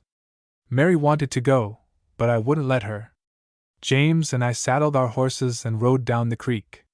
Mrs. Spicer looked very little different from what she did when I last saw her alive. It was some time before we could believe that she was dead. But she was past carin' right enough. A double buggy at Leahy's Creek. Aye, spuds, and a woman's obstinacy. Ever since we were married, it had been Mary's great ambition to have a buggy. The house or furniture didn't matter so much, out there in the bush where we were.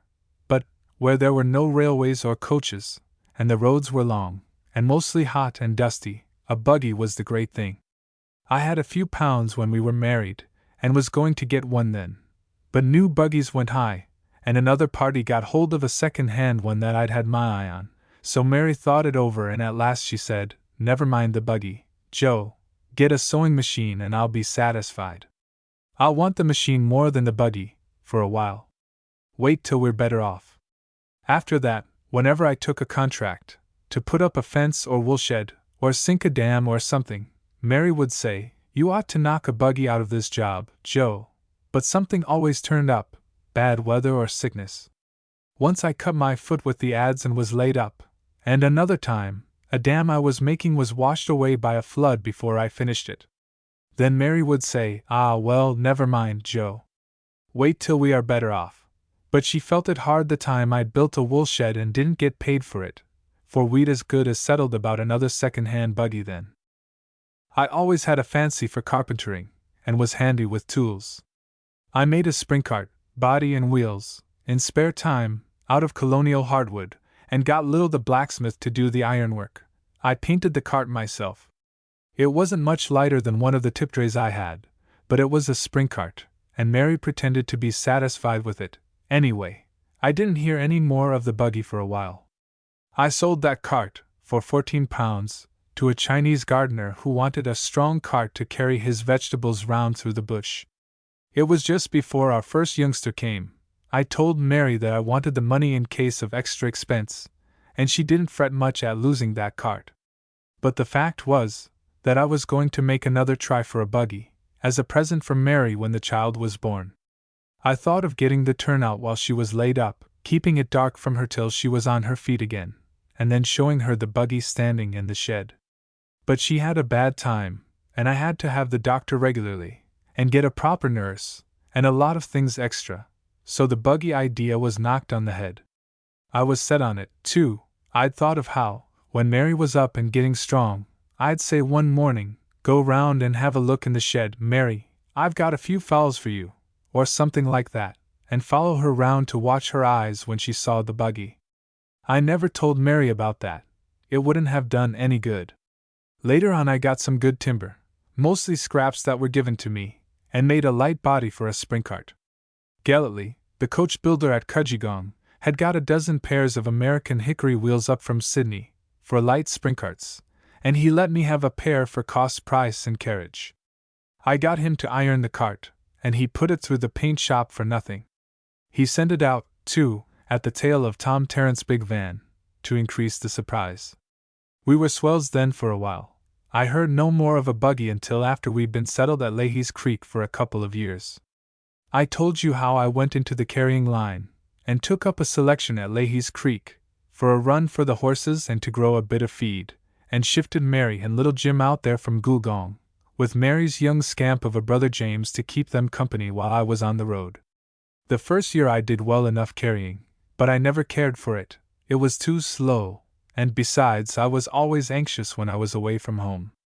The game was right enough for a single man, or a married one whose wife had got the nagging habit, as many bushwomen have, God help them, and who wanted peace and quietness sometimes. Besides, other small carriers started, seeing me getting on, and Tom Tarrant, the coach driver at Cudgegong, had another heavy spring van built, and put it on the roads, and he took a lot of the light stuff. The second year I made a rise, out of spuds, of all the things in the world. It was Mary's idea. Down at the lower end of our selection, Mary called it the Run, was a shallow watercourse called Snake's Creek, dry most of the year, except for a muddy waterhole or two, and just above the junction, where it ran into Leahy's Creek, was a low piece of good black soil flat, on our side, about 3 acres. The flat was fairly clear when I came to the selection, save for a few logs that had been washed up there in some big old man flood, way back in Blackfellow's times, and one day, When I had a spell at home, I got the horses and trace chains and dragged the logs together, those that wouldn't split for fencing timber, and burnt them off.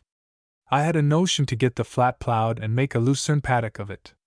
There was a good waterhole, under a clump of sheoak in the bend, and Mary used to take her stools and tubs and boiler down there in the spring cart in hot weather, and wash the clothes under the shade of the trees. It was cooler, and saved carrying water to the house. And one evening after she'd done the washing she said to me, "Look here, Joe, the farmers out here never seem to get a new idea. They don't seem to me ever to try and find out beforehand what the market is going to be like. They just go on farming the same old way and putting in the same old crops year after year.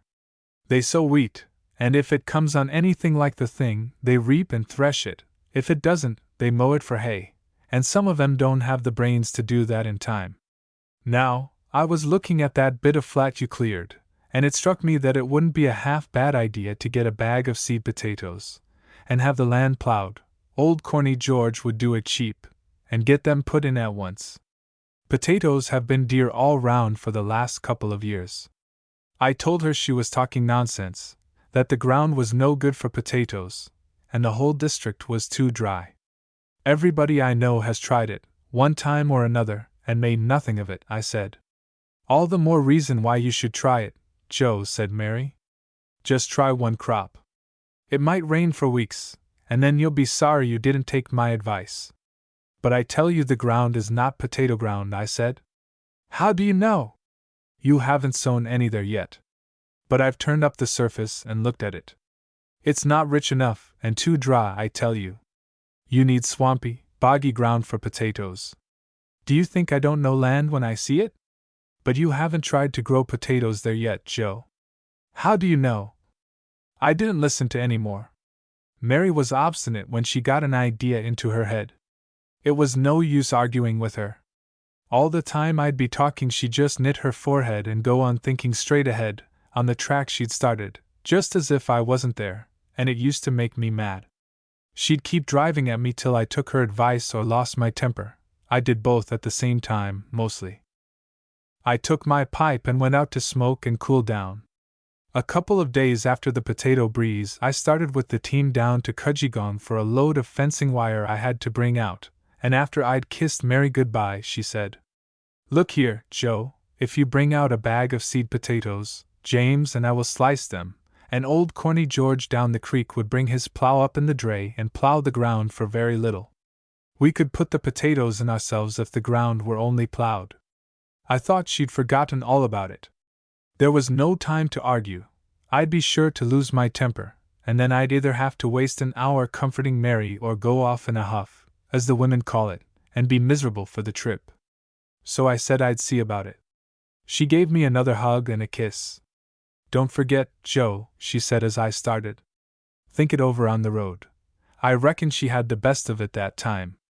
About 5 miles along, just as I turned into the main road, I heard someone galloping after me, and I saw young James on his hack. I got a start, for I thought that something had gone wrong at home. I remember, the first day I left Mary on the creek, for the first 5 or 6 miles I was half a dozen times on the point of turning back, only I thought she'd laugh at me. "What is it, James?" I shouted before he came up, but I saw he was grinning. "Mary says to tell you not to forget to bring a hoe out with you." "You clear off home," I said, "or I'll lay the whip about your young hide, and don't come riding after me again as if the run was on fire." "Well, you needn't get shirty with me," he said. I don't want to have anything to do with a hoe," and he rode off. I did get thinking about those potatoes, though I hadn't meant to. I knew of an independent man in that district who'd made his money out of a crop of potatoes. But that was away back in the roaring 50s, 54, when spuds went up to 28 shillings a hundredweight, in Sydney, on account of the gold rush. We might get good rain now, and anyway, it wouldn't cost much to put the potatoes in. If they came on well, it would be a few pounds in my pocket. If the crop was a failure, I'd have a better show with Mary next time she was struck by an idea outside housekeeping, and have something to grumble about when I felt grumpy. I got a couple of bags of potatoes. We could use those that were left over, and I got a small iron plow and a harrow that little the blacksmith had lying in his yard and let me have cheap, only about £1 more than I told Mary I gave for them. When I took advice, I generally made the mistake of taking more than was offered, or adding notions of my own. It was vanity, I suppose? If the crop came on well, I could claim the plow and harrow part of the idea, anyway. It didn't strike me that if the crop failed, Mary would have the plow and harrow against me, for old Corny would plow the ground for 10 or 15 shillings. Anyway, I'd want a plow and harrow later on, and I might as well get it now. It would give James something to do. I came out by the western road, by Guntawang, and up the creek home, and the first thing I saw was old Corny George plowing the flat. And Mary was down on the bank superintending. She'd got James with the trace chains and the spare horses, and had made him clear off every stick and bush where another furrow might be squeezed in. Old Corny looked pretty grumpy on it. He'd broken all his plowshares but one, in the roots, and James didn't look much brighter. Mary had an old felt hat and a new pair of elastic side boots of mine on, and the boots were covered with clay, for she'd been down hustling James to get a rotten old stump out of the way by the time Corny came round with his next furrow. I thought I'd make the boots easy for you, Joe, said Mary. It's all right, Mary, I said. I'm not going to growl. Those boots were a bone of contention between us, but she generally got them off before I got home. Her face fell a little when she saw the plow and harrow in the wagon, but I said that would be all right, we'd want a plow anyway. I thought you wanted old Corny to plow the ground, she said. I never said so. But when I sent Jim after you about the hoe to put the spuds in, you didn't say you wouldn't bring it, she said. I had a few days at home, and entered into the spirit of the thing. When Corny was done, James and I cross-plowed the land, and got a stump or two, a big log, and some scrub out of the way at the upper end and added nearly an acre, and plowed that. James was all right at most bushwork. He'd bullock so long as the novelty lasted. He liked plowing or fencing, or any graft he could make a show at. He didn't care for grubbing out stumps, or splitting posts and rails. We sliced the potatoes of an evening, and there was trouble between Mary and James over cutting through the eyes. There was no time for the hoe, and besides it wasn't a novelty to James, so I just ran furrows and they dropped the spuds in behind me, and I turned another furrow over them, and ran the harrow over the ground. I think I hilled those spuds, too, with furrows, or a crop of Indian corn I put in later on. It rained heavens hard for over a week. We had regular showers all through, and it was the finest crop of potatoes ever seen in the district. I believe at first Mary used to slip down at daybreak to see if the potatoes were up, and she'd write to me about them, on the road. I forget how many bags I got, but the few who had grown potatoes in the district sent theirs to Sydney, and spuds went up to 12 and 15 shillings a hundredweight in that district. I made a few quid out of mine, and saved carriage too, for I could take them out on the wagon. Then Mary began to hear, through James, of a buggy that someone had for sale cheap, or a dog-cart that somebody else wanted to get rid of, and let me know about it, in an offhand way. 2. Joe Wilson's luck. There was good grass on the selection all the year. I'd picked up a small lot, about 20 head, of half-starved steers for next to nothing, and turned them on the run. They came on wonderfully, and my brother-in-law, Mary's sister's husband, who was running a butchery at Gulgong, gave me a good price for them. His carts ran out 20 or 30 miles, to little bits of gold rushes that were going on at Home Rule, Happy Valley, Guntawang, Talawang, and Kuyul, and those places round there, and he was doing well. Mary had heard of a light American wagonette, when the steers went, a tray-body arrangement, and she thought she'd do with that. It would be better than the buggy, Joe, she said. There'd be more room for the children, and besides I could take butter and eggs to Gulgong, or Cabra, when we get a few more cows. Then James heard of a small flock of sheep that a selector, who was about starved off his selection out Talbragar way, wanted to get rid of. James reckoned he could get them for less than half a crown a head. We'd had a heavy shower of rain that came over the ranges and didn't seem to go beyond our boundaries. Mary said, "It's a pity to see all that grass going to waste, Joe. Better get those sheep and try your luck with them. Leave some money with me, and I'll send James over for them. Never mind about the buggy, we'll get that when we're on our feet." So James rode across to Talbragar, and drove a hard bargain with that unfortunate selector, and brought the sheep home. There were about 200, wethers and ewes, and they were young and looked a good breed too, but so poor they could scarcely travel. They soon picked up, though. The drought was blazing all round and out back, and I think that my corner of the ridges was the only place where there was any grass to speak of. We had another shower or two, and the grass held out. Chaps began to talk of Joe Wilson's luck. I would have liked to shear those sheep, but I hadn't time to get a shed or anything ready. Along towards Christmas there was a bit of a boom in the carrying line. Wethers and wool were going as high as 13 to 15 shillings at the home bush yards at Sydney, so I arranged to truck the sheep down from the river by rail, with another small lot that was going, and I started James off with them.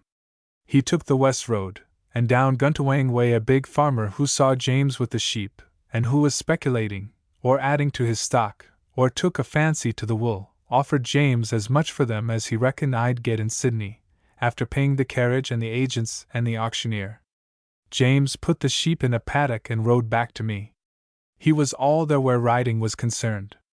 I told him to let the sheep go. James made a greener shotgun, and got his saddle done up out of that job. I took up a couple more 40-acre blocks, one in James's name, to encourage him with the fencing. There was a good slice of land in an angle between the range and the creek, farther down, which everybody thought belonged to Wall, the squatter, but Mary got an idea, and went to the local land office and found out that it was unoccupied Crown land, and so I took it up on pastoral lease, and got a few more sheep. I'd saved some of the best-looking ewes from the last lot. One evening, I was going down next day for a load of fencing wire for myself. Mary said, "Joe, do you know that the Matthews have got a new double buggy?" The Matthews were a big family of cockatoos, along up the main road, and I didn't think much of them. The sons were all bad eggs, though the old woman and girls were right enough. "Well, what of that?" I said. "They're up to their neck in debt, and camping like black fellows in a big bark humpy. They do well to go flashing round in a double buggy." "But that isn't what I was going to say," said Mary. "They want to sell their old single buggy, James says. I'm sure you could get it for £6 or £7, and you could have it done up." "I wish James to the devil," I said. "Can't he find anything better to do than ride round after cock and bull yarns about buggies?" "Well," said Mary, "it was James who got the steers and the sheep." Well, one word led to another, and we said things we didn't mean, but couldn't forget in a hurry. I remember I said something about Mary always dragging me back just when I was getting my head above water and struggling to make a home for her and the children, and that hurt her, and she spoke of the homes she'd had since she was married. And that cut me deep. It was about the worst quarrel we had. When she began to cry, I got my hat and went out and walked up and down by the creek. I hated anything that looked like injustice. I was so sensitive about it that it made me unjust sometimes. I tried to think I was right, but I couldn't. It wouldn't have made me feel any better if I could have thought so. I got thinking of Mary's first year on the selection and the life she'd had since we were married. When I went and she'd cried herself to sleep. I bent over and, "Mary," I whispered. She seemed to wake up. Joe, she said. "What is it, Mary?" I said. "I'm pretty well sure that old Spot's calf isn't in the pen. Make James go at once." Old Spot's last calf was 2 years old now, so Mary was talking in her sleep, and dreaming she was back in her first year. We both laughed when I told her about it afterwards, but I didn't feel like laughing just then. Later on in the night she called out in her sleep, Joe, put that buggy in the shed, or the sun will blister the varnish." I wish I could say that that was the last time I ever spoke unkindly to Mary. Next morning I got up early and fried the bacon and made the tea, and took Mary's breakfast into her, like I used to do, sometimes, when we were first married. She didn't say anything, just pulled my head down and kissed me. When I was ready to start, Mary said, "You'd better take the spring cart in behind the dray and get the tires cut and set. They're ready to drop off, and James has been wedging them up till he's tired of it. The last time I was out with the children I had to knock one of them back with a stone. There'll be an accident yet." So I lashed the shafts of the cart under the tail of the wagon, and mean and ridiculous enough the cart looked, going along that way. It suggested a man stooping along handcuffed, with his arms held out and down in front of him. It was dull weather, and the scrubs looked extra dreary and endless, and I got thinking of old things. Everything was going all right with me, but that didn't keep me from brooding sometimes, trying to hatch out stones, like an old hen we had at home. I think, taking it all round, I used to be happier when I was mostly hard up, and more generous. When I had £10 I was more likely to listen to a chap who said, "Lend me a pound note, Joe," than when I had 50. Then I fought shy of careless chaps, and lost mates that I wanted afterwards, and got the name of being mean. When I got a good check I'd be as miserable as a miser over the first £10 I spent, but when I got down to the last I'd buy things for the house. And now that I was getting on, I hated to spend a pound on anything. But then, the farther I got away from poverty the greater the fear I had of it, and besides, there was always before us all the thought of the terrible drought, with blazing runs as bare and dusty as the road, and dead stock rotting every yard, all along the barren creeks.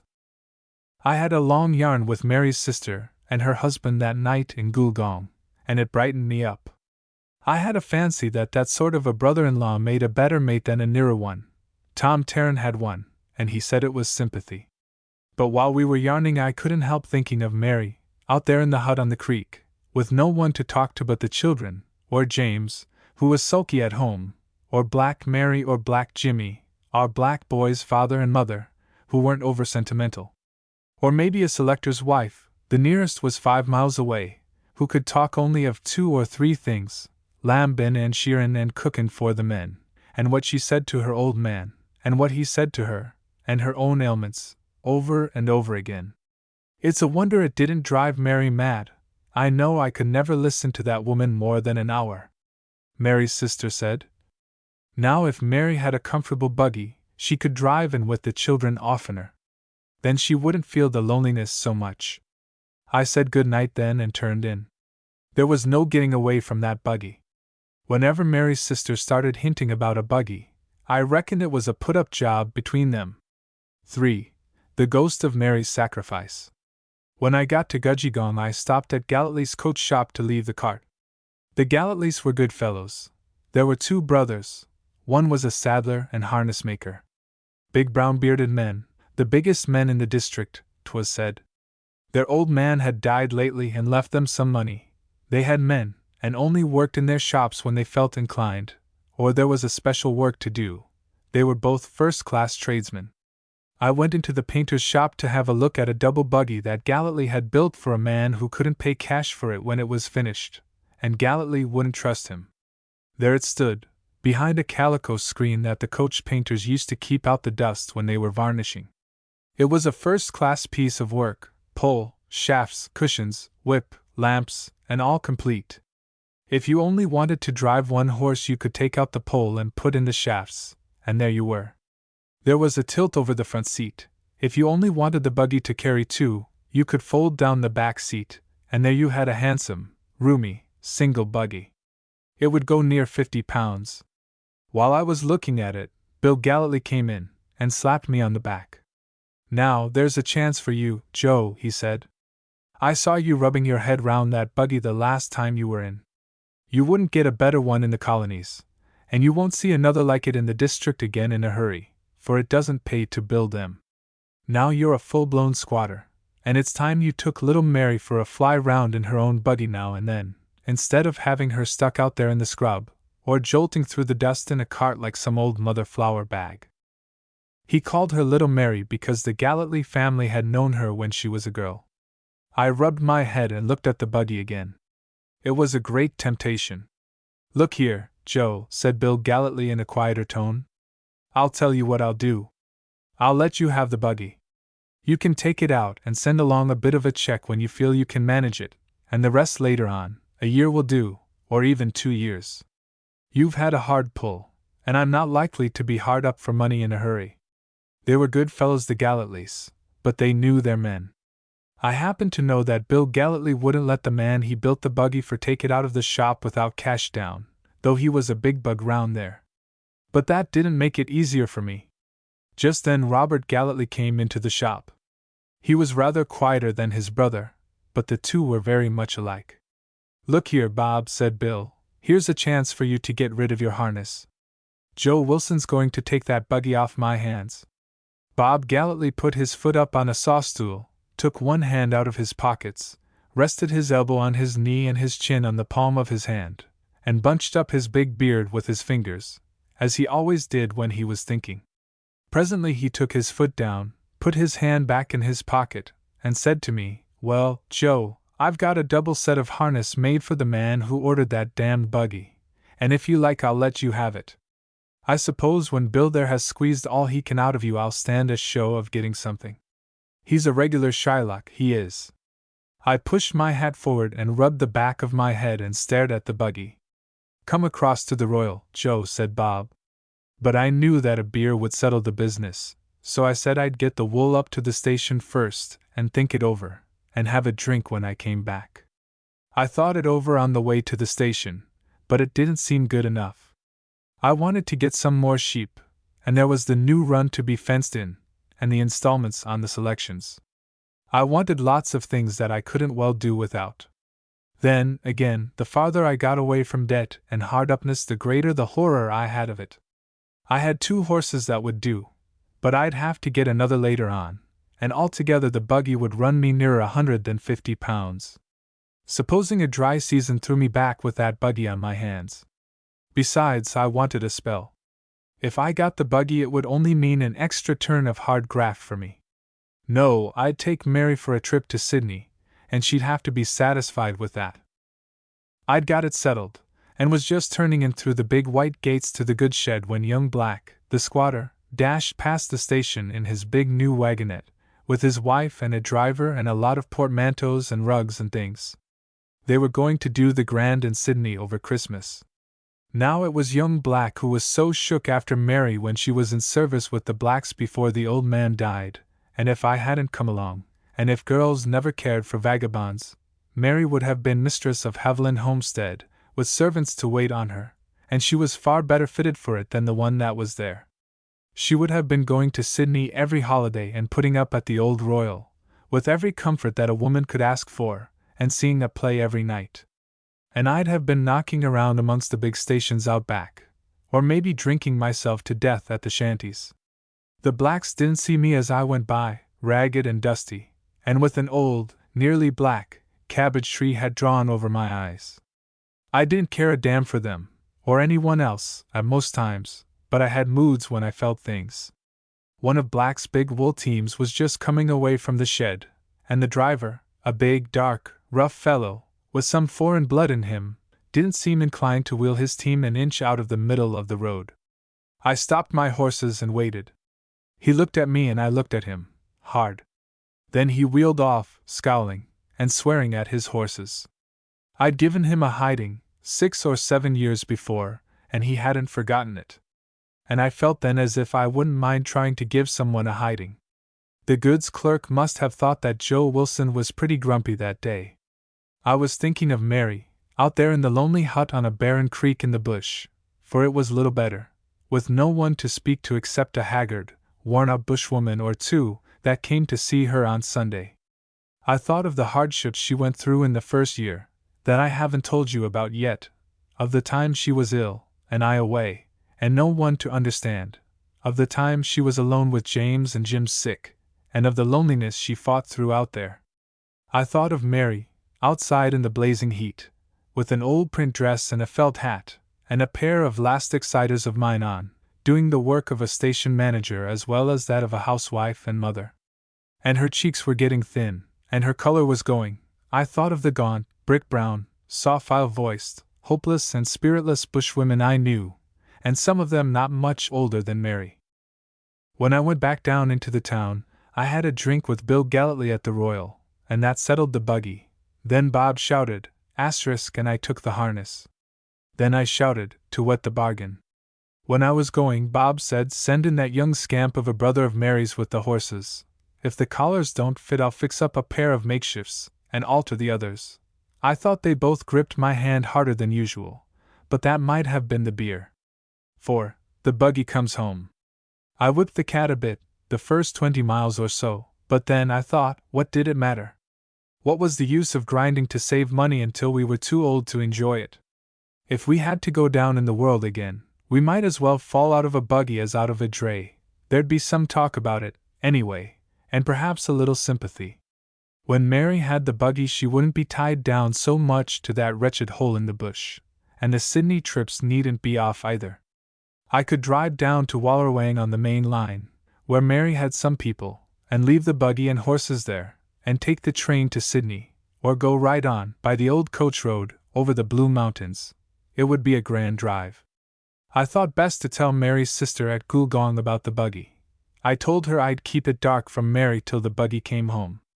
She entered into the spirit of the thing, and said she'd give the world to be able to go out with the buggy, if only to see Mary open her eyes when she saw it, but she couldn't go, on account of a new baby she had. I was rather glad she couldn't, for it would spoil the surprise a little, I thought. I wanted that all to myself. I got home about sunset next day, and after tea, when I'd finished telling Mary all the news, and a few lies as to why I didn't bring the cart back, and one or two other things, I sat with James, out on a log of the wood heap, where we generally had our smokes and interviews, and told him all about the buggy. He whistled, then he said, "But what do you want to make it such a bush-ranging business for? Why can't you tell Mary now? It will cheer her up. She's been pretty miserable since you've been away this trip." "I want it to be a surprise," I said. "Well, I've got nothing to say against a surprise out in a hole like this, but it'd take a lot to surprise me. What am I to say to Mary about taking the 2 horses in? I'll only want one to bring the cart out, and she's sure to ask. Tell her you're going to get yours shod. But he had a set of slippers only the other day. She knows as much about horses as we do. I don't mind telling a lie so long as a chap has only got to tell a straight lie and be done with it. But Mary asks so many questions." "Well, drive the other horse up the creek early, and pick him up as you go." "Yes. And she'll want to know what I want with 2 bridles. But I'll fix her, you needn't worry." "And James," I said, "get a chamois leather and sponge, we'll want 'em anyway, and you might give the buggy a wash down in the creek, coming home. It's sure to be covered with dust." "Oh, all right. And if you can, time yourself to get here in the cool of the evening, or just about sunset." "What for?" "I'd thought it would be better to have the buggy there in the cool of the evening, when Mary would have time to get excited and get over it, better than in the blazing hot morning, when the sun rose as hot as at noon, and we'd have the long broiling day before us." "What do you want me to come at sunset for?" asked James. "Do you want me to camp out in the scrub and turn up like a blooming sundowner?" "Oh well," I said, "get here at midnight if you like." We didn't say anything for a while, just sat and puffed at our pipes. Then I said, "Well, what are you thinking about?" "I'm thinking it's time you got a new hat. The sun seems to get in through your old one too much," and he got out of my reach and went to see about penning the calves. Before we turned in, he said, "Well, what am I to get out of the job, Joe?" He had his eye on a double-barrel gun that Franca the gunsmith in Cudgegong had, 1 barrel shot, and the other rifle, so I said, "How much does Franca want for that gun?" "5.10, but I think he'd take my single barrel off it. Anyway, I can squeeze a couple of quid out of Phil Lambert for the single barrel." Phil was his bosom chum. "All right," I said. "Make the best bargain you can." He got his own breakfast and made an early start next morning, to get clear of any instructions or messages that Mary might have forgotten to give him overnight. He took his gun with him. I'd always thought that a man was a fool who couldn't keep a secret from his wife, that there was something womanish about him. I found out. Those 3 days waiting for the buggy were about the longest I ever spent in my life. It made me scotty with every one and everything, and poor Mary had to suffer for it. I put in the time patching up the harness and mending the stockyard and the roof, and the 3rd morning, I rode up the ridges to look for trees for fencing timber. I remember I hurried home that afternoon because I thought the buggy might get there before me. At tea time I got Mary on to the buggy business. "What's the good of a single buggy to you, Mary?" I asked. "There's only room for 2, and what are you going to do with the children when we go out together? We can put them on the floor at our feet, like other people do." I can always fold up a blanket or possum rug for them to sit on. But she didn't take half so much interest in buggy talk as she would have taken at any other time, when I didn't want her to. Women are aggravating that way. But the poor girl was tired and not very well, and both the children were cross. She did look knocked up. "We'll give the buggy a rest, Joe," she said. "I thought I heard it coming then. It seems as far off as ever. I don't know why you want to harp on it today. Now don't look so cross, Joe. I didn't mean to hurt you. We'll wait until we can get a double buggy, since you're so set on it. There'll be plenty of time when we're better off." After tea, when the youngsters were in bed, and she'd washed up, we sat outside on the edge of the veranda floor, Mary sewing, and I smoking and watching the track up the creek. "Why don't you talk, Joe?" asked Mary. "You scarcely ever speak to me now. It's like drawing blood out of a stone to get a word from you. What makes you so cross, Joe?" "Well, I've got nothing to say. But you should find something. Think of me. It's very miserable for me. Have you anything on your mind? Is there any new trouble? Better tell me, no matter what it is, and not go worrying and brooding and making both our lives miserable. If you never tell one anything, how can you expect me to understand?" I said there was nothing the matter. "But there must be, to make you so unbearable. Have you been drinking, Joe, or gambling?" I asked her what she'd accuse me of next. "And another thing I want to speak to you about," she went on. "Now don't knit up your forehead like that, Joe, and get impatient." "Well, what is it?" "I wish you wouldn't swear in the hearing of the children. Now, little Jim today, he was trying to fix his little go-kart, and it wouldn't run right, and… Well, what did he say?" She seemed a little hysterical, trying not to laugh, he said. "Damn it!" I had to laugh. Mary tried to keep serious, but it was no use. "Never mind, old woman," I said, putting an arm round her, for her mouth was trembling, and she was crying more than laughing. "It won't be always like this. Just wait till we're a bit better off." Just then a black boy we had, I must tell you about him some other time, came sidling along by the wall, as if he were afraid somebody was going to hit him. Poor little devil. I never did. "What is it, Harry?" said Mary. "Buggy comin', I been think it." "Where?" He pointed up the creek. "Sure it's a buggy?" "Yes, missus." "How many horses?" "1, 2. We knew that he could hear and see things long before we could. Mary went and perched on the wood heap, and shaded her eyes, though the sun had gone, and peered through between the eternal gray trunks of the stunted trees on the flat across the creek. Presently she jumped down and came running in.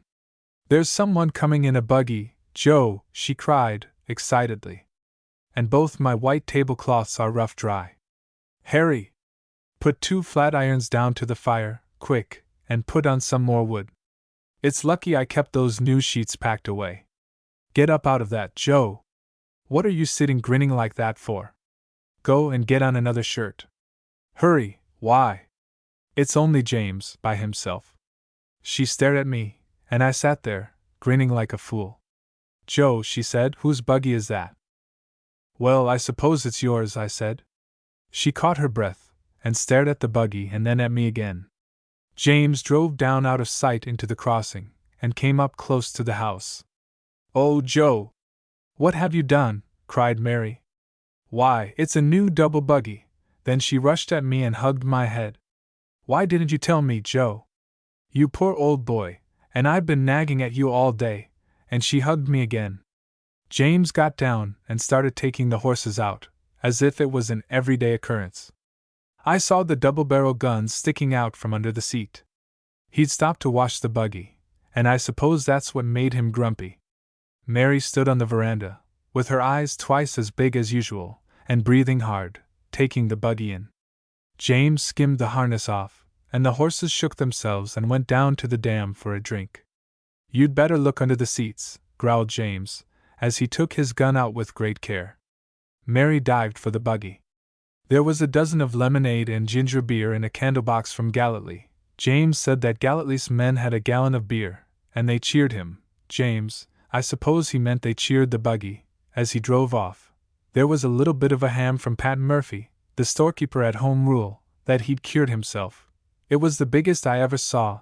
There were 3 loaves of baker's bread, a cake, and a dozen yards of something to make up for the children, from Aunt Gertrude at Gulgong. There was a fresh-water cod that Long Dave Reagan had caught the night before in the Macquarie River, and sent out packed in salt in a box. There was a Holland suit for the black boy, with red braid to trim it, and there was a jar of preserved ginger, and some lollies, sweets, for the lil boy, and a rum-looking Chinese doll and a rattle, for lil girl, from Sun Tong Li, our storekeeper at Gulgong. James was chummy with Sun Tong Li, and got his powder and shot and caps there on tick when he was short of money. And James said that the people would have loaded the buggy with rubbish if he'd waited. They all seemed glad to see Joe Wilson getting on, and these things did me good. We got the things inside, and I don't think either of us knew what we were saying or doing for the next half hour. Then James put his head in and said, in a very injured tone, "What about my tea?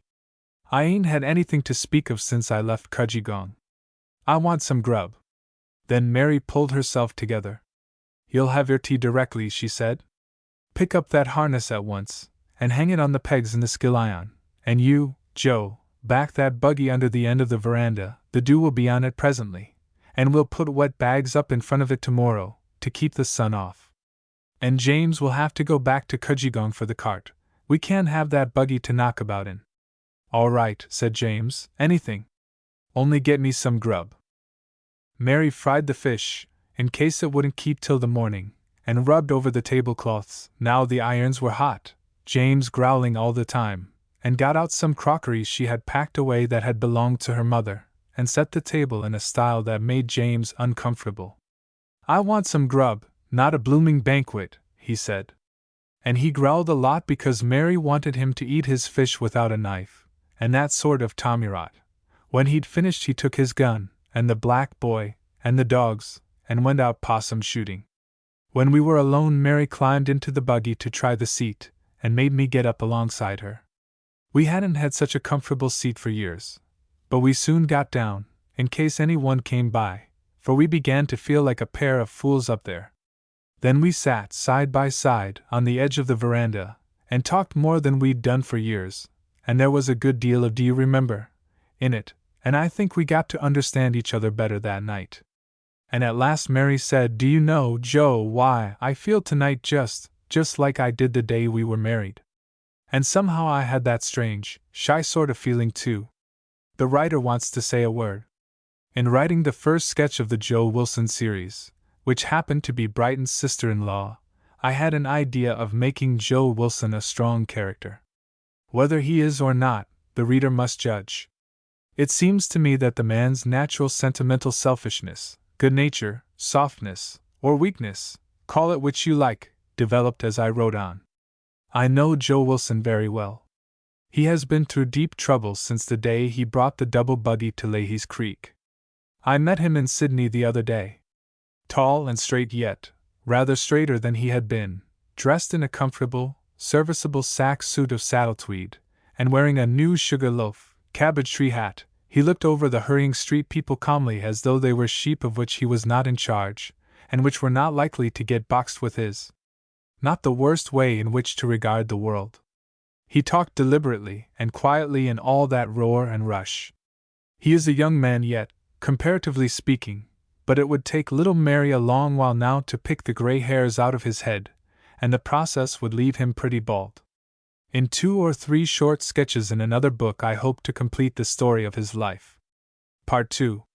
The Golden Graveyard. Mother Middleton was an awful woman, an old hand, transported convict, some said. The prefix mother in Australia mostly means old hag, and is applied in that sense. In early boyhood we understood, from old diggers, that Mother Middleton, in common with most other old hands, had been sent out for knocking a donkey off a hen roost. We had never seen a donkey. She drank like a fish and swore like a trooper when the spirit moved her. She went on periodical sprees, and swore on most occasions.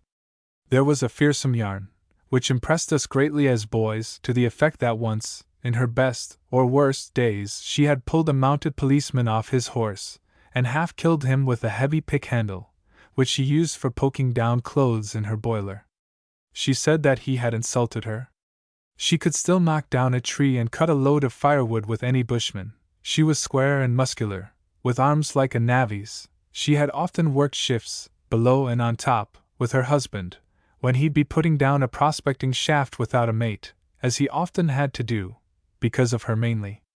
Old Diggers said that it was lovely to see how she'd spin up a heavy green hide bucket full of clay and tailings, and land and empty it with a twist of her wrist. Most men were afraid of her, and few diggers' wives were strong-minded enough to seek a second row with Mother Middleton. Her voice could be heard right across Golden Gully and Specimen Flat, whether raised in argument or in friendly greeting. She came to the old pipe clay diggings with the rough crowd, mostly Irish, and when the old and new pipe clays were worked out, she went with the rush to Goulgong, about the last of the great alluvial or poor man's goldfields, and came back to pipe clay when the log paddock goldfield broke out, adjacent to the old fields, and so helped prove the truth of the old digger's saying, that no matter how thoroughly ground has been worked, there is always room for a new Ballarat. Jimmy Middleton died at Log Paddock, and was buried, about the last, in the little old cemetery, appertaining to the old farming town on the river, about 4 miles away, which adjoined the district racecourse, in the bush, on the far edge of Specimen Flat. She conducted the funeral. Some said she made the coffin, and there were alleged jokes to the effect that her tongue had provided the corpse. But this, I think, was unfair and cruel, for she loved Jimmy Middleton in her awful way, and was, for all I ever heard to the contrary, a good wife to him. She then lived in a hut in Log Paddock, on a little money in the bank, and did sewing and washing for single diggers. I remember hearing her one morning in neighborly conversation, carried on across the gully, with a selector, Peter Olson, who was hopelessly slaving to farm a dusty patch in the scrub. "Why don't you chuck up that dust hole and go up country and settle on good land, Peter Olson? You're only slaving your stomach out here."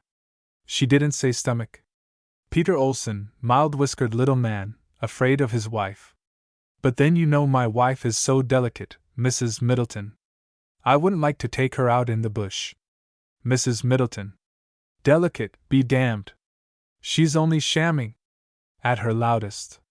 "Why don't you kick her off the bed and the book out of her hand, and make her go to work? She's as delicate as I am. Are you a man, Peter Olson, or a—" This for the edification of the wife and of all within half a mile. Long Paddock was petering. There were a few claims still being worked down at the lowest end, where big, red and white waste heaps of clay and gravel, rising above the blue-gray gum bushes, advertised deep sinking, and little, yellow, clay-stained streams, running towards the creek over the drought-parched surface, told of trouble with the water below, time lost in baling and extra expense in timbering. And diggers came up with their flannels and moleskins yellow and heavy, and dripping with wet mullock. Most of the diggers had gone to other fields, but there were a few prospecting, in parties and singly, out on the flats and amongst the ridges round pipe clay, sinking holes in search of a new Ballarat. Dave Reagan, lanky, easygoing bush native, Jim Bentley, a bit of a flash jack, and Andy Page, a character like what Kit, in the old curiosity shop, might have been after a voyage to Australia and some colonial experience. These three were mates from habit and not necessity, for it was all shallow sinking where they worked. They were poking down potholes in the scrub in the vicinity of the racecourse, where the sinking was from 10 to 15 feet. Dave had theories, ideas or notions he called them. Jim Bentley laid claim to none. He ran by sight, not scent, like a kangaroo dog. Andy Page, by the way, great admirer and faithful retainer of Dave Reagan, was simple and trusting, but, on critical occasions, he was apt to be obstinately, uncomfortably, exasperatingly truthful, honest, and he had reverence for higher things. Dave thought hard all one quiet, drowsy Sunday afternoon, and next morning he, as head of the party, started to sink a hole as close to the cemetery fence as he dared. It was a nice quiet spot in the thick scrub, about 3 panels along the fence from the farthest corner post from the road. They bottomed here at 9 feet, and found encouraging indications. They drove, tunneled, inwards at right angles to the fence, and at a point immediately beneath it they were making tucker. A few feet farther, and they were making wages. The old alluvial bottom sloped gently that way. The bottom here, by the way, was shelving, brownish, rotten rock. Just inside the cemetery fence, and at right angles to Dave's drive, lay the shell containing all that was left of the late fiercely lamented James Middleton, with older graves close at each end. A grave was supposed to be 6 feet deep, and local gravediggers had been conscientious. The old alluvial bottom sloped from 9 to 15 feet here. Dave worked the ground all round from the bottom of his shaft, timbering, i.e., putting in a sapling prop, here and there where he worked wide, but the payable dirt ran in under the cemetery, and in no other direction. Dave, Jim, and Andy held a consultation in camp over their pipes after tea, as a result of which Andy next morning rolled up his swag, sorrowfully but firmly shook hands with Dave and Jim, and started to tramp out back to look for work on a sheep station. This was Dave's theory, drawn from a little experience, and many long yarns with old diggers. He had bottomed on a slope to an old original watercourse, covered with clay and gravel from the hills by centuries of rains to the depth of from 9 or 10 to 20 feet. He had bottomed on a gutter running into the bed of the old buried creek, and carrying patches and streaks of wash or gold-bearing dirt. If he went on, he might strike it rich at any stroke of his pick. He might strike the rich lead which was supposed to exist round there. There was always supposed to be a rich lead round there somewhere. There's gold in them ridges yet, if a man can only get at it, says the toothless old relic of the roaring days. Dave might strike a ledge, pocket, or pothole holding wash rich with gold. He had prospected on the opposite side of the cemetery, found no gold, and the bottom sloping upwards towards the graveyard. He had prospected at the back of the cemetery, found a few colors, and the bottom sloping downwards towards the point under the cemetery towards which all indications were now leading him. He had sunk shafts across the road opposite the cemetery frontage and found the sinking 20 feet and not a color of gold. Probably the whole of the ground under the cemetery was rich, maybe the richest in the district. The old gravediggers had not been gold diggers. Besides, the graves, being 6 feet, would, none of them, have touched the alluvial bottom. There was nothing strange in the fact that none of the crowd of experienced diggers who rushed the district had thought of the cemetery and racecourse. Old brick chimneys and houses, the clay for the bricks of which had been taken from sites of subsequent gold fields, had been put through the crushing mill in subsequent years and had yielded payable gold. Fossicking Chinamen were said to have been the first to detect a case of this kind. Dave reckoned to strike the lead, or a shelf or ledge with a good streak of wash lying along it, at a point about 40 feet within the cemetery. But a theory in alluvial gold mining was much like a theory in gambling, in some respects. The theory might be right enough, but old volcanic disturbances, the shrinkage of the Earth's surface, and that sort of old thing, upset everything. You might follow good gold along a ledge, just under the grass, till it suddenly broke off and the continuation might be 100 feet or so under your nose. Had the ground in the cemetery been open, Dave would have gone to the point under which he expected the gold to lie, sunk a shaft there, and worked the ground. It would have been the quickest and easiest way. It would have saved the labor and the time lost in dragging heavy buckets of dirt along a low, lengthy drive to the shaft outside the fence. But it was very doubtful if the government could have been moved to open the cemetery even on the strongest evidence of the existence of a rich gold field under it, and backed by the influence of a number of diggers and their backers, which last was what Dave wished for least of all. He wanted, above all things, to keep the thing shady. Then, again, the old clannish local spirit of the old farming town, rooted in years way back of the gold fields, would have been too strong for the government, or even a rush of wild diggers. "We'll work this thing on the strict QT," said Dave. He and Jim had a consultation by the campfire outside their tent. Jim grumbled, in conclusion. "Well, then, best go under Jimmy Middleton. It's the shortest and straightest, and Jimmy's the freshest, anyway." Then there was another trouble. How were they to account for the size of the waste heap of clay on the surface which would be the result of such an extraordinary length of drive or tunnel for shallow sinkings? Dave had an idea of carrying some of the dirt away by night and putting it down a deserted shaft close by, but that would double the labor, and might lead to detection sooner than anything else. There were boys possum hunting on those flats every night. Then Dave got an idea.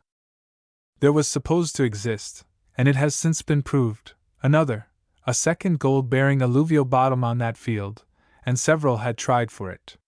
One, the town watchmaker, had sunk all his money in duffers, trying for the second bottom. It was supposed to exist at a depth of from 80 to 100 feet, on solid rock, I suppose. This watchmaker, an Italian, would put men on to sink, and superintend in person, and whenever he came to a little color-showing shelf, or false bottom, 30 or 40 feet down, he'd go rooting round and spoil the shaft, and then start to sink another. It was extraordinary that he hadn't the sense to sink straight down, thoroughly test the second bottom, and if he found no gold there, to fill the shaft up to the other bottoms, or build platforms at the proper level and then explore them. He was living in a lunatic asylum the last time I heard of him. And the last time I heard from that field, they were boring the ground like a sieve, with the latest machinery, to find the best place to put down a deep shaft, and finding gold from the second bottom on the bore. But I'm right off the line again. Old Pinter, Ballarat digger, his theory on second and other bottoms ran as follows. Ye see, this here grass surface, this here surface with trees and grass on it, that we're livin' on, has got nothin' to do with us. This here bottom in the shaller sinkins that we're workin' on is the slope to the bed of the new crick that was on the surface about the time that men was missin' links. The false bottoms, 30 or 40 feet down, can be said to have been on the surface about the time that men was monkeys. The second bottom, 80 or 100 feet down, was on the surface about the time when men was frogs. Now, but it's with the missing link surface we have to do, and had the friends of the local departed known what Dave and Jim were up to, they would have regarded them as something lower than missing links. We'll give out we're tryin' for the second bottom, said Dave Reagan. We'll have to rig a fan for air, anyhow, and you don't want air in shallow sinkings. And someone will come poking round, and look down the hole and see the bottom, said Jim Bentley. We must keep 'em away, said Dave. Tar the bottom, or cover it with tarred canvas, to make it black. Then they won't see it. There's not many diggers left, and the rest are going. They're chucking up the claims in log paddock. Besides, I could get drunk and pick rows with the rest, and they wouldn't come near me. The farmers ain't in love with us diggers, so they won't bother us. No man has a right to come poking round another man's claim. It ain't etiquette. I'll root up that old etiquette and stand to it. It's rather worn out now, but that's no matter. We'll shift the tent down near the claim and see that no one comes nosing round on Sunday. They'll think we're only some more second-bottom lunatics, like Francea, the mining watchmaker. We're going to get our fortune out from under that old graveyard, Jim. You leave it all to me till you're born again with brains. Dave's schemes were always elaborate, and that was why they so often came to the ground. He logged up his windlass platform a little higher, bent about 80 feet of rope to the bowl of the windlass, which was a new one, and thereafter, whenever a suspicious-looking party, that is to say, a digger, hove in sight, Dave would let down about 40 feet of rope and then wind, with simulated exertion, until the slack was taken up and the rope lifted the bucket from the shallow bottom. It would look better to have a whip-pole and a horse, but we can't afford them just yet, said Dave. But I'm a little behind. They drove straight in under the cemetery, finding good wash all the way. The edge of Jimmy Middleton's box appeared in the top corner of the face, the working end, of the drive. They went under the butt end of the grave. They shoved up the end of the shell with a prop, to prevent the possibility of an accident which might disturb the mound above. They puddled, i.e., rammed, stiff clay up round the edges to keep the loose earth from dribbling down, and having given the bottom of the coffin a good coat of tar, they got over, or rather under, an unpleasant matter. Jim Bentley smoked and burnt paper during his shift below, and grumbled a good deal. Blowed if I ever thought I'd be rooting for gold down among the Blanqui dead men, he said. But the dirt panned out better every dish they washed, and Dave worked the wash out right and left as they drove. But one fine morning, who should come along but the very last man whom Dave wished to see round there, old Pinter, James Poynton, Californian and Victorian digger of the old school. He'd been prospecting down the creek, carried his pick over his shoulder, threaded through the eye in the heft of his big-bladed, short-handled shovel that hung behind, and his gold dish under his arm. I mightn't get a chance again to explain what a gold dish and what gold washing is. A gold washing dish is a flat dish, nearer the shape of a bedroom bathtub than anything else I have seen in England, or the dish we use for setting milk. I don't know whether the same is used here. The gold dish measures, say, 18 inches across the top. You get it full of washed dirt, squat down at a convenient place at the edge of the waterhole, where there is a rest for the dish in the water just below its own depth. You sink the dish and let the clay and gravel soak a while, then you work and rub it up with your hands, and as the clay dissolves, dish it off as muddy water or mullock. You are careful to wash the pebbles in case there is any gold sticking to them. And so till all the muddy or clay matter is gone, and there is nothing but clean gravel in the bottom of the dish. You work this off carefully, turning the dish about this way and that and swishing the water round in it. It requires some practice. The gold keeps to the bottom of the dish, by its own weight. At last there is only a little half-moon of sand or fine gravel in the bottom lower edge of the dish. You work the dish slanting from you. Presently the gold, if there was any in the dirt, appears in colors, grains, or little nuggets along the base of the half-moon of sand. The more gold there is in the dirt, or the coarser the gold is, the sooner it appears. A practiced digger can work off the last speck of gravel, without losing a color, by just working the water round and off in the dish. Also, a careful digger could throw a handful of gold in a tub of dirt, and washing it off in dishfuls, recover practically every color. The gold washing cradle is a box, shaped something like a boot, and the size of a traveling trunk, with rockers on, like a baby's cradle, and a stick up behind for a handle. On top, where you'll put your foot into the boot, is a tray with a perforated iron bottom. The clay and gravel is thrown on the tray, water thrown on it, and the cradle rocked smartly. The finer gravel and the mullock goes through and down over a sloping board covered with blanket, and with ledges on it to catch the gold. The dish was mostly used for prospecting. Large quantities of washed dirt was put through the horsepower puddling machine, which there isn't room to describe here. "Hello, Dave," said Pinter, after looking with mild surprise at the size of Dave's waste heap. "Tryin' for the second bottom?" "Yes," said Dave, guttural. Pinter dropped his tools with a clatter at the foot of the waste heap and scratched under his ear like an old cockatoo, which bird he resembled. Then he went to the windlass, and resting his hands on his knees he peered down, while Dave stood by helpless and hopeless. Pinter straightened himself, blinking like an owl, and looked carelessly over the graveyard. "Tryin' for a second bottom," he reflected absently. Dave?" Dave only stood and looked black. Pinter tilted back his head and scratched the roots of his chin feathers, which stuck out all round like a dirty, ragged fan held horizontally. "Colors is safe," reflected Pinter. "All right," snapped Dave. "I suppose we must let him into it." Colors was a big American buck nigger, and had been Pinter's mate for some time. Pinter was a man of odd mates, and what Pinter meant was that Colors was safe to hold his tongue.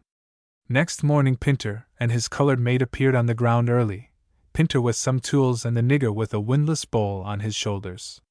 Pinter chose a spot about 3 panels or 30 feet along the other fence, the back fence of the cemetery, and started his hole. He lost no time for the sake of appearances. He sunk his shaft and started to drive straight for the point under the cemetery for which Dave was making. He gave out that he had bottomed on good indications running in the other direction, and would work the ground outside the fence. Meanwhile Dave rigged a fan, partly for the sake of appearances, but mainly because his and Jim's lively imaginations made the air in the drive worse than it really was. A fan is a thing like a paddle wheel rigged in a box, about the size of a cradle, and something the shape of a shoe, but rounded over the top. There is a small grooved wheel on the axle of the fan outside, and an endless line, like a clothesline, is carried over this wheel and a groove in the edge of a high light wooden driving wheel rigged between 2 uprights in the rear and with a handle to turn. That's how the thing is driven. A windshoot, like an endless pillow slip, made of calico, with the mouth tacked over the open toe of the fan box, and the end taken down the shaft and along the drive. This carries the fresh air into the workings. Dave was working the ground on each side as he went, when one morning a thought struck him that should have struck him the day Pinter went to work. He felt mad that it hadn't struck him sooner. Pinter and Colors had also shifted their tent down into a nice quiet place in the bush close handy, so, Early next Sunday morning, while Pinter and Cullis were asleep, Dave posted Jim Bentley to watch their tent, and whistle an alarm if they stirred, and then dropped down into Pinter's hole and saw at a glance what he was up to. After that Dave lost no time. He drove straight on, encouraged by the thuds of Pinter's and Cullis' picks drawing nearer. They would strike his tunnel at right angles. Both parties worked long hours, only knocking off to fry a bit of steak in the pan, boil the billy, and throw themselves dressed on their bunks to get a few hours' sleep. Pinter had practical experience, and a line clear of graves, and he made good time. The two parties now found it more comfortable to be not on speaking terms. Individually they grew furtive, and began to feel criminal-like. At least Dave and Jim did. They'd start if a horse stumbled through the bush, and expected to see a mounted policeman ride up at any moment, and hear him ask questions. They had driven about 35 feet when, one Saturday afternoon, the strain became too great, and Dave and Jim got drunk.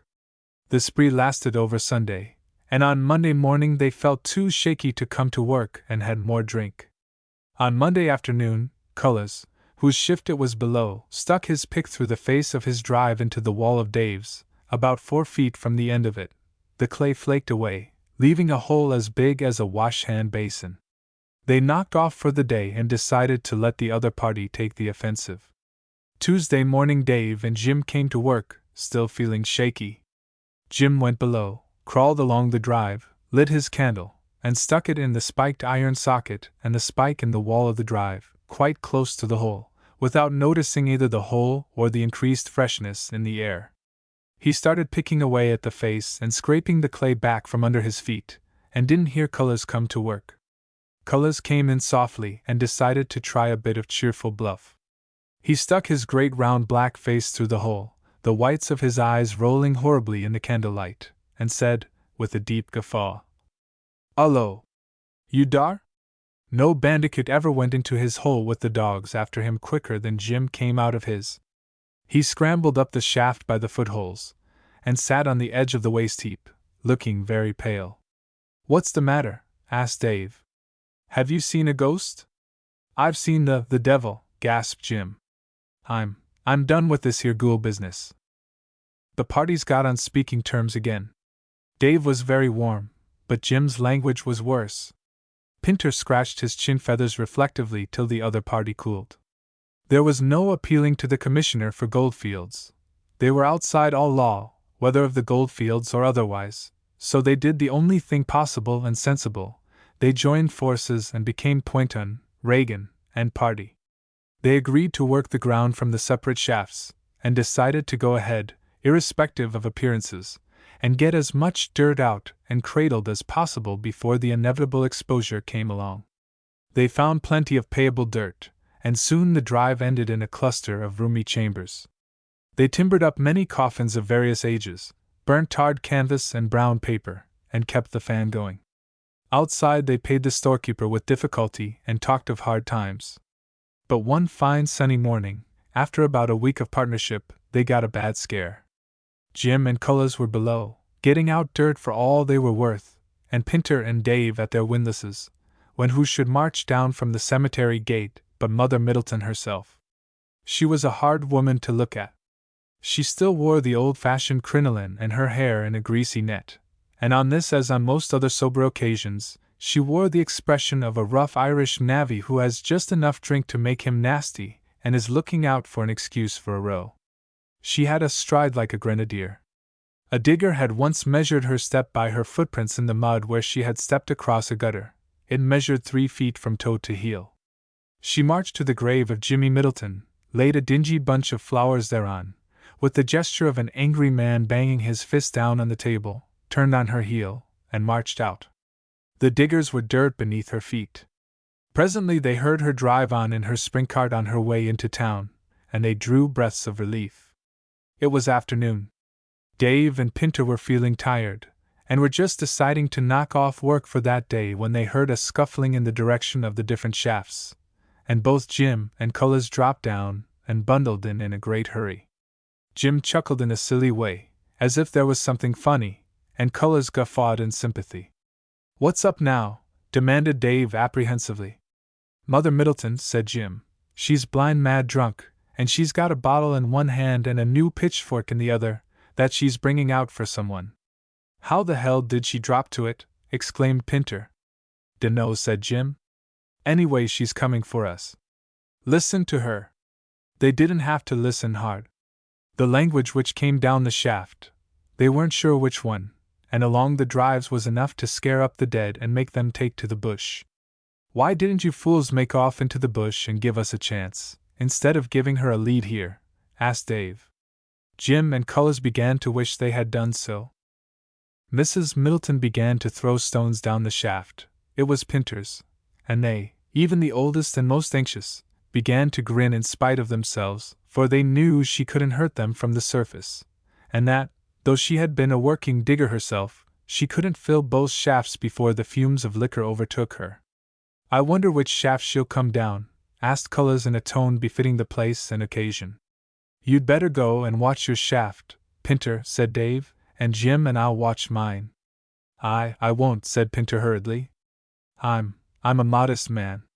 Then they heard a clang in the direction of Pinter's shaft. "She's thrown her bottle down," said Dave. Jim crawled along the drive a piece, urged by curiosity, and returned hurriedly. "She's broke the pitchfork off short, to use in the drive, and I believe she's coming down." "Her crinoline'll handicap her," said Pinter vacantly. "That's a comfort." "She's took it off," said Dave excitedly, and peering along Pinter's drive, they saw first an elastic-sided boot, then a red-striped stocking, then a section of scarlet petticoat. "Let me out!" roared Pinter, lurching forward and making a swimming motion with his hands in the direction of Dave's drive. Cullis was already gone, and Jim well on the way. Dave, lanky and awkward, scrambled up the shaft last. Mrs. Middleton made good time, considering she had the darkness to face and didn't know the workings, and when Dave reached the top he had a tear in the leg of his moleskins, and the blood ran from a nasty scratch. But he didn't wait to argue over the price of a new pair of trousers. He made off through the bush in the direction of an encouraging whistle thrown back by Jim. "She's too drunk to get her story listened to tonight," said Dave. "But tomorrow she'll bring the neighborhood down on us." "And she's enough, without the neighborhood," reflected Pinter. Some time after dark they returned cautiously, reconnoitered their camp, and after hiding in a hollow log such things as they couldn't carry, they rolled up their tents like the Arabs, and silently stole away. The Chinaman's ghost. "Simple as striking matches," said Dave Reagan, bushman, "but it gave me the biggest scare I ever had, except, perhaps, the time I stumbled in the dark into a 6-foot digger's hole, which might have been 80 feet deep for all I knew when I was falling. There was an 80-foot shaft left open close by. It was the night of the day after the Queen's birthday. I was sinking a shaft with Jim Bentley and Andy Page on the old red clay goldfield, and we camped in a tent on the creek. Jim and me went to some races that was held at Peter Anderson's pub, about 4 miles across the ridges, on Queen's birthday. Andy was a quiet sort of chap, a teetotaler, and we'd disgusted him the last time he was out for a holiday with us, so he stayed at home and washed and mended his clothes, and read an arithmetic book. He used to keep the accounts, and it took him most of his spare time. Jim and me had a pretty high time. We all got pretty tight after the races, and I wanted to fight Jim, or Jim wanted to fight me, I don't remember which. We were old chums, and we nearly always wanted to fight each other when we got a bit on, and we'd fight if we weren't stopped. I remember once Jim got maudlin drunk and begged and prayed of me to fight him, as if he was praying for his life. Tom Tarrant, the coach driver, used to say that Jim and me must be related, else we wouldn't hate each other so much when we were tight and truthful. Anyway, this day, Jim got the sulks, and caught his horse and went home early in the evening. My dog went home with him too. I must have been carrying on pretty bad to disgust the dog. Next evening I got disgusted with myself, and started to walk home. I'd lost my hat, so Peter Anderson lent me an old one of his, that he'd worn on Ballarat. He said it was a hard straw, flat, broad-brimmed affair, and fitted my headache pretty tight. Peter gave me a small flask of whiskey to help me home. I had to go across some flats and up a long dark gully called Murderer's Gully, and over a gap called Dead Man's Gap, and down the ridge and gullies to Reclay Creek. The lonely flats were covered with blue-gray gum bush, and looked ghostly enough in the moonlight, and I was pretty shaky, but I had a pull at the flask and a mouthful of water at a creek and felt right enough. I began to whistle, and then to sing. I never used to sing unless I thought I was a couple of miles out of earshot of anyone. Murderer's Gully was deep and pretty dark most times, and of course it was haunted. Women and children wouldn't go through it after dark, and even me, when I'd grown up, I'd hold my back pretty holler, and whistle, and walk quick going along there at night time. We're all afraid of ghosts, but we won't let on. Someone had skinned a dead calf during the day and left it on the track, and it gave me a jump, I promise you. It looked like two corpses laid out naked. I finished the whiskey and started up over the gap. All of a sudden a great old man kangaroo went across the track with a thud-thud, and up the siding, and that startled me. Then the naked, white glistening trunk of a stringy bark tree, where someone had stripped off a sheet of bark, started out from a bend in the track in a shaft of moonlight, and that gave me a jerk. I was pretty shaky before I started. There was a Chinaman's grave close by the track on the top of the gap. An old chow had lived in a hut there for many years, and fossicked on the old diggings, and one day he was found dead in the hut, and the government gave someone £1 to bury him. When I was a nipper we reckoned that his ghost haunted the gap, and cursed in Chinese because the bones hadn't been sent home to China. It was a lonely, ghostly place enough. It had been a smotheringly hot day and very close coming across the flats and up the gully, not a breath of air. But now, as I got higher, I saw signs of the thunderstorm we'd expected all day, and felt the breath of a warm breeze on my face. When I got into the top of the gap, the first thing I saw was something white amongst the dark bushes over the spot where the Chinaman's grave was, and I stood staring at it with both eyes. It moved out of the shadow presently, and I saw that it was a white bullock, and I felt relieved. I'd hardly felt relieved when, all at once, there came a pat pat pat of running feet close behind me. I jumped round quick, but there was nothing there, and while I stood staring all ways for Sunday, there came a pat pat, then a pause, and then pat pat pat pat behind me again. It was like someone dodging and running off that time. I started to walk down the track pretty fast, but hadn't gone a dozen yards when pat pat pat. It was close behind me again. I jerked my eyes over my shoulder but kept my legs going. There was nothing behind, but I fancied I saw something slip into the bush to the right. It must have been the moonlight on the moving boughs. There was a good breeze blowing now. I got down to a more level track, and was making across a spur to the main road, when pat pat! Pat pat pat, pat pat pat! It was after me again. Then I began to run, and it began to run too. Pat pat pat! After me all the time. I hadn't time to look round. Over the spur and down the siding and across the flat to the road I went as fast as I could split my legs apart. I had a scared idea that I was getting a touch of the Jim Jams, and that frightened me more than any outside ghost could have done. I stumbled a few times, and saved myself, but just before I reached the road, I fell slithering onto my hands on the grass and gravel. I thought I'd broken both my wrists. I stayed for a moment on my hands and knees, quaking and listening, squinting round like a great gohana. I couldn't hear nor see anything. I picked myself up, and had hardly got on one end, when pat pat! It was after me again. I must have run 1.5 miles altogether that night. It was still about 3/4 of a mile to the camp, and I ran till my heart beat in my head and my lungs choked up in my throat. I saw our tent fire and took off my hat to run faster. The footsteps stopped, then something about the hat touched my fingers, and I stared at it, and the thing dawned on me. I hadn't noticed at Peter Anderson's, my head was too swimmy to notice anything. It was an old hat of the style that the first diggers used to wear, with a couple of loose ribbon ends 3 or 4 inches long, from the band behind. As long as I walked quietly through the gully, and there was no wind, the tails didn't flap, but when I got up into the breeze, they flapped or were still according to how the wind lifted them or pressed them down flat on the brim. And when I ran they tapped all the time, and the hat being tight on my head, the tapping of the ribbon ends against the straw sounded loud of course. I sat down on a log for a while to get some of my wind back and cooled down, and then I went to the camp as quietly as I could, and had a long drink of water. You seem to be a bit winded, Dave, said Jim Bentley, and mighty thirsty. Did the Chinaman's ghost chase you? I told him not to talk rot, and went into the tent, and lay down on my bunk, and had a good rest. The Loaded Dog. Dave Reagan, Jim Bentley, and Andy Page were sinking a shaft at Stony Creek in search of a rich gold quartz reef which was supposed to exist in the vicinity. There is always a rich reef supposed to exist in the vicinity. The only questions are whether it is 10 feet or hundreds beneath the surface, and in which direction.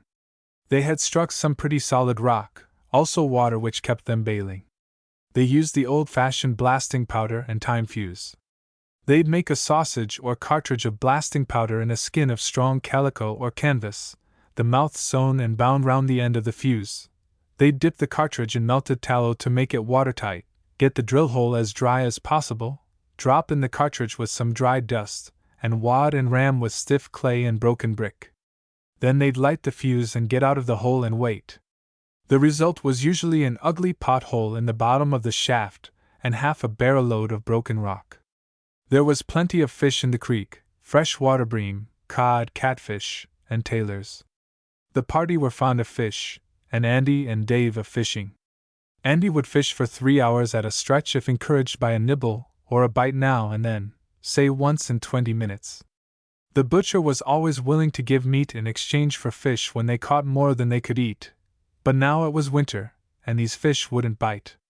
However, the creek was low, just a chain of muddy waterholes, from the hole with a few bucketfuls in it to the sizable pool with an average depth of 6 or 7 feet, and they could get fish by bailing out the smaller holes or muddying up the water in the larger ones till the fish rose to the surface. There was the catfish, with spikes growing out of the sides of its head, and if you got pricked you know it, as Dave said. Andy took off his boots, tucked up his trousers, and went into a hole one day to stir up the mud with his feet, and he knew it. Dave scooped one out with his hand and got pricked, and he knew it too. His arms swelled, and the pain throbbed up into his shoulder, and down into his stomach too, he said, like a toothache he had once, and kept him awake for 2 nights. Only the toothache pain had a bad edge, Dave said. Dave got an idea. Why not blow the fish up in the big water hole with a cartridge, he said. I'll try it. He thought the thing out and Andy Page worked it out.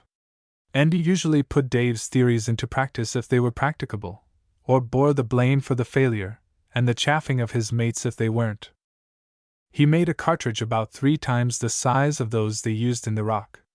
Jim Bentley said it was big enough to blow the bottom out of the river. The inner skin was of stout calico. Andy stuck the end of a 6-foot piece of fuse well down in the powder and bound the mouth of the bag firmly to it with whipcord. The idea was to sink the cartridge in the water with the open end of the fuse attached to a float on the surface, ready for lighting. Andy dipped the cartridge in melted beeswax to make it watertight. We'll have to leave it some time before we light it, said Dave, to give the fish time to get over their scare when we put it in, and come nosing round again, so we'll want it well watertight. Round the cartridge Andy, at Dave's suggestion, bound a strip of sail canvas, that they use for making water bags, to increase the force of the explosion, and round that he pasted layers of stiff brown paper, on the plan of the sort of fireworks we called gun crackers. He let the paper dry in the sun, then he sewed a covering of 2 thicknesses of canvas over it, and bound the thing from end to end with stout fishing line.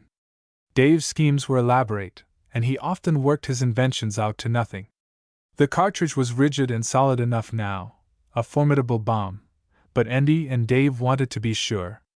Andy sewed on another layer of canvas, dipped the cartridge in melted tallow, twisted a length of fencing wire round it as an afterthought, dipped it in tallow again, and stood it carefully against a tent peg, where he'd know where to find it, and wound the fuse loosely round it.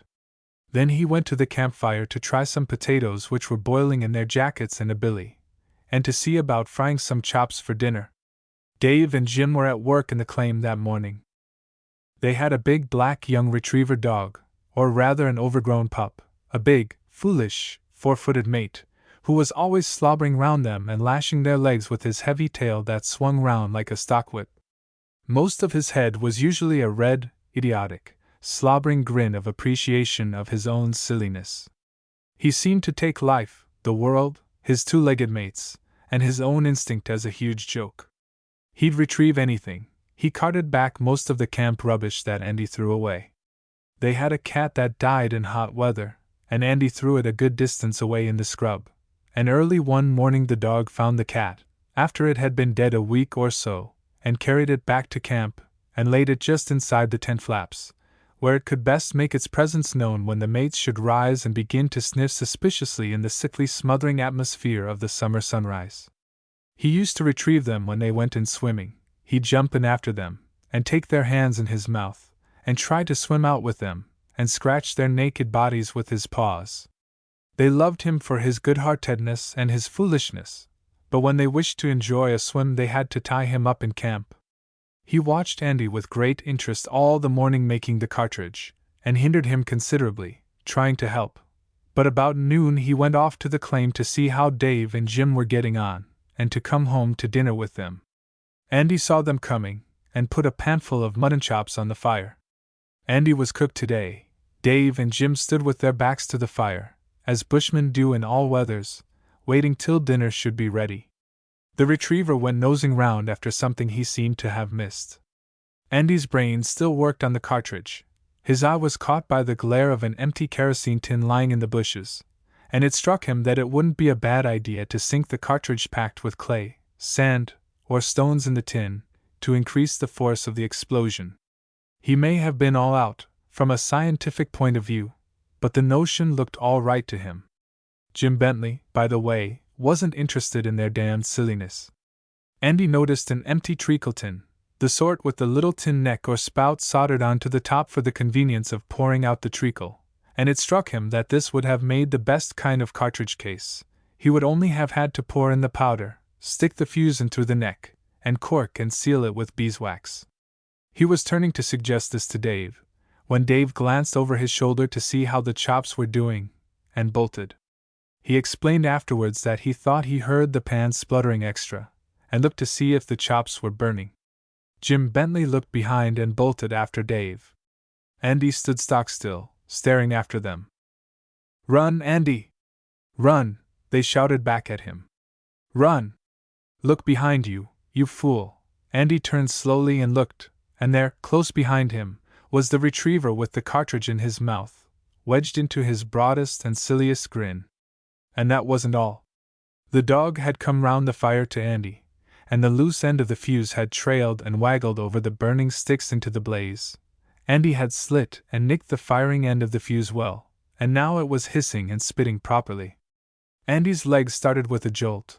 His legs started before his brain did, and he made after Dave and Jim. And the dog followed Andy. Dave and Jim were good runners, Jim the best, for a short distance. Andy was slow and heavy, but he had the strength and the wind and could last. The dog leapt and capered round him, delighted as a dog could be to find his mates, as he thought, on for a frolic. Dave and Jim kept shouting back, "Don't foller us! Don't foller us, you colored fool!" But Andy kept on, no matter how they dodged. They could never explain, any more than the dog, why they followed each other, but so they ran, Dave keeping in Jim's track in all its turnings, Andy after Dave, and the dog circling round Andy, the live fuse swishing in all directions and hissing and spluttering and stinking. Jim yelling to Dave not to follow him, Dave shouting to Andy to go in another direction, to spread out, and Andy roaring at the dog to go home. Then Andy's brain began to work, stimulated by the crisis. He tried to get a running kick at the dog, but the dog dodged. He snatched up sticks and stones and threw them at the dog and ran on again. The retriever saw that he'd made a mistake about Andy, and left him and bounded after Dave. Dave, who had the presence of mind to think that the fuse's time wasn't up yet, made a dive and a grab for the dog, caught him by the tail, and as he swung round snatched the cartridge out of his mouth and flung it as far as he could. The dog immediately bounded after it, and retrieved it. Dave roared and cursed at the dog, who, seeing that Dave was offended, left him and went after Jim, who was well ahead. Jim swung to a sapling and went up it like a native bear. It was a young sapling, and Jim couldn't safely get more than 10 or 12 feet from the ground. The dog laid the cartridge, as carefully as if it was a kitten, at the foot of the sapling, and capered and leaped and whooped joyously round under Jim. The big pup reckoned that this was part of the lark. He was all right now. It was Jim who was out for a spree. The fuse sounded as if it were going a mile a minute. Jim tried to climb higher, and the sapling bent and cracked. Jim fell on his feet and ran. The dog swooped on the cartridge and followed. It all took but a very few moments. Jim ran to a digger's hole, about 10 feet deep, and dropped down into it, landing on soft mud, and was safe. The dog grinned sardonically down on him, over the edge, for a moment, as if he thought it would be a good lark to drop the cartridge down on Jim. "Go away, Tommy," said Jim feebly, "go away." The dog bounded off after Dave, who was the only one in sight now, and he had dropped behind a log, where he lay flat on his face, having suddenly remembered a picture of the Russo-Turkish War with a circle of Turks lying flat on their faces, as if they were ashamed, round a newly arrived shell. There was a small hotel or shanty on the creek, on the main road, not far from the claim. Dave was desperate. The time flew much faster in his stimulated imagination than it did in reality, so he made for the shanty. There were several casual bushmen on the veranda and in the bar. Dave rushed into the bar, banging the door to behind him. "My dog," he gasped, in reply to the astonished stare of the publican, the Blanqui retriever. "He's got a live cartridge in his mouth." The retriever, finding the front door shut against him, had bounded round and in by the back way, and now stood smiling in the doorway leading from the passage, the cartridge still in his mouth and the fuse spluttering. They burst out of that bar. Tommy bounded first after one and then after another, for, being a young dog, he tried to make friends with everybody. The bushmen ran round corners, and some shut themselves in the stable. There was a new weatherboard and corrugated iron kitchen and wash house on piles in the backyard, with some women washing clothes inside. Dave and the publican bundled in there and shut the door, the publican cursing Dave and calling him a crimson fool, in hurried tones, and wanting to know what the hell he came here for. The retriever went in under the kitchen, amongst the piles, but, luckily for those inside, there was a vicious yellow mongrel cattle dog sulking and nursing his nastiness under there, a sneaking, fighting, thieving canine, whom neighbors had tried for years to shoot or poison. Tommy saw his danger. He'd had experience from this dog, and started out and across the yard, still sticking to the cartridge. Halfway across the yard the yellow dog caught him, and nipped him. Tommy dropped the cartridge, gave one terrified yell, and took to the bush. The yellow dog followed him to the fence, and then ran back to see what he had dropped. Nearly a dozen other dogs came from round all the corners and under the buildings, spidery, thievish, cold-blooded kangaroo dogs, mongrel sheep and cattle dogs, vicious black and yellow dogs, that slip after you in the dark, nip your heels, and vanish without explaining, and yelping small fry they kept at a respectable distance round the nasty yellow dog. For it was dangerous to go near him when he thought he had found something which might be good for a dog to eat. He sniffed at the cartridge twice, and was just taking a third cautious sniff when it was very good blasting powder, a new brand that Dave had recently got up from Sydney, and the cartridge had been excellently well made. Andy was very patient and painstaking in all he did, and nearly as handy as the average sailor with needles, twine, canvas, and rope. Bushmen say that kitchen jumped off its piles and on again. When the smoke and dust cleared away, the remains of the nasty yellow dog were lying against the paling fence of the yard looking as if he had been kicked into a fire by a horse and afterwards rolled in the dust under a barrow, and finally thrown against the fence from a distance.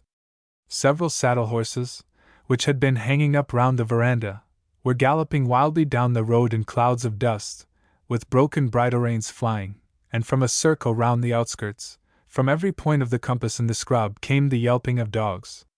2 of them went home, to the place where they were born, 30 miles away, and reached it the same night and stayed there. It was not till towards evening that the rest came back cautiously to make inquiries. One was trying to walk on 2 legs, and most of them looked more or less singed, and a little, singed, stumpy-tailed dog, who had been in the habit of hopping the back half of him along on one leg, had reason to be glad that he'd saved up the other leg all those years, for he needed it now. There was one old one-eyed cattle dog round that shanty for years afterwards, who couldn't stand the smell of a gun being cleaned. He it was who had taken an interest, only second to that of the yellow dog, in the cartridge. Bushman said that it was amusing to slip up on his blind side and stick a dirty ramrod under his nose. He wouldn't wait to bring his solitary eye to bear.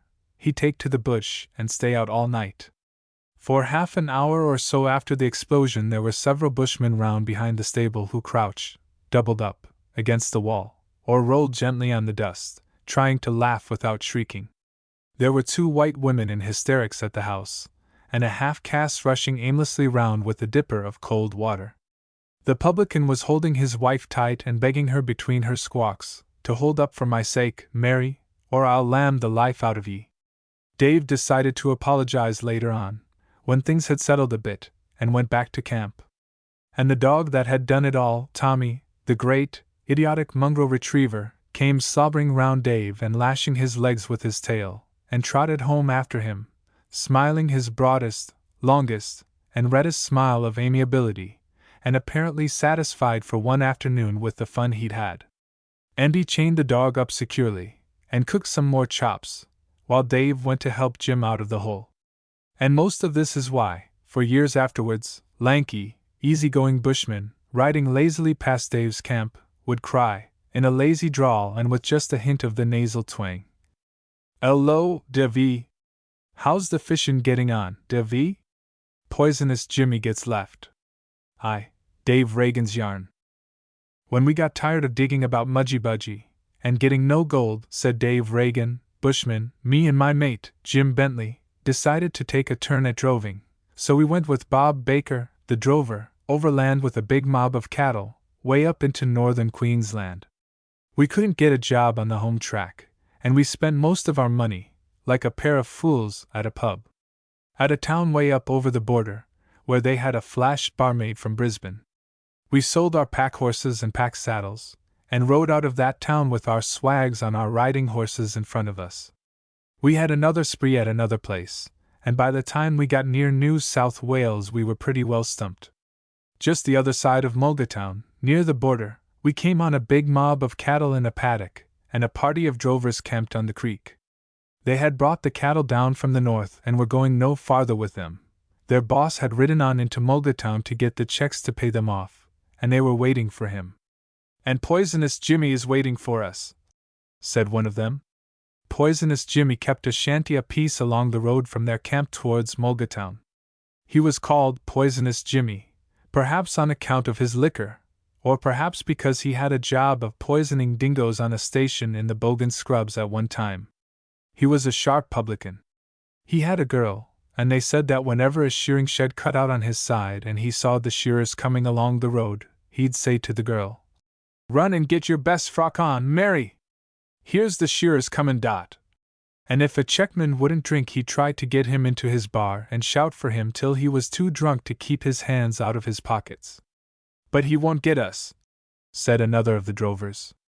"I'm going to ride straight into Mulgatown and send my money home by the post as soon as I get it." "You've always said that, Jack," said the first drover. We yarned a while, and had some tea, and then me and Jim got on our horses and rode on. We were burned to bricks and ragged and dusty and parched up enough, and so were our horses. We only had a few shillings to carry us 400 or 500 miles home, but it was mighty hot and dusty, and we felt that we must have a drink at the shanty. This was west of the sixpenny line at that time. All drinks were a shilling along here. Just before we reached the shanty I got an idea. "We'll plant our swags in the scrub," I said to Jim. "What for?" said Jim. "Never mind, you'll see," I said. So we unstrapped our swags and hid them in the mulga scrub by the side of the road. Then we rode on to the shanty, got down, and hung our horses to the veranda posts. Poisonous came out at once, with a smile on him that would have made anybody homesick. He was a short, nuggety man, and could use his hands, they said.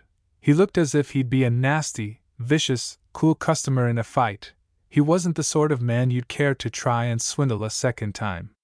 He had a monkey shave when he shaved, but now it was all frill and stubble, like a bush fence round a stubble field. He had a broken nose, and a cunning, sharp, suspicious eye that squinted, and a cold stony eye that seemed fixed. If you didn't know him well, you might talk to him for 5 minutes, looking at him in the cold stony eye, and then discover that it was the sharp cunning little eye that was watching you all the time. It was awful embarrassing.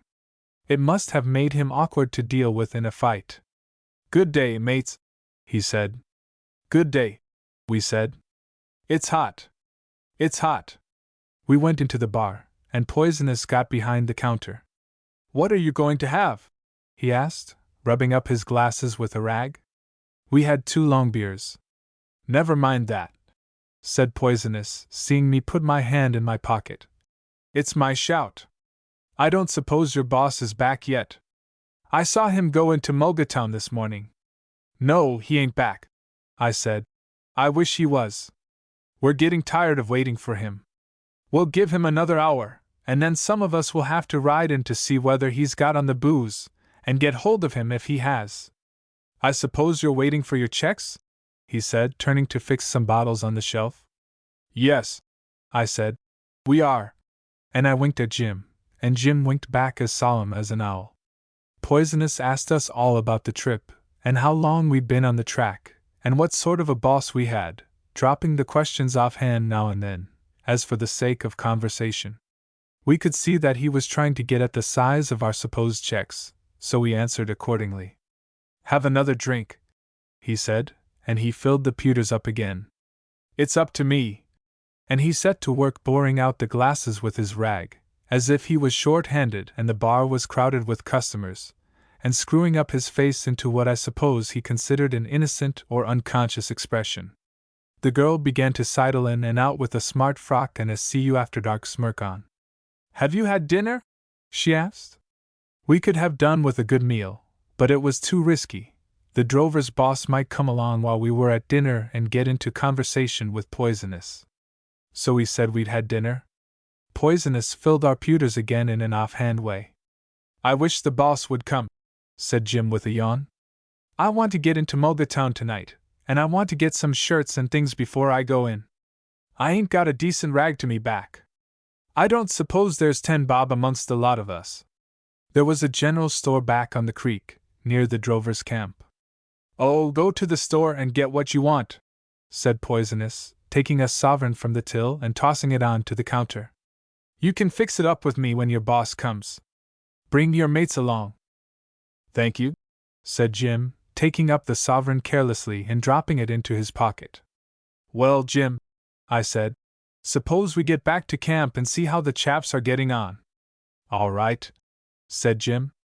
"Tell them to come down and get a drink," said Poisonous. "Or wait, you can take some beer along to them if you like." And he gave us half a gallon of beer in a billycan. He knew what the first drink meant with bushmen back from a long dry trip. We got on our horses, I holding the billy very carefully, and rode back to where our swags were. "I say," said Jim, when we'd strapped the swags to the saddles, "suppose we take the beer back to those chaps. It's meant for them, and it's only a fair thing, anyway. We've got as much as we can hold till we get into Mulgatown. It might get them into a row," I said, "and they seem decent chaps. Let's hang the billy on a twig, and that old swagman that's coming along will think there's angels in the bush." "Oh, what's a row?" said Jim. "They can take care of themselves. They'll have the beer anyway and a lark with Poisonous when they take the kin back and it comes to explanations. I'll ride back to them." So Jim rode back to the drover's camp with the beer, and when he came back to me he said that the drovers seemed surprised, but they drank good luck to him. We rode round through the mulga behind the shanty and came out on the road again on the Mulgatown side. We only stayed at Mulgatown to buy some tucker and tobacco, then we pushed on and camped for the night about 7 miles on the safe side of the town. 2. Told by one of the other drovers. "Talkin' o' Poisonous Jimmy, I can tell you a yarn about him. We'd brought a mob of cattle down for a squatter the other side of Mulgatown. We camped about 7 miles the other side of the town, waitin' for the station hands to come and take charge of the stock, while the boss rode on into town to draw our money. Some of us was goin' back, though in the end we all went into Mulgatown, and had a booze up with the boss. But while we was waitin' there come along two fellers that had been dravin' up north. They yarned a while, and then went on to Poisonous Jimmy's place, and in about an hour one on 'em come ridin' back with a can of beer that he said Poisonous had sent for us. We all knew Jimmy's little games. The beer was a bait to get us on the drunk at his place, but we drunk the beer, and reckoned to have a lark with him afterwards. When the boss come back, and the station hands to take the bullocks, we started into Mulgatown. We stopped outside Poisonous' place and handed the can to the girl that was grinnin' on the veranda. Poisonous come out with a grin on him like a parson with a broken nose. "Good day, boys," he says. "Good day, Poisonous," we says. "It's hot," he says. "It's blonky hot," I says. He seemed to expect us to get down. "Where are you off to?" he says. "Mulgatown," I says. "It will be cooler there." And we sung out, "So long, Poisonous," and rode on. He stood staring for a minute, then he started shouting, "Hi! Hi there!" after us, but we took no notice and rode on. When we looked back last he was running into the scrub with a bridle in his hand. We jogged along easily till we got within a mile of Mulgatown, when we heard somebody galloping after us. On looking back we saw it was Poisonous. He was too mad and too winded to speak at first, so he rode along with us a bit gasping, then he burst out. "Where's them other two carnal blanks?" he shouted. "What other two?" I asked. "We're all here." "What's the matter with you anyway?" "All here," he yelled. "You're a lurid liar! What the flamin' sheol do you mean by swiggin' my beer and flingin' the colored kin in me face? Without as much as thank yer. Do yer think I'm a flamin'?" Oh, but Poisonous Jimmy was wild. "Well, we'll pay for your dirty beer," says one of the chaps, puttin' his hand in his pocket. "We didn't want your slush. It tasted as if it had been used before." "Pay for it," yelled Jimmy. Well, take it out of one of your bleedin' hides." We stopped at once, and I got down and obliged Jimmy for a few rounds. He was a nasty customer to fight. He could use his hands, and was cool as a cucumber as soon as he took his coat off. Besides, he had one squirmy little business eye, and a big walleye, and, even if you knowed him well, you couldn't help watchin' the stony eye. It was no good watchin' his eyes, you had to watch his hands, and he might have managed me if the boss hadn't stopped the fight. The boss was a big, quiet-voiced man that didn't swear. "Now look here, Miles," said the boss. Jimmy's name was Miles. "Now look here, Miles," says the boss. "What's all this about?" "What's all this about?" says Jimmy, gettin' excited agin. "Why, two fellers that belong to your party come along to my place and put up half a dozen drinks, and borrowed a sovereign, and got a can o' beer on the strength of their checks. They says they was waitin' for you, and I want my crimson money out o' someone." "What was they like?" asked the boss. "Like?" shouted Poisonous, swearing all the time. "One was a blonky long, sandy, sawney feller, and the other was a short, slim feller with black hair. Your blonky men knows all about them because they had the blonky billy o' beer. Now, what's this all about, you chaps?" says the boss to us. So we told him as much as we knowed about them two fellers.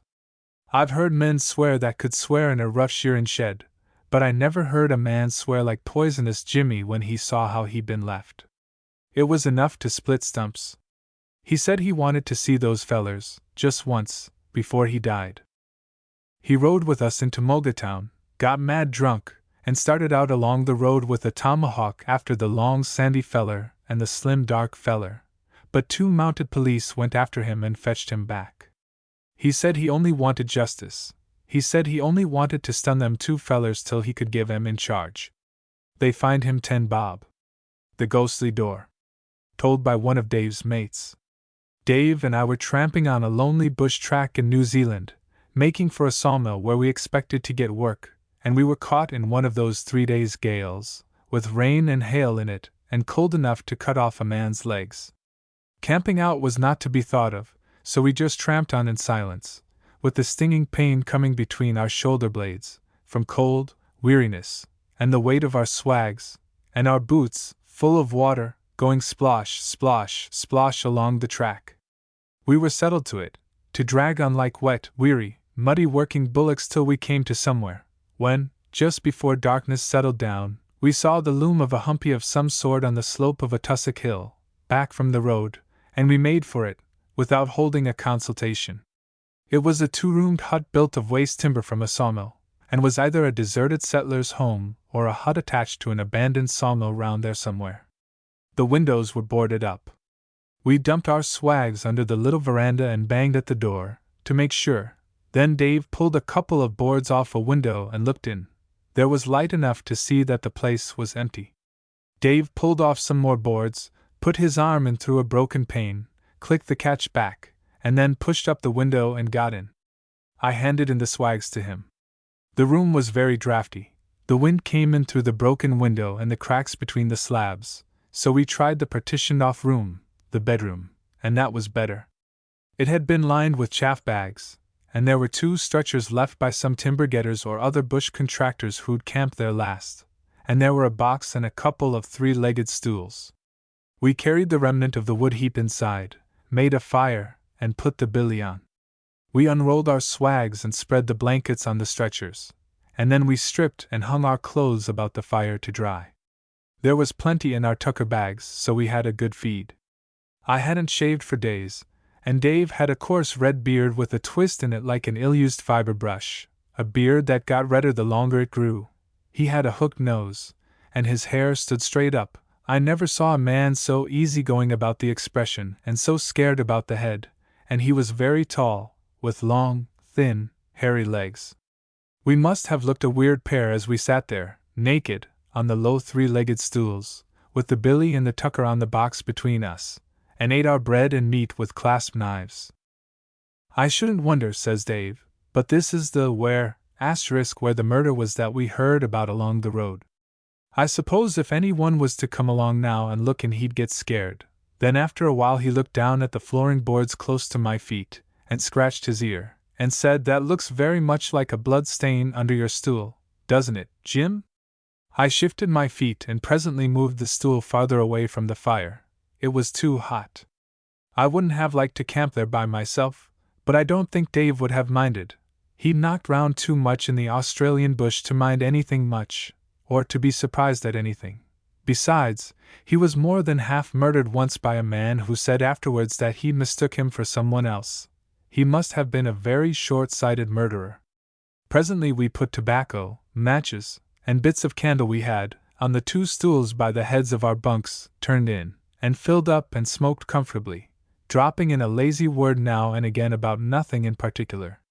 Once I happened to look across at Dave, and saw him sitting up a bit, and watching the door. The door opened very slowly, wide, and a black cat walked in, looked first at me, then at Dave, and walked out again, and the door closed behind it. Dave scratched his ear. "That's rum," he said. "I could have sworn I fastened that door. They must have left the cat behind." "It looks like it," I said. "Neither of us has been on the booze lately." He got out of bed and up on his long, hairy spindleshanks. The door had the ordinary, common black oblong lock with a brass knob. Dave tried the latch and found it fast. He turned the knob, opened the door, and called, "Puss, puss, puss," but the cat wouldn't come. He shut the door, tried the knob to see that the catch had caught, and got into bed again. He'd scarcely settled down when the door opened slowly. The black cat walked in, stared hard at Dave, and suddenly turned and darted out as the door closed smartly. I looked at Dave and he looked at me, hard, then he scratched the back of his head. I never saw a man look so puzzled in the face and scared about the head. He got out of bed very cautiously, took a stick of firewood in his hand, sneaked up to the door, and snatched it open. There was no one there. Dave took the candle and went into the next room, but couldn't see the cat. He came back and sat down by the fire and meowed, and presently the cat answered him and came in from somewhere. She'd been outside the window, I suppose. He kept on meowing and she sidled up and rubbed against his hairy shin. Dave could generally bring a cat that way. He had a weakness for cats. I'd seen him kick a dog and hammer a horse, brutally I thought, but I never saw him hurt a cat or let anyone else do it. Dave was good to cats. If a cat had a family where Dave was round, he'd see her all right and comfortable, and only drown a fair surplus. He said once to me, "I can understand a man kicking a dog, or hammering a horse when it plays up, but I can't understand a man hurting a cat." He gave this cat something to eat. Then he went and held the light close to the lock of the door, but could see nothing wrong with it. He found a key on the mantelshelf and locked the door. He got into bed again, and the cat jumped up and curled down at the foot and started her old drum going, like shot in a sieve. Dave bent down and patted her, to tell her he'd meant no harm when he stretched out his legs, and then he settled down again. We had some books of the Deadwood Dick school. Dave was reading The Grisly Ghost of the Haunted Gulch, and I had The Dismembered Hand, or The Disemboweled Corpse, or some such names. They were first-class preparation for a ghost. I was reading away, and getting drowsy, when I noticed a movement, and saw Dave's frightened head rising, with the terrified shadow of it on the wall. He was staring at the door, over his book, with both eyes. And that door was opening again, slowly, and Dave had locked it. I never felt anything so creepy. The foot of my bunk was behind the door, and I drew up my feet as it came open. It opened wide, and stood so. We waited, for 5 minutes it seemed, hearing each other breathe, watching for the door to close. Then Dave got out, very gingerly, and up on one end, and went to the door like a cat on wet bricks. "You shot the bolt outside the catch," I said, as he caught hold of the door, like one grabs a crawfish. "I'll swear I didn't," said Dave. But he'd already turned the key a couple of times, so he couldn't be sure. He shut and locked the door again. "Now get out and see for yourself," he said. I got out, and tried the door a couple of times and found it all right. Then we both tried, and agreed that it was locked. I got back into bed, and Dave was about half in when a thought struck him. He got the heaviest piece of firewood and stood it against the door. "What are you doing that for?" I asked.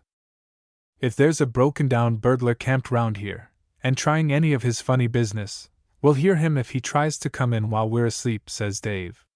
Then he got back into bed. We composed our nerves with the Haunted Gulch and the Disemboweled Corpse, and after a while I heard Dave snore, and was just dropping off when the stick fell from the door against my big toe and then to the ground with tremendous clatter. I snatched up my feet and sat up with a jerk, and so did Dave. The cat went over the partition. That door opened, only a little way this time, paused, and shut suddenly. Dave got out, grabbed a stick, skipped to the door, and clutched at the knob as if it were a nettle, and the door wouldn't come. It was fast and locked. Then Dave's face began to look as frightened as his hair. He lit his candle at the fire, and asked me to come with him. He unlocked the door, and we went into the other room, Dave shading his candle very carefully and feeling his way slow with his feet. The room was empty. We tried the outer door and found it locked. "It must have gone by the winder," whispered Dave. I noticed that he said it instead of he. I saw that he himself was shook up, and it only needed that to scare me bad. We went back to the bedroom, had a drink of cold tea, and lit our pipes. Then Dave took the waterproof cover off his bunk, spread it on the floor, laid his blankets on top of it, his spare clothes, and on top of them, and started to roll up his swag. "What are you going to do, Dave?" I asked. "I'm going to take the track," says Dave, "and camp somewhere farther on. You can stay here, if you like, and come on in the morning." I started to roll up my swag at once. We dressed and fastened on the tucker bags, took up the billies, and got outside without making any noise.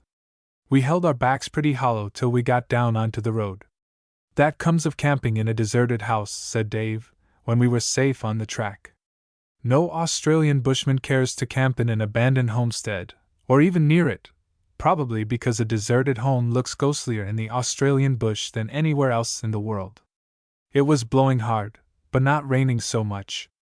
We went on along the track for a couple of miles and camped on the sheltered side of a round tussock hill, in a hole where there had been a landslip. We used all our candle ends to get a fire alight, but once we got it started we knocked the wet bark off manuka sticks and logs and piled them on, and soon had a roaring fire. When the ground got a little drier we rigged a bit of shelter from the showers with some sticks and the oilcloth swag covers. Then we made some coffee and got through the night pretty comfortably. In the morning Dave said, "I'm going back to that house." "What for?" I said. "I'm going to find out what's the matter with that crimson door. If I don't, I'll never be able to sleep easy within a mile of a door so long as I live." So we went back. It was still blowing. The thing was simple enough by daylight, after a little watching and experimenting. The house was built of odds and ends and badly fitted.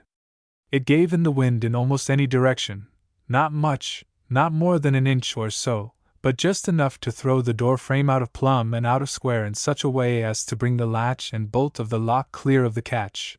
The door frame was of scraps joined. Then the door swung open according to the hang of it, and when the gust was over the house gave back, and the door swung too, the frame easing just a little in another direction. I suppose it would take Edison to invent a thing like that. That came about by accident.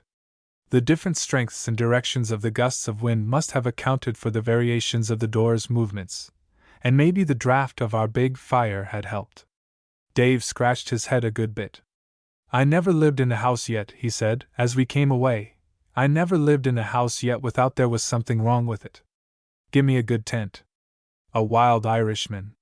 About 7 years ago I drifted from out back in Australia to Wellington, the capital of New Zealand, and up country to a little town called Pahiachua, which meaneth the home of the gods, and is situated in the Wairarapa, rippling or sparkling water, district. They have a pretty little legend to the effect that the name of the district was not originally suggested by its rivers, streams, and lakes, but by the tears alleged to have been noticed, by a dusky squire, in the eyes of a warrior chief who was looking his first, or last, I don't remember which, upon the scene. He was the discoverer, I suppose, now I come to think of it, else the place would have been already named. Maybe the scene reminded the old cannibal of the home of his childhood. Pahiachua was not the home of my God, and it rained for 5 weeks. While waiting for a remittance from an Australian newspaper, which, I anxiously hoped, would arrive in time for enough of it to be left, after paying board, to take me away somewhere, I spent many hours in the little shop of a shoemaker who had been a digger, and he told me yarns of the old days on the west coast of Middle Island. And ever and anon, he returned to one, a hard case from the west coast, called the Flower of Wheat, and his cousin, and his mate Dinny Murphy, dead. And ever and again the shoemaker, he was large, humorous, and good-natured, made me promise that, when I dropped across an old west coast digger, no matter who or what he was, or whether he was drunk or sober, I'd ask him if he knew the flower of wheat, and hear what he had to say. I make no attempt to give any one shade of the Irish brogue, it can't be done in writing. "There's the little red Irishman," said the shoemaker, "who was Irish himself, who always wants to fight when he has a glass in him, and there's the big sarcastic dark Irishman who makes more trouble and fights at a spree than half a dozen little red ones put together, and there's the cheerful easy-going Irishman." Now the flower was a combination of all three and several other sorts. He was known from the first amongst the boys at Th Canary as the Flower o' Wheat, but no one knew exactly why. Some said that the right name was the Flower, not Flour, and that he was called that because there was no flour on wheat. The name might have been a compliment paid to the man's character by someone who understood and appreciated it, or appreciated it without understanding it. Or it might have come of some chance saying of the flour himself, or his mates, or an accident with bags of flour. He might have worked in a mill. But we've had enough of that. It's the man, not the name. He was just a big, dark, blue-eyed Irish digger. He worked hard, drank hard, fought hard, and didn't swear. No man had ever heard him swear, except once. All things were lovely with him. He was always lucky. He got gold and threw it away. The flower was sent out to Australia, by his friends, in connection with some trouble in Ireland in 18-something. The date doesn't matter, there was mostly trouble in Ireland in those days, and nobody that knew the man could have the slightest doubt that he helped the trouble, provided he was there at the time. I heard all this from a man who knew him in Australia. The relatives that he was sent out to were soon very anxious to see the end of him. He was as wild as they made them in Ireland. When he had a few drinks, he'd walk restlessly to and fro outside the shanty, swinging his right arm across in front of him with elbow bent and hand closed, as if he had a head in chancery, and muttering, as though in explanation to himself, "I must be walkin' or foitin', must be walkin' or foitin', must be walkin' or foitin'." They say that he wanted to eat his Australian relatives before he was done, and the story goes that one night, while he was on the spree, they put their belongings into a cart and took to the bush. There's no flowery record for several years.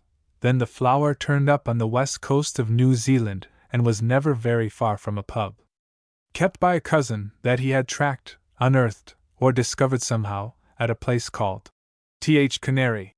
I remember the first time I saw the flower. I was on a bit of a spree myself, at Canary, and one evening I was standing outside Brady's, the flower's cousin's place, with Tom Lyons and Dinny Murphy, when I saw a big man coming across the flat with a swag on his back. "Begod, there's the flower o' wheat comin' this minute," says Dinny Murphy to Tom. "And no one else." "Begod, ye're right," says Tom. There were a lot of new chums in the big room at the back, drinking and dancing and singing, and Tom says to Dinny, "Dinny, I'll bet you a quid in the flower run against some of those new chums before he's an hour on the spot." But Dinny wouldn't take him up. He knew the flower. "Good day, Tom." "Good day, Dinny." "Good day to you, flower." I was introduced. "Well, boys, come along," says the flower. And so we went inside with him. The flower had a few drinks, and then he went into the back room where the new chums were. One of them was dancing a jig, and so the flower stood up in front of him and commenced to dance too. And presently the new chum made a step that didn't please the flower, so he hit him between the eyes, and knocked him down, fair and flat on his back. "Take that," he says. "Take that, me lovely whippersnapper, and lay there. You can't dance. How dare you stand up in front of me face to dance when you can't dance?" He shouted, and drank, and gambled, and danced, and sang, and fought the new chums all night, and in the morning he said, "Well, boys, we had a grand time last night. Come and have a drink with me." And of course they went in and had a drink with him. Next morning the flower was walking along the street, when he met a drunken, disreputable old hag, known among the boys as the Nipper. "Good morning, me lovely flower o' wheat," says she. "Good morning, me lovely Nipper," says the flower. And with that she outs with a bottle she had in her dress, and smashed him across the face with it. Broke the bottle to smithereens. A policeman saw her do it, and took her up, and they had the flower as a witness, whether he liked it or not. And a lovely sight he looked, with his face all done up in bloody bandages, and only one damaged eye and a corner of his mouth on duty. "It's nothing at all, Your Honor," he said to the SM. "Only a pin scratch, it's nothing at all. Let it pass. I had no right to speak to the lovely woman at all." But they didn't let it pass, they fined her a quid. And the flower paid the fine. But, alas for human nature! It was pretty much the same even in those days, and amongst those men, as it is now. A man couldn't do a woman a good turn without the dirty-minded blackguards taking it for granted there was something between them. It was a great joke amongst the boys who knew the flower, and who also knew the Nipper, but as it was carried too far in some quarters, it got to be no joke to the flower, nor to those who laughed too loud or grinned too long. The flower's cousin thought he was a sharp man. The flower got stiff. He hadn't any money, and his credit had run out, so he went and got a blank summons from one of the police he knew. He pretended that he wanted to frighten a man who owed him some money. Then he filled it up, and took it to his cousin. "What do you think of that?" he says, handing the summons across the bar. "What do you think of me lovely Dinny Murphy now? Why, what's this all about? That's what I want to know. I borrowed a £5 note off of him a fortnight ago when I was drunk, and now he sends me that. Well, I never would have dreamed that of Dinny," says the cousin, scratching his head and blinking. "What's come over him at all? That's what I want to know. What have you been doing to the man? Divil a thing that I'm aware of." The cousin rubbed his chin tuft between his forefinger and thumb. "Well, what am I to do about it?" asked the flower impatiently. "Do? Pay the man, of course. How can I pay the lovely man when I haven't got the price of a drink about me? The cousin scratched his chin. Well, here, I'll lend you a £5 note for a month or two. Go and pay the man, and get back to work. And the flower went and found Dinny Murphy, and the pair of them had a howling spree together up at Brady's, the opposition pub. And the cousin said he thought all the time he was being had. He was nasty sometimes, when he was about half drunk. For instance, he'd come on the ground when the Orwell sports were in full swing and walk round, soliloquizing just loud enough for you to hear, and just when a big event was coming off he'd pass within earshot of some committee men, who had been bursting themselves for weeks to work the thing up and make it a success, saying to himself, "Where's the Orwell sports that I hear so much about? I don't see them. Can anyone direct me to the Orwell sports?" Or he'd pass a raffle, lottery, lucky bag, or golden barrel business of some sort. No gambling for the flower. I don't believe in their little swindles. It ought to be stopped. Leading young people ashtray. Or he'd pass an Englishman he didn't like. Look at General Roberts. He's a man. He's an Irishman. England has to come to Ireland for its generals. Look at General Roberts in the marshes of Kandahar. They always had sports at Orwell Creek on New Year's Day, except once, and old Duncan was always there, never missed it till the day he died. He was a digger, a humorous and good-hearted. Hard case. They all knew old Duncan. But one New Year's Eve he didn't turn up, and was missed at once. Where's old Duncan? Anyone seen old Duncan? Oh, he'll turn up all right.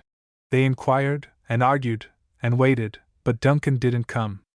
Duncan was working at Duffer's. The boys inquired of fellows who came from Duffer's, but they hadn't seen him for 2 days. They had fully expected to find him at the creek. He wasn't at Aliora nor Notown. They inquired of men who came from Nelson Creek, but Duncan wasn't there.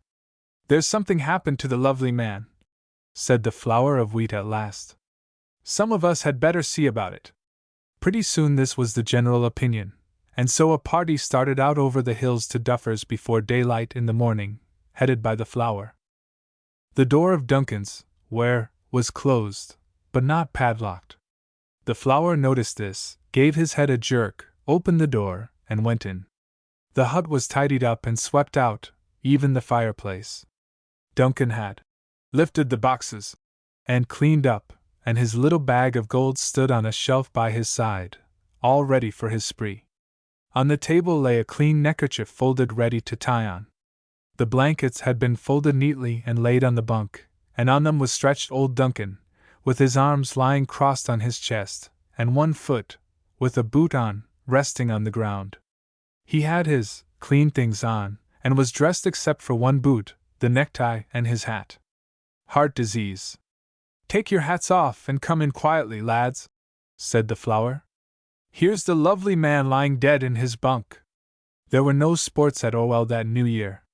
Someone said that the crowd from Nelson Creek might object to the sports being postponed on old Duncan's account, but the flower said he'd see to that. 1 or 2 did object, but the flower reasoned with them and there were no sports. And the flower used to say, afterwards, "Ah, but it was a grand time we had at the funeral when Duncan died at Duffer's." The flower of wheat carried his mate, Dinny Murphy, all the way in from Th Canary to the hospital on his back. Dinny was very bad. The man was dying of the dysentery or something. The flower laid him down on a spare bunk in the reception room, and hailed the staff. "Inside there, come out!" The doctor and some of the hospital people came to see what was the matter. The doctor was a heavy swell, with a big cigar, held up in front of him between 2 fat, soft, yellow-white fingers, and a dandy little pair of gold-rimmed eyeglasses nipped onto his nose with a spring. "There's me lovely mate lying there dying of the dysentery," says the flower, "and you've got to fix him up and bring him round." Then he shook his fist in the doctor's face and said, "If you let that lovely man die, look out!" The doctor was startled. He backed off at first, then he took a puff at his cigar, stepped forward, had a careless look at Dinny, and gave some order to the attendants. The flower went to the door, turned half round as he went out, and shook his fist at them again, and said, If you let that lovely man die, mind? In about 20 minutes he came back, wheeling a case of whiskey in a barrow. He carried the case inside, and dumped it down on the floor. There, he said, pour that into the lovely man.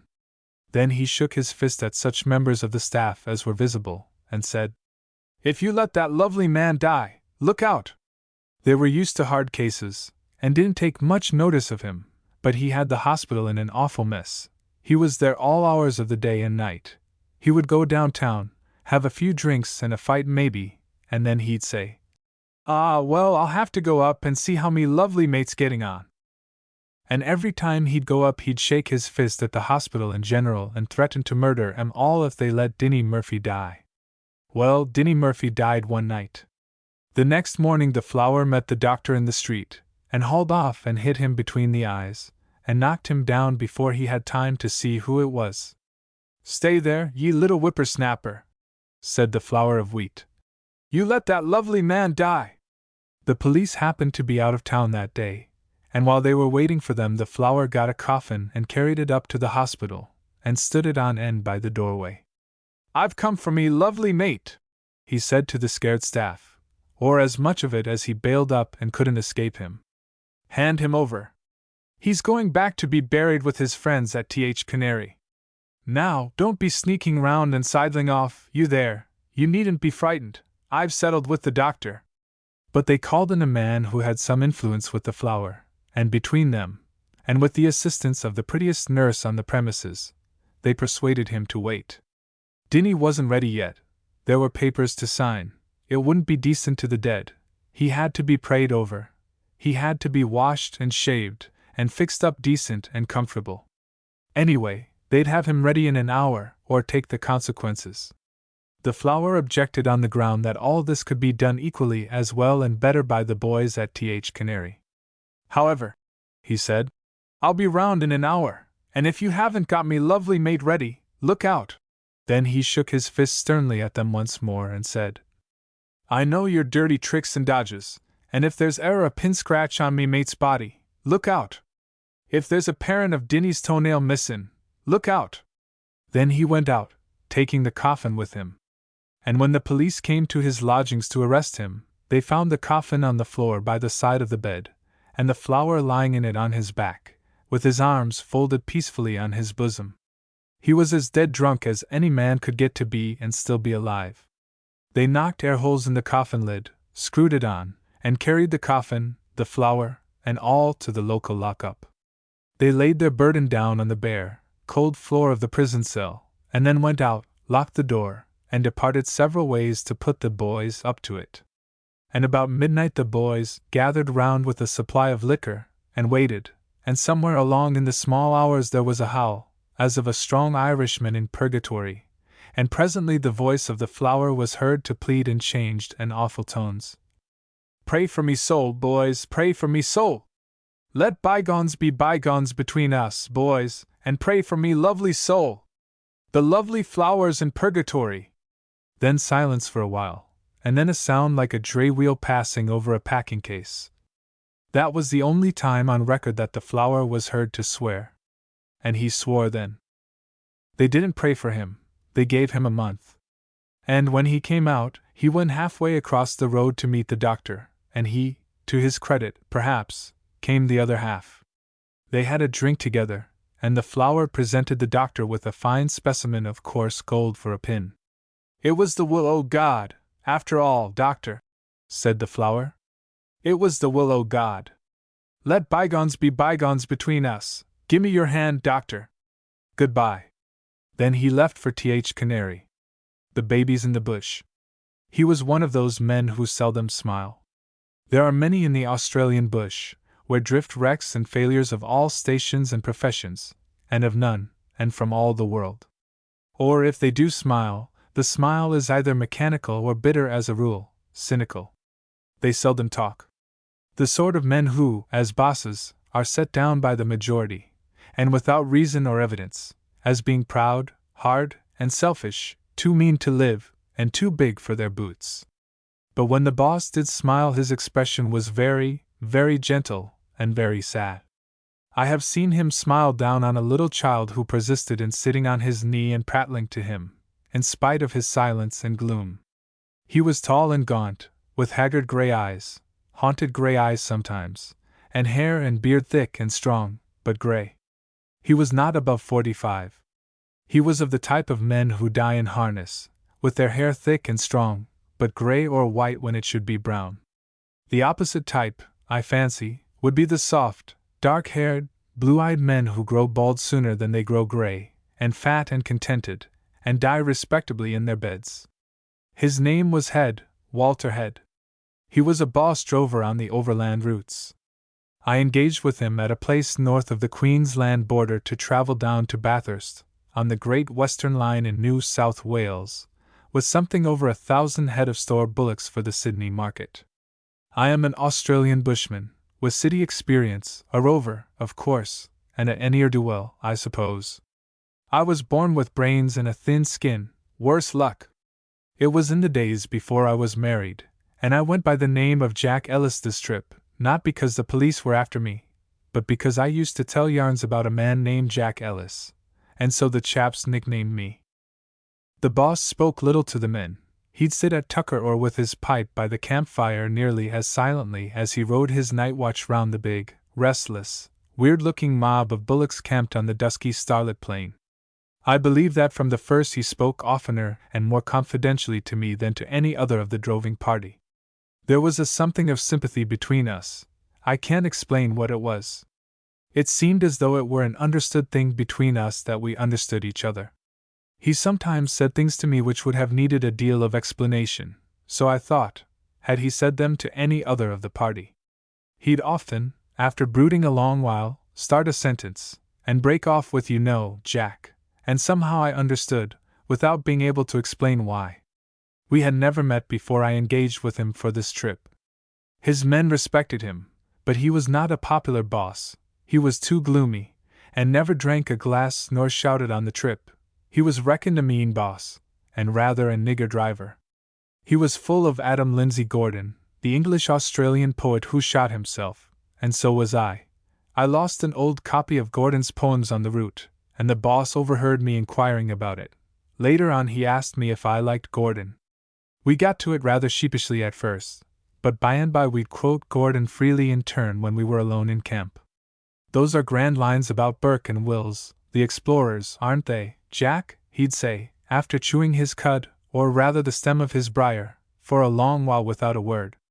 He had his pipe in his mouth as often as any of us, but somehow I fancied he didn't enjoy it. An empty pipe or a stick would have suited him just as well, it seemed to me. "Those are great lines," he'd say. "They don't matter much, do they, Jack?" "Damned if I think they do, boss," I'd say. Once he repeated the poem containing the lines.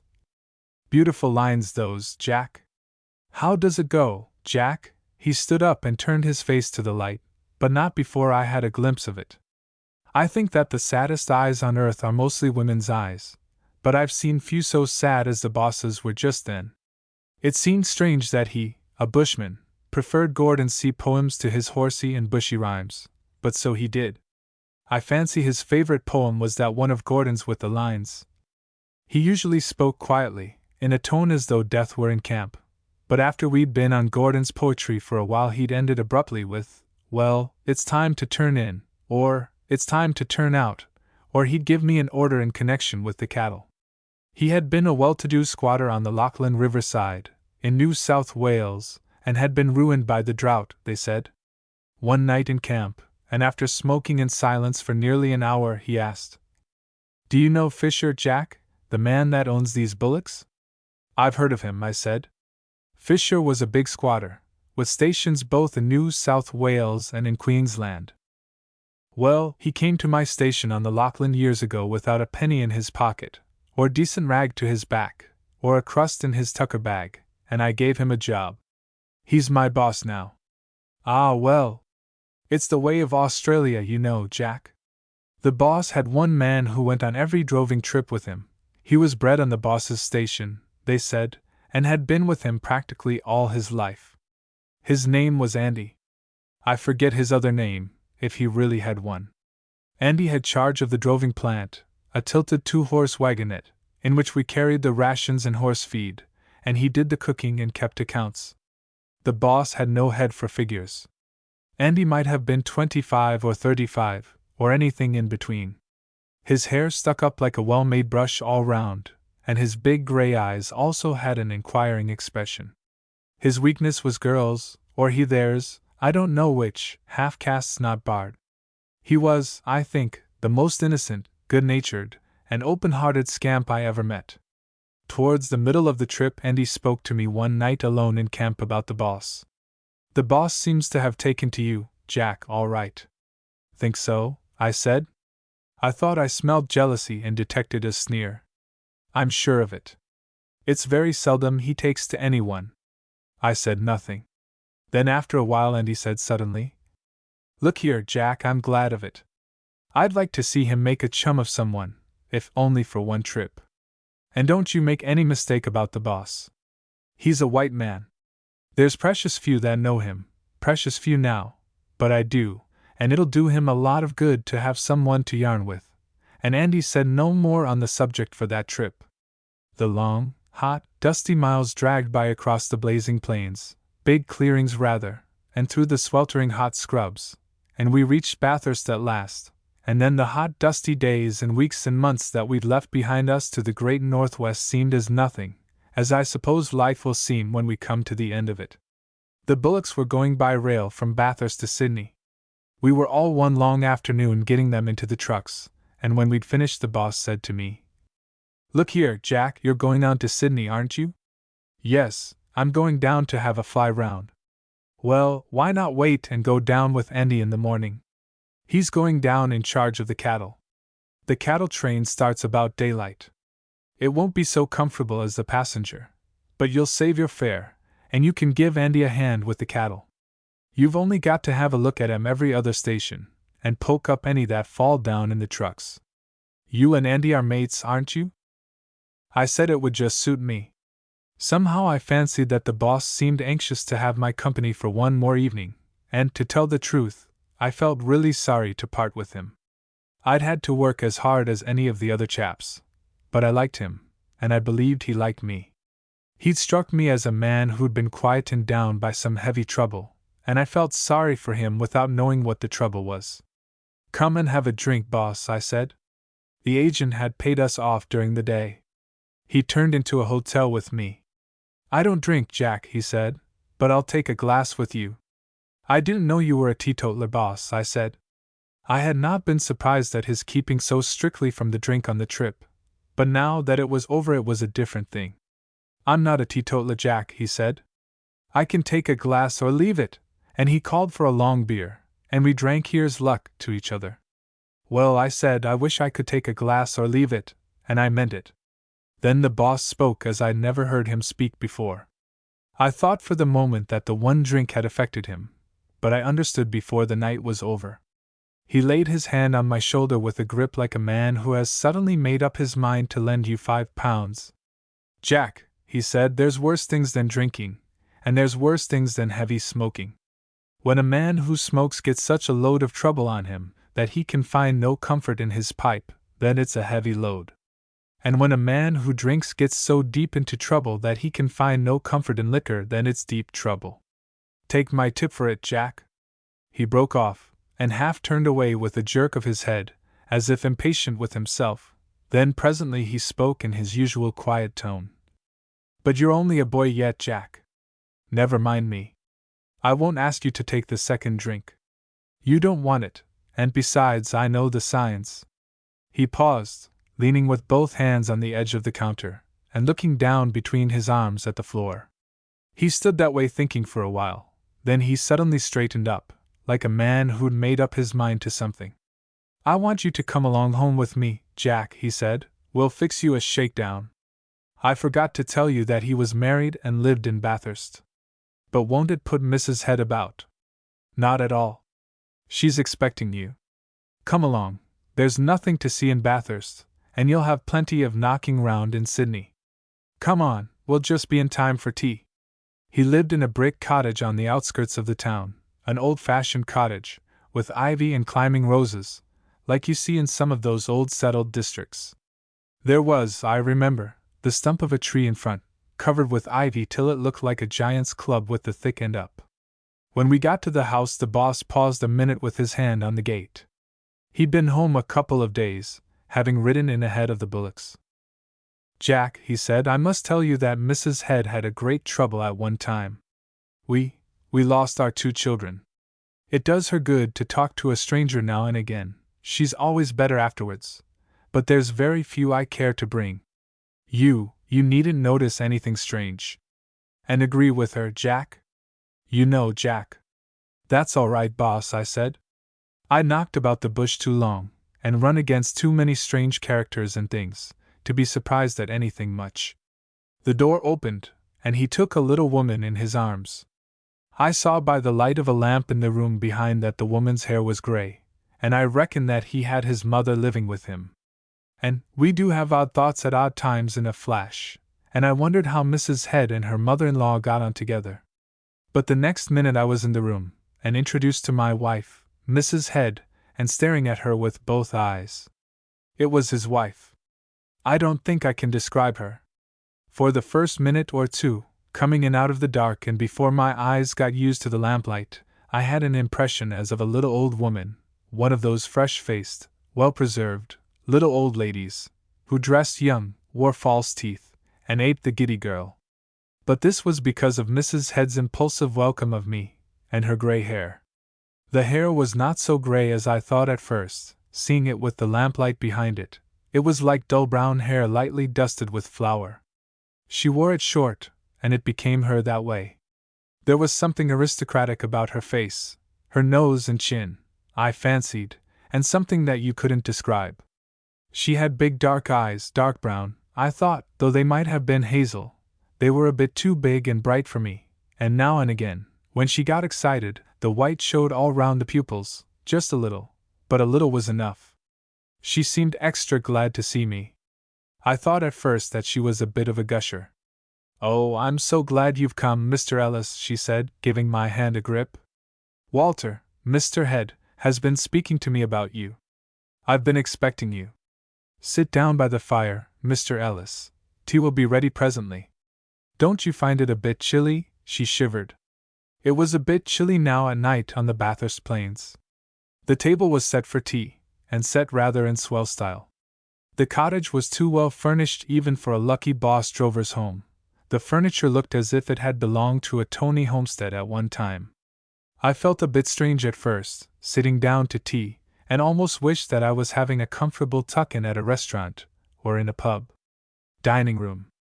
But she knew a lot about the bush, and chatted away, and asked questions about the trip, and soon put me at my ease. You see, for the last year or two I'd taken my tucker in my hands, hunk of damper and meat and a clasp knife mostly, sitting on my heel in the dust, or on a log or a tucker box.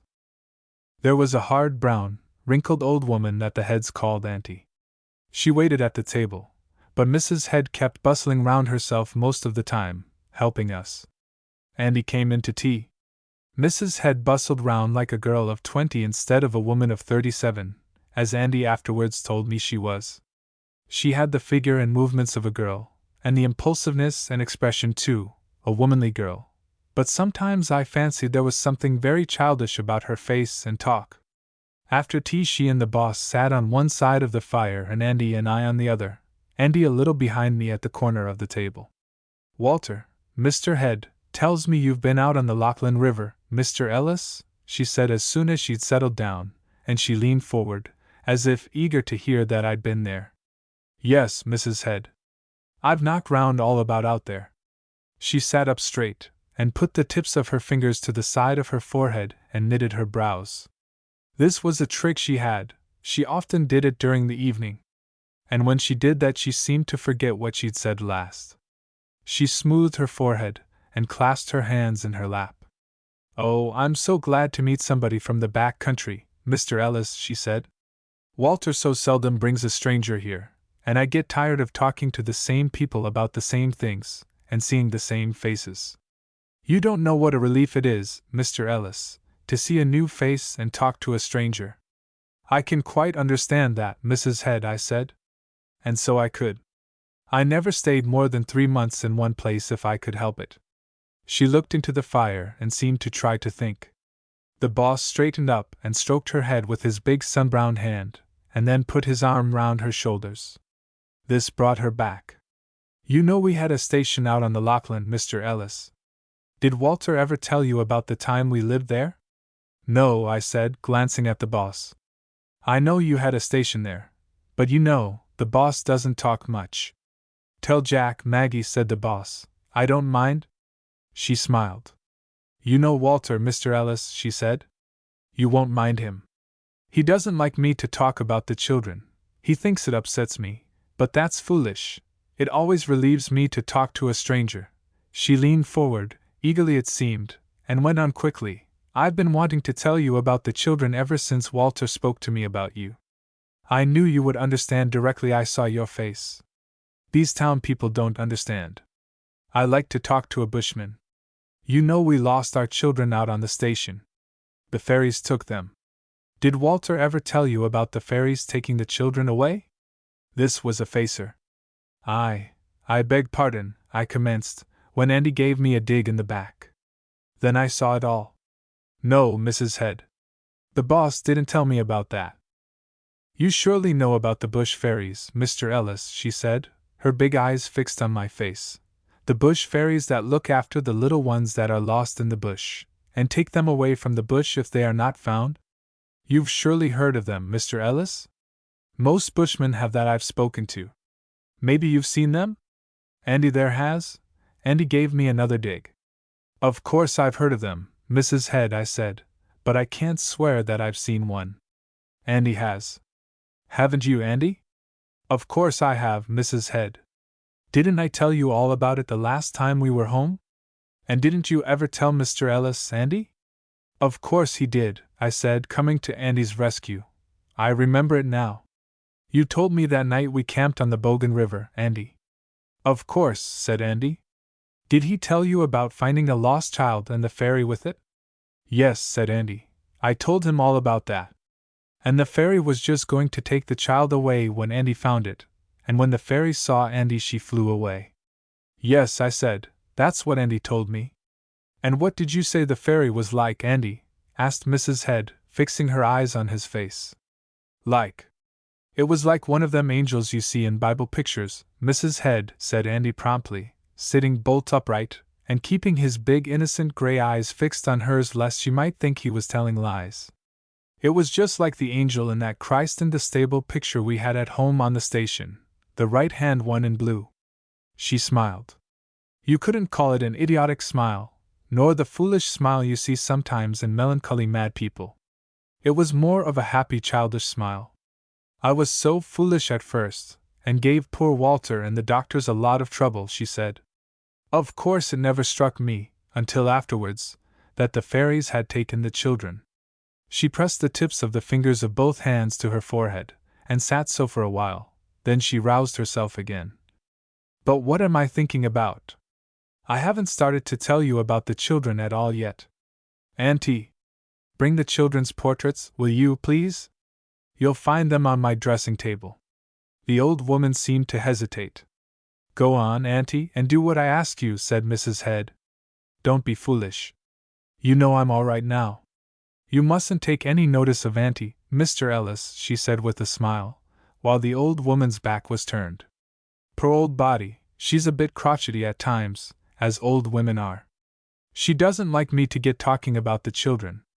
She's got an idea that if I do I'll start talking nonsense, as I used to do the first year after the children were lost. I was very foolish then, wasn't I, Walter? You were, Maggie, said the boss. But that's all past.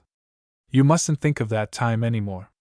You see, said Mrs. Head, in explanation to me, at first nothing would drive it out of my head that the children had wandered about until they perished of hunger and thirst in the bush.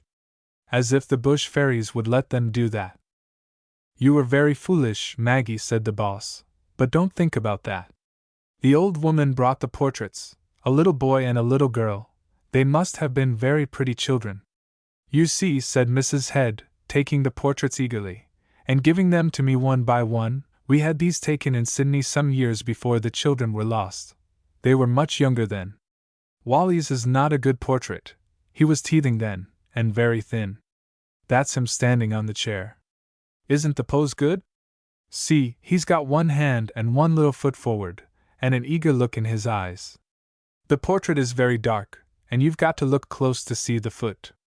He wants a toy rabbit that the photographer is tossing up to make him laugh. In the next portrait he's sitting on the chair.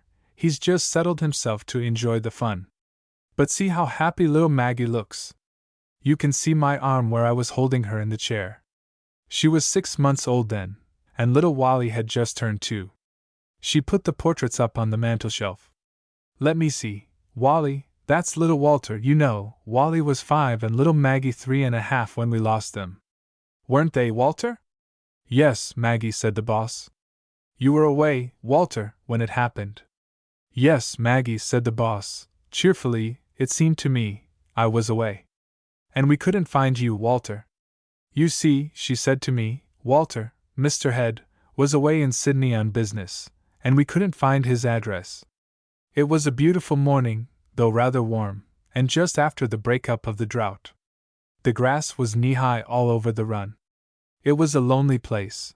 There wasn't much bush cleared round the homestead, just 100 yards or so, and the great awful scrubs ran back from the edges of the clearing all round for miles and miles, 50 or 100 miles in some directions without a break. Didn't they, Walter? Yes, Maggie. I was alone at the house except for Mary, a half-caste girl we had, who used to help me with the housework and the children. Andy was out on the run with the men mustering sheep, weren't you, Andy? Yes, Mrs. Head. I used to watch the children close as they got to run about, because if they once got into the edge of the scrub they'd be lost.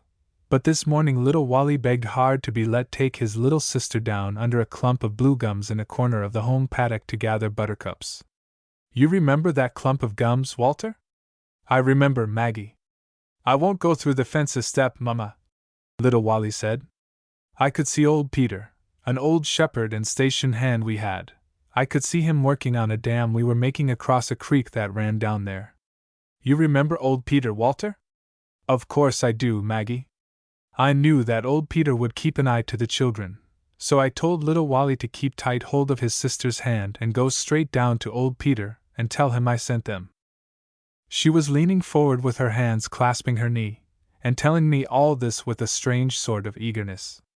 The little ones toddled off hand in hand, with their other hands holding fast their straw hats. In case a bad wind blowed, as little Maggie said. I saw them stoop under the first fence, and that was the last that any one saw of them. Except the fairies, Maggie, said the boss quickly. Of course, Walter, except the fairies. She pressed her fingers to her temples again for a minute. It seems that old Peter was going to ride out to the musterers' camp that morning with bread for the men, and he left his work at the dam and started into the bush after his horse just as I turned back into the house, and before the children got near him. They either followed him for some distance or wandered into the bush after flowers or butterflies. She broke off, and then suddenly asked me, Do you think the bush fairies would entice children away, Mr. Ellis? The boss caught my eye, and frowned and shook his head slightly. No, I'm sure they wouldn't, Mrs. Head, I said, at least not from what I know of them. She thought, or tried to think, again for a while, in her helpless, puzzled way. Then she went on, speaking rapidly, and rather mechanically it seemed to me. The first I knew of it was when Peter came to the house about an hour afterwards, leading his horse, and without the children. I said, Oh my God! Where's the children? Her fingers fluttered up to her temples. Don't mind about that, Maggie, said the boss, hurriedly, stroking her head. Tell Jack about the fairies. You were away at the time, Walter? Yes, Maggie. And we couldn't find you, Walter? No, Maggie, very gently.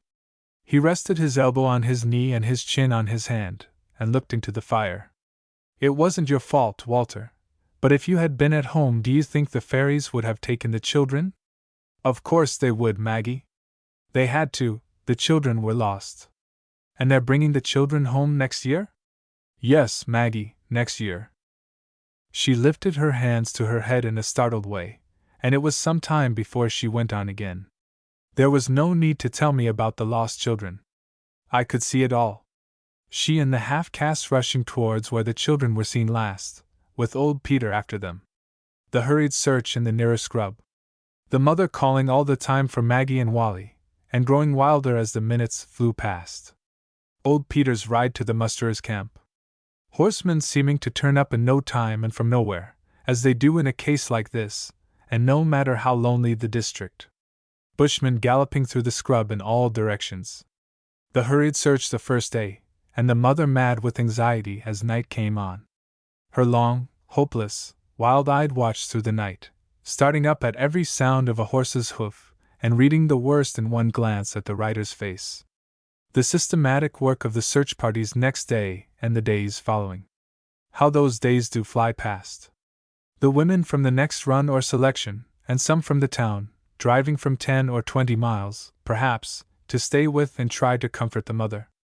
Put the horse to the cart, Jim. I must go to that poor woman, comforting her with improbable stories of children who had been lost for days, and were none the worse for it when they were found. The mounted policemen out with the black trackers. Search parties cooing to each other about the bush, and lighting signal fires. The reckless breakneck rides for news or more help. And the boss himself, wild-eyed and haggard, riding about the bush with Andy and one or two others perhaps, and searching hopelessly, days after the rest had given up all hope of finding the children alive. All this passed before me as Mrs. Head talked, her voice sounding the while as if she were in another room, and when I roused myself to listen, she was on to the fairies again. It was very foolish of me, Mr. Ellis.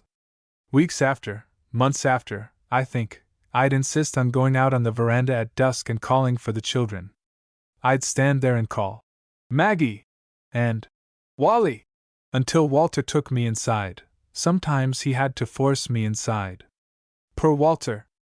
But of course I didn't know about the fairies then, Mr. Ellis.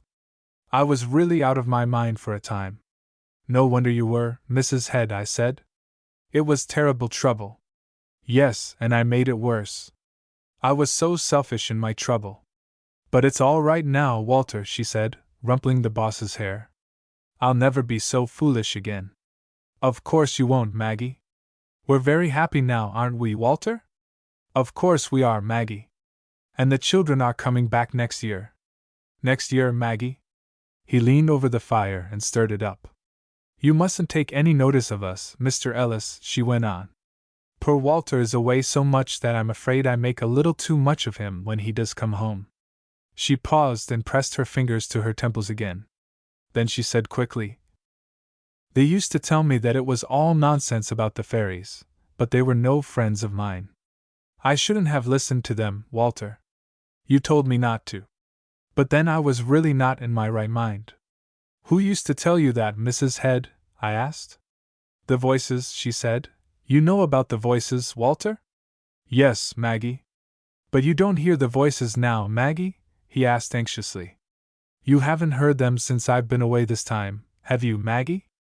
No, Walter. They've gone away a long time. I hear voices now sometimes, but they're the bush fairies' voices. I hear them calling Maggie and Wally to come with them. She paused again. And sometimes I think I hear them call me. But of course I couldn't go away without you, Walter. But I'm foolish again. I was going to ask you about the other voices, Mr. Ellis. They used to say that it was madness about the fairies. But then, if the fairies hadn't taken the children, Black Jimmy, or the black trackers with the police, could have tracked and found them at once. Of course they could, Mrs. Head, I said. They said that the trackers couldn't track them because there was rain a few hours after the children were lost. But that was ridiculous. It was only a thunderstorm. Why, I said, I've known the blacks to track a man after a week's heavy rain. She had her head between her fingers again, and when she looked up it was in a scared way. Oh, Walter, she said, clutching the boss's arm, whatever have I been talking about? What must Mr. Ellis think of me? Oh, why did you let me talk like that? He put his arm round her. Andy nudged me and got up. Where are you going, Mr. Ellis? She asked hurriedly. You're not going tonight. Auntie's made a bed for you in Andy's room. You mustn't mind me. Jack and Andy are going out for a little while, said the boss. They'll be in to supper. We'll have a yarn, Maggie. Be sure you come back to supper, Mr. Ellis, she said. I really don't know what you must think of me. I've been talking all the time. Oh, I've enjoyed myself, Mrs. Head, I said, and Andy hooked me out. She'll have a good cry and be better now, said Andy when we got away from the house. She might be better for months. She has been fairly reasonable for over a year, but the boss found her pretty bad when he came back this time. It upset him a lot, I can tell you. She has turns now and again, and always ends up like she did just now. She gets a longing to talk about it to a bushman and a stranger. It seems to do her good. The doctor's against it, but doctors don't know everything. It's all true about the children, then? I asked. It's cruel true, said Andy. And were the bodies never found? Yes, then, after a long pause, I found them. You did? Yes, in the scrub, and not so very far from home either, and in a fairly clear space. It's a wonder the search parties missed it, but it often happens that way. Perhaps the little ones wandered a long way and came round in a circle. I found them about 2 months after they were lost. They had to be found, if only for the boss's sake. You see, in a case like this, and when the bodies aren't found, the parents never quite lose the idea that the little ones are wandering about the bush tonight. It might be years after, and perishing from hunger, thirst, or cold. That mad idea haunts them all their lives. It's the same, I believe, with friends drowned at sea. Friends ashore are haunted for a long while with the idea of the white sodden corpse tossing about and drifting round in the water. And you never told Mrs. Head about the children being found? Not for a long time. It wouldn't have done any good. She was raving mad for months. He took her to Sydney and then to Melbourne, to the best doctors he could find in Australia. They could do no good, so he sold the station, sacrificed everything, and took her to England. To England? Yes, and then to Germany to a big German doctor there. He'd offer £1,000 where they only wanted 50. It was no good. She got worse in England, and raved to go back to Australia and find the children. The doctors advised him to take her back, and he did. He spent all his money, traveling saloon, and with reserved cabins, and a nurse, and trying to get her cured. That's why he's droving now. She was restless in Sydney. She wanted to go back to the station and wait there till the ferries brought the children home. She'd been getting the ferry idea into her head slowly all the time. The boss encouraged it. But the station was sold, and he couldn't have lived there anyway without going mad himself. He'd married her from Bathurst. Both of them have got friends and relations here, so he thought best to bring her here. He persuaded her that the ferries were going to bring the children here. Everybody's very kind to them. I think it's a mistake to run away from a town where you're known, in a case like this, though most people do it. It was years before he gave up hope. I think he has hopes yet, after she's been fairly well for a longish time. And you never tried telling her that the children were found? Yes, the boss did. The little ones were buried on the Lachlan River at first, but the boss got a horror of having them buried in the bush, so he had them brought to Sydney and buried in the Waverley Cemetery near the sea. He bought the ground, and room for himself and Maggie when they go out. It's all the ground he owns in wide Australia, and once he had thousands of acres. He took her to the grave one day. The doctors were against it, but he couldn't rest till he tried it. He took her out, and explained it all to her. She scarcely seemed interested. She read the names on the stone, and said it was a nice stone, and asked questions about how the children were found and brought here. She seemed quite sensible, and very cool about it. But when he got her home, she was back on the ferry idea again. He tried another day, but it was no use, so then he let it be. I think it's better as it is. Now and again, at her best, she seems to understand that the children were found dead, and buried, and she'll talk sensibly about it, and ask questions in a quiet way, and make him promise to take her to Sydney to see the grave next time he's down. But it doesn't last long, and she's always worse afterwards. We turned into a bar and had a beer. It was a very quiet drink. Andy shouted in his turn, and while I was drinking the second beer a thought struck me. The boss was away when the children were lost. Yes, said Andy. Strange you couldn't find him. Yes, it was strange. But he'll have to tell you about that. Very likely he will. It's either all or nothing with him. I feel damned sorry for the boss, I said. You'd be sorrier if you knew all, said Andy. It's the worst trouble that can happen to a man. It's like living with the dead. It's like a man living with his dead wife. When we went home, supper was ready. We found Mrs. Head, bright and cheerful, bustling round. You'd have thought her one of the happiest and brightest little women in Australia. Not a word about children or the fairies. She knew the bush, and asked me all about my trips. She told some good bush stories too. It was the pleasantest hour I'd spent for a long time. Good night, Mr. Ellis, she said brightly, shaking hands with me when Andy and I were going to turn in. And don't forget your pipe. Here it is. I know that bushmen like to have a whiff or two when they turn in. Walter smokes in bed. I don't mind. You can smoke all night if you like. She seems all right, I said to Andy when we were in our room. He shook his head mournfully. We'd left the door ajar, and we could hear the boss talking to her quietly.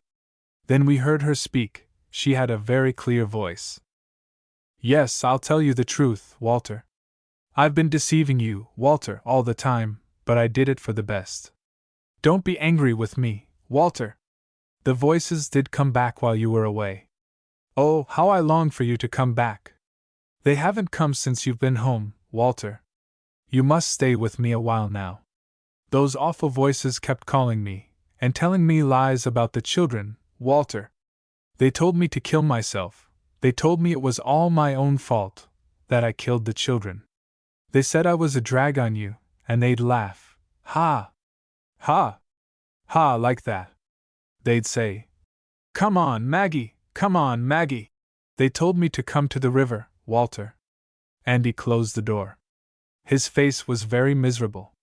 We turned in, and I can tell you I enjoyed a soft white bed after months and months of sleeping out at night, between watches, on the hard ground or the sand, or at best on a few boughs when I wasn't too tired to pull them down, and my saddle for a pillow. But the story of the children haunted me for an hour or two. I've never since quite made up my mind as to why the boss took me home. Probably he really did think it would do his wife good to talk to a stranger. Perhaps he wanted me to understand. Maybe he was weakening as he grew older, and craved for a new word or hand grip of sympathy now and then. When I did get to sleep, I could have slept for 3 or 4 days, but Andy roused me out about 4 o'clock. The old woman that they called Auntie was up and had a good breakfast of eggs and bacon and coffee ready in the detached kitchen at the back. We moved about on tiptoe and had our breakfast quietly. The wife made me promise to wake her to see to our breakfast and say goodbye to you. But I want her to sleep this morning, Jack, said the boss. I'm going to walk down as far as the station with you. She made up a parcel of fruit and sandwiches for you and Andy. Don't forget it. Andy went on ahead. The boss and I walked down the wide silent street, which was also the main road, and we walked 200 or 300 yards without speaking. He didn't seem sociable this morning, or any way sentimental. When he did speak, it was something about the cattle. But I had to speak. I felt a swelling and rising up in my chest, and at last I made a swallow and blurted out. Look here, boss, old chap. I'm damned sorry. Our hands came together and gripped. The ghostly Australian daybreak was over the Bathurst plains. We went on another 100 yards or so, and then the boss said quietly, I was away when the children were lost, Jack. I used to go on a howling spree every 6 or 9 months. Maggie never knew. I'd tell her I had to go to Sydney on business, or out back to look after some stock. When the children were lost, and for nearly a fortnight after, I was beastly drunk in an out-of-the-way shanty in the bush, a sly grog shop. The old brute that kept it was too true to me. He thought that the story of the lost children was a trick to get me home, and he swore that he hadn't seen me. He never told me. I could have found those children, Jack. They were mostly new chums and fools about the run, and not one of the 3 policemen was a bushman. I knew those scrubs better than any man in the country. I reached for his hand again, and gave it a grip. That was all I could do for him. Goodbye, Jack, he said at the door of the brake van. Goodbye, Andy, keep those bullocks on their feet. The cattle train went on towards the Blue Mountains. Andy and I sat silent for a while, watching the guard fry 3 eggs on a plate over a coal stove in the center of the van. Does the boss never go to Sydney? I asked. Very seldom, said Andy, and then only when he has to, on business. When he finishes his business with the stock agents, he takes a run out to Waverley Cemetery perhaps, and comes home by the next train. After a while I said, he told me about the drink, Andy, about his being on the spree when the children were lost. Well, Jack, said Andy, that's the thing that's been killing him ever since, and it happened over 10 years ago. A bush dance. Tap, tap, tap, tap. The little schoolhouse and residence in the scrub was lighted brightly in the midst of the close, solid blackness of that moonless December night, when the sky and stars were smothered and suffocated by drought haze. It was the evening of the school children's feast. That is to say that the children had been sent, and let go, and the younger ones fetched through the blazing heat to the school, one day early in the holidays, and raced, sometimes in couples tied together by the legs, and caked, and bunned, and finally improved upon by the local Chad band, and got rid of. The schoolroom had been cleared for dancing, the maps rolled and tied, the desks and blackboards stacked against the wall outside.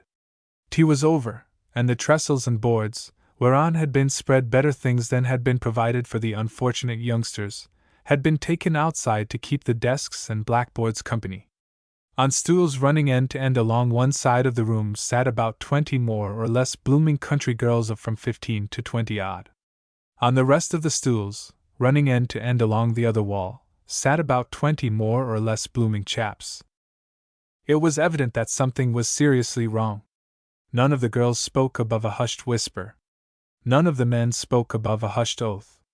Now and again 2 or 3 sidled out, and if you had followed them you would have found that they went outside to listen hard into the darkness and to swear. Tap, tap, tap. The rows moved uneasily, and some of the girls turned pale faces nervously towards the side door, in the direction of the sound. Tap, tap. The tapping came from the kitchen at the rear of the teacher's residence, and was uncomfortably suggestive of a coffin being made. It was also accompanied by a sickly, indescribable odor, more like that of warm cheap glue than anything else. In the schoolroom was a painful scene of strained listening. Whenever one of the men returned from outside, or put his head in at the door, all eyes were fastened on him in the flash of a single eye, and then withdrawn hopelessly. At the sound of a horse's step all eyes and ears were on the door, till someone muttered, "It's only the horses in the paddock."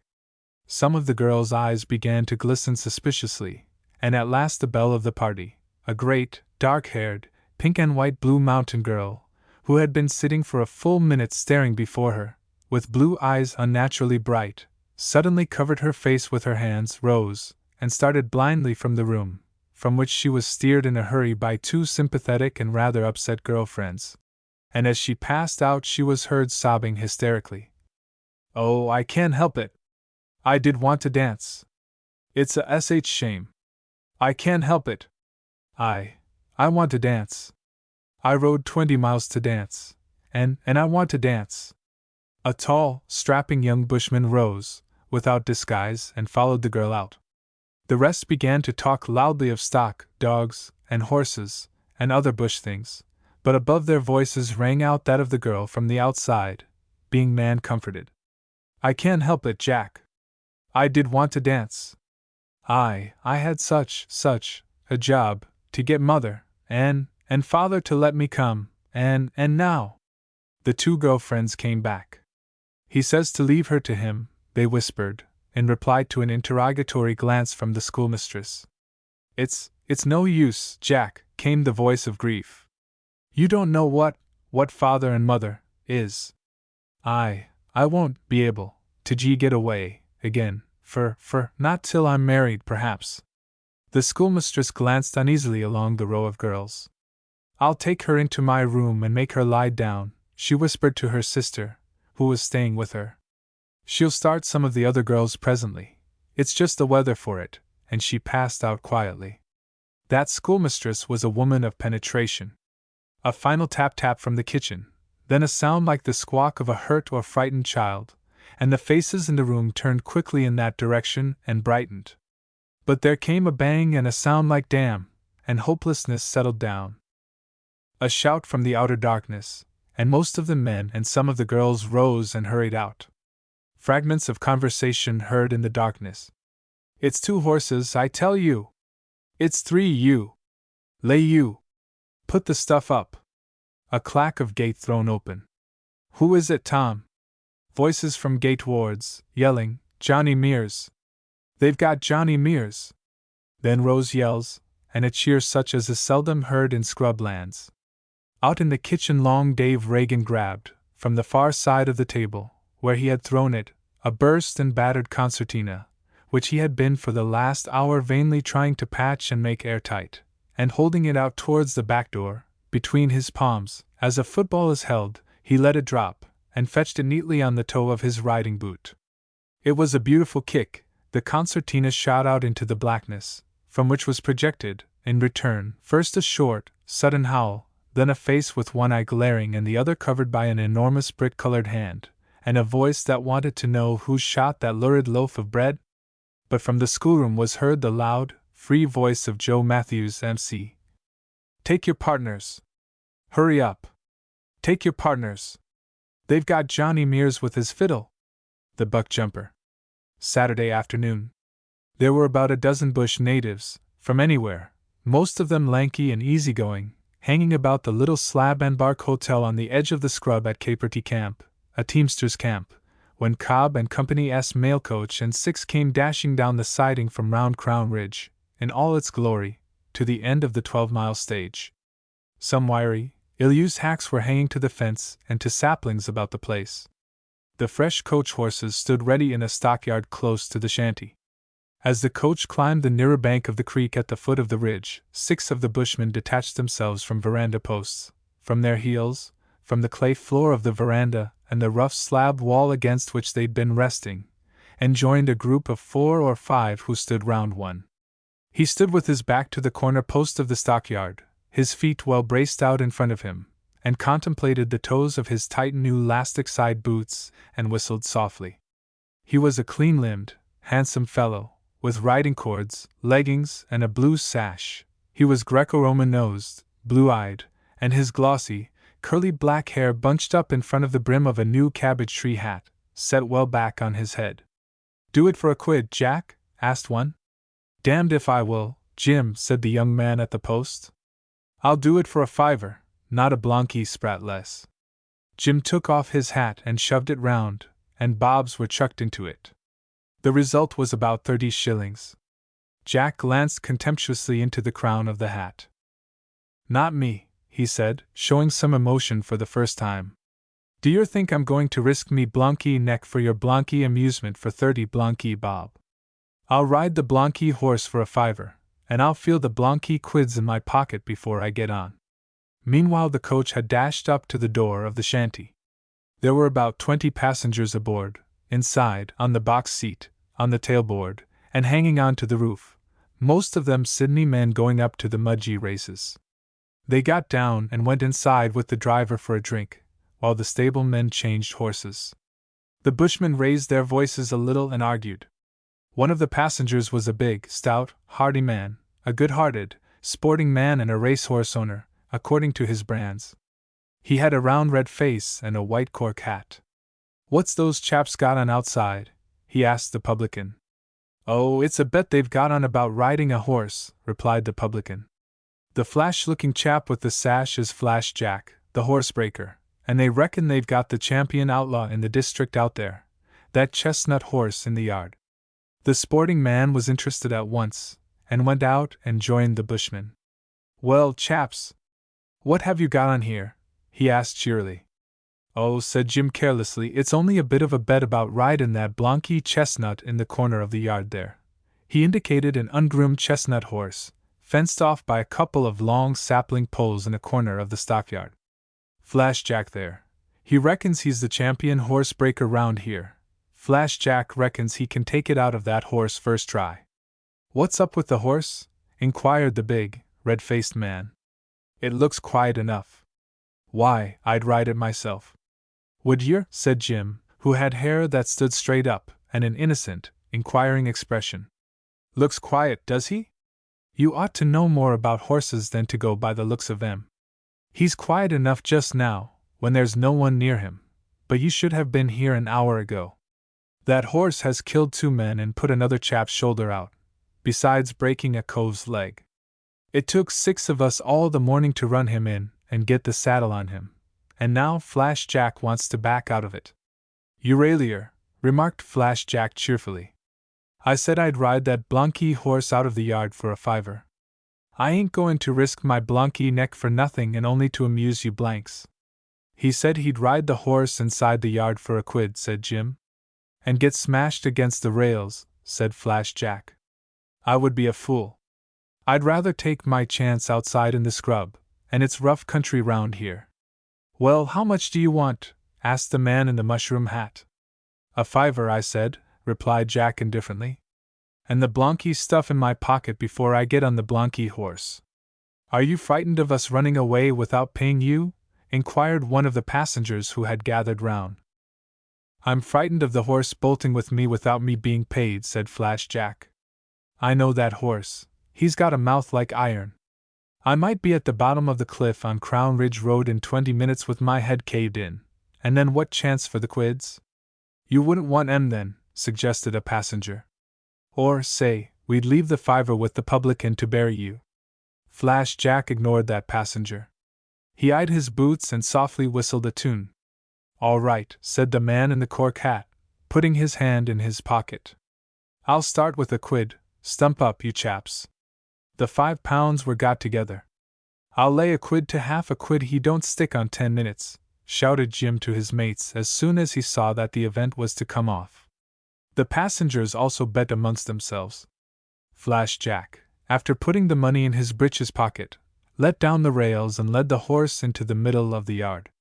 "Quiet as an old cow," snorted a passenger in disgust. "I believe it's a sell."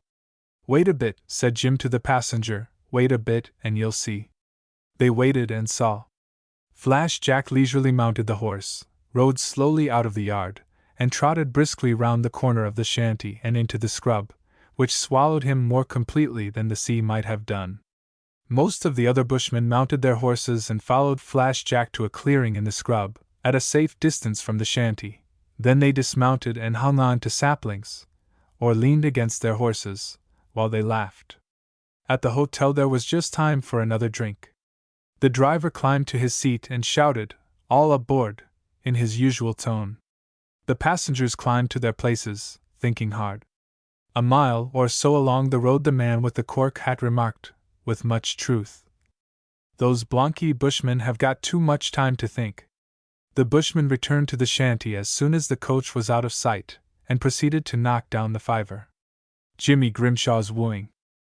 The halfway house at Tin Dog, out back in Australia, kept Daniel Myers, licensed to retail spirituous and fermented liquors, in drink and the horrors for upward of 5 years, at the end of which time he lay hidden for weeks in a back skillion, an object which no decent man would care to see, or hear when it gave forth sound. Good accommodation for man and beast, but few shanties save his own might, for a consideration, have accommodated the sort of beast which the man Myers had become towards the end of his career. But at last the eccentric bush doctor, Doc Wilde, who perhaps could drink as much as Myers without its having any further effect upon his temperament than to keep him awake and cynical, pronounced the publican dead enough to be buried legally. So the widow buried him, had the skillion cleaned out, and the sign altered to read, "Margaret Myers, licensed, N.C., and continued to conduct the pub," just as she had run it for over 5 years, with the joyful and blessed exception that there was no longer a human pig and pigsty attached, and that the atmosphere was calm. Most of the regular patrons of the halfway house could have their horrors decently, and comparatively, quietly, or otherwise have them privately, in the big scrub adjacent, but Myers had not been one of that sort. Mrs. Myers settled herself to enjoy life comfortably and happily, at the fixed age of 39, for the next 7 years or so. She was a pleasant-faced dumpling, who had been baked solid in the droughts of Outback without losing her good looks, and had put up with a hard life, and Myers, all those years without losing her good humor and nature. Probably, had her husband been the opposite kind of man, she would have been different, haggard, bad-tempered, and altogether impossible, for of such is woman. But then it might be taken into consideration that she had been practically a widow during at least the last 5 years of her husband's alleged life. Mrs. Myers was reckoned a good catch in the district, but it soon seemed that she was not to be caught. It would be a grand thing, one of the periodical boozers of Tin Dog would say to his mates, for one of us to have his name up on a pub. It would save a lot of money. It wouldn't save you anything, Bill, if I got it, was the retort. You needn't come round chewing my lug then. I'd give you one drink and no more. The publican at Dead Camel, station managers, professional shearers, even 1 or 2 solvent squatters and promising cockatoos, tried their luck in vain. In answer to the suggestion that she ought to have a man to knock round and look after things, she retorted that she had had one, and was perfectly satisfied. Few travellers on those tracks but tried a bit of bear up in that direction, but all to no purpose. Checkmen knocked down their checks manfully at the halfway house, to get courage and goodwill, and put it off till, at the last moment, they offered themselves abjectly to the landlady, which was worse than bad judgment on their part. It was very silly, and she told them so. 1 or 2 swore off, and swore to keep straight, but she had no faith in them, and when they found that out, it hurt their feelings so much that they broke out and went on record-breaking sprees. About the end of each shearing the sign was touched up, with an extra coat of paint on the Margaret, whereat suitors looked hopeless. 1 or 2 of the rejected died of love in the horrors in the big scrub. Anyway, the verdict was that they died of love aggravated by the horrors. But the climax was reached when a Queensland shearer, seizing the opportunity when the mate, whose turn it was to watch him, fell asleep, went down to the yard and hanged himself on the butcher's gallows, having first removed his clothes, with some drink-lurid idea of leaving the world as naked as he came into it.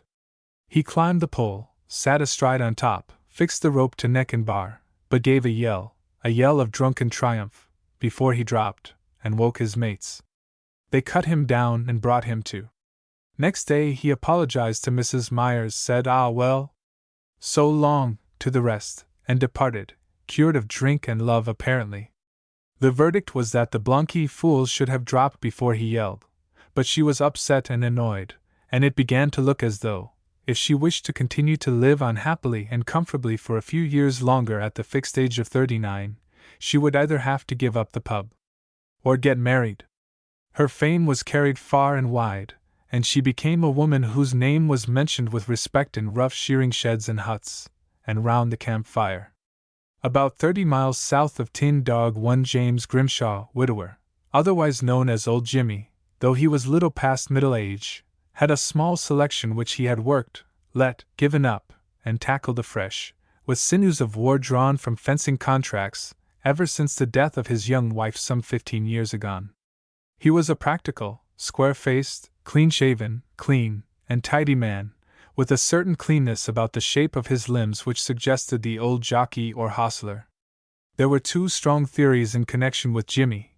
One was that he had had a university education, and the other that he couldn't write his own name. Not nearly such a ridiculous nor simple case out back as it might seem. Jimmy smoked and listened without comment to the herd tales in connection with Mrs. Myers, till at last one night, at the end of his contract and over a last pipe, he said quietly, "I'll go up to Tin Dog next week and try my luck." His mates and the casual Jims and Bills were taken too suddenly to laugh, and the laugh having been lost, as Bland Holt, the Australian actor, would put it in a professional sense, the audience had time to think, with the result that the joker swung his hand down through an imaginary table and exclaimed, "By God! Jimmy'll do it!" Applause.